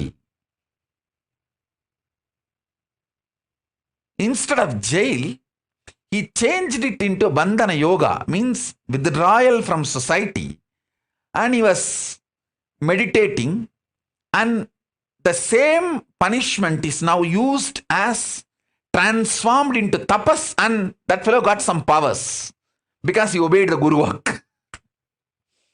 See, if he has gone to jail, He would have been physically, mentally broken, lost all the best things he had in his life. But Bandhana got converted into Bandhana Yoga by Guru's grace, and he got all the best things in the life. He got powers, blessings of the Guru, got saved from the jail, and all the other social stigma associated with it, everything. He got all the best instead of all the worst. The Guru's grace, Guru Bhakti. And that fellow was so deeply devoted to the Guru, he just obeyed. Whatever Guru said, he did not say, oh, how will I get food? How will I get water? How will I go for 1, 2, 3? He did not ask any of that questions. He just went and sat in that cave, did not come out. And even I don't know how many days he was there and how he managed 1, 2, 3. I know for sure after that he was very healthy. And he did not have any legal or any problem. And he started even manifesting powers because he obeyed the Guru's words. The possibility of bandhana became converted into bandhana yoga. Bandhana shapa got converted into bandhana yoga by Guru's grace. Guru can change everything.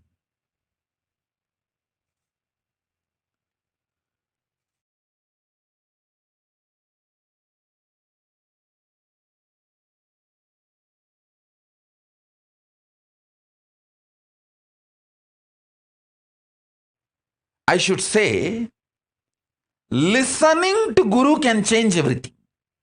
More than Guru can change everything. Listening to Guru can change everything.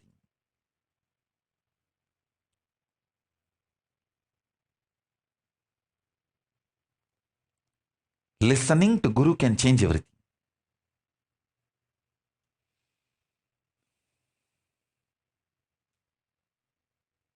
I'll try to get that Sivan Pillai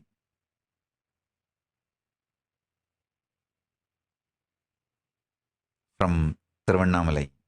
If he is still alive, he can share exactly that crime number, exact year when that crime happened, and how he got saved, all the details. More details he can give.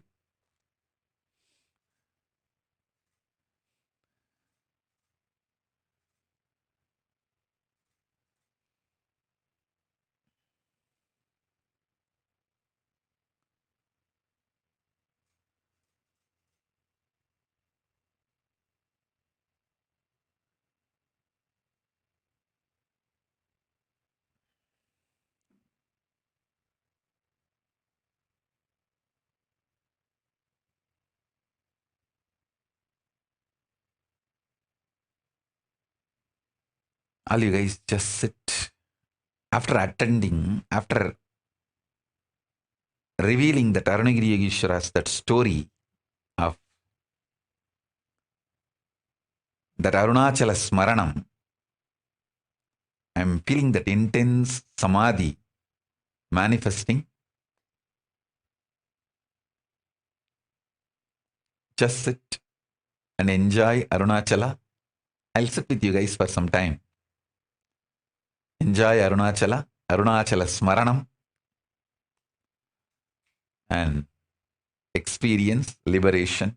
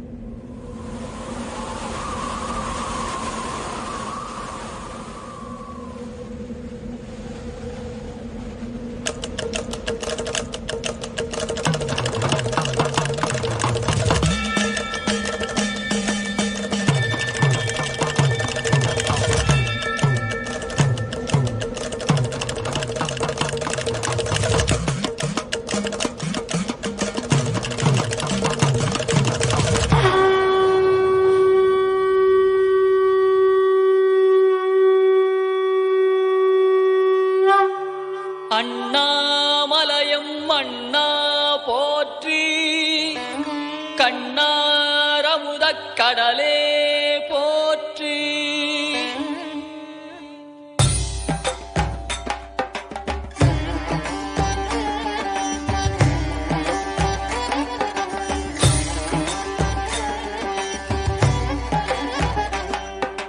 Tripuram எரித்த விரிசடை கடவுள் தேரில் ஏறி வருகின்றான். திருவண்ணாமலை சோதிவானவன் திருவடி பதித்து வருகின்றான். அருளுரு ஆயிரம் காட்டிய நாதன் அம்மையப்பனாய் வருகின்றான். கைலை மேவிய உமையொரு பாகன் அருளை வாரி தருகின்றான். அண்ணாமலையான் வருகின்றான், அருளை வாரி தருகின்றான். அண்ணாமலையான் வருகின்றான், அருளை வாரி தருகின்றான்.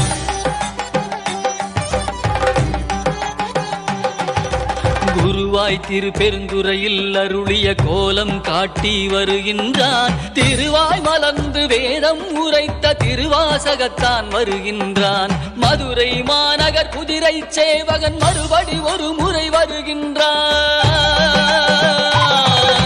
கைலை மேவிய உமையொரு பாகன் அருளை வாரி தருகின்றான். அண்ணாமலையான் வருகின்றான், அருளை வாரி தருகின்றான். அண்ணாமலையான் வருகின்றான், அருளை வாரி தருகின்றான்.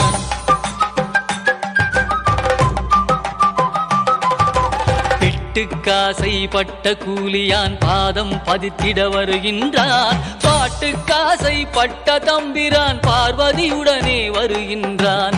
பக்திக்காசை பட்ட எம்பிரான் பசுபதீஸ்வரன் வருகின்றான்.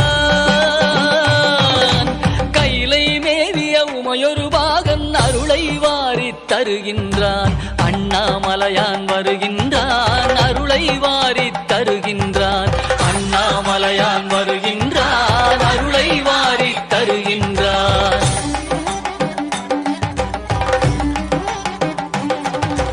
பன்றிக்கன்று தாய்முலை தந்த பரமதயாளன் வருகின்றான். பன்றிக்கரியை உண்டு மகிழ்ந்த குடுமித்தேவன் வருகின்றான்.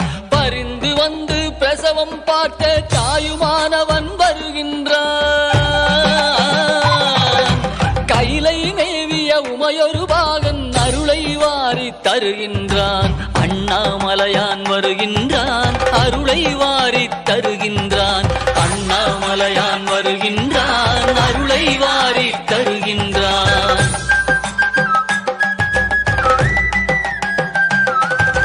நீதிக்காக பலமுறை வந்த வீதி விடங்கன் வருகின்றான். அமர் நீதிக்காக அடியார் கோலம் பூண்டவன் மீண்டும் வருகின்றான். திருவிளையாடல் பல புரிந்தவன் திருவீதி வலம் வருகின்றான்.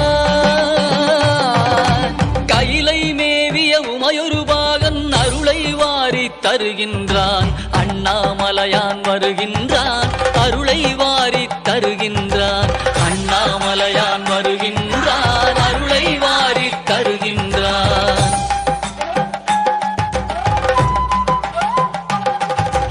தக்கன் வேள்வி தகர்த்த வீர பத்திரநாதன் வருகின்றான். சொக்கன் மதுரை சோமசுந்தரன் அற்புதமாக வருகின்றான். திருமாலறியா மலர்ச்சேவடியான் திருமானேந்தி வருகின்றான். கைலை மேவிய உமையொரு பாகன் அருளை வாரி தருகின்றான். அண்ணாமலையான் வருகின்றான், அருளை வாரி தருகின்றான். அண்ணாமலையான் வருகின்றான், அருளை வாரி தருகின்றான்.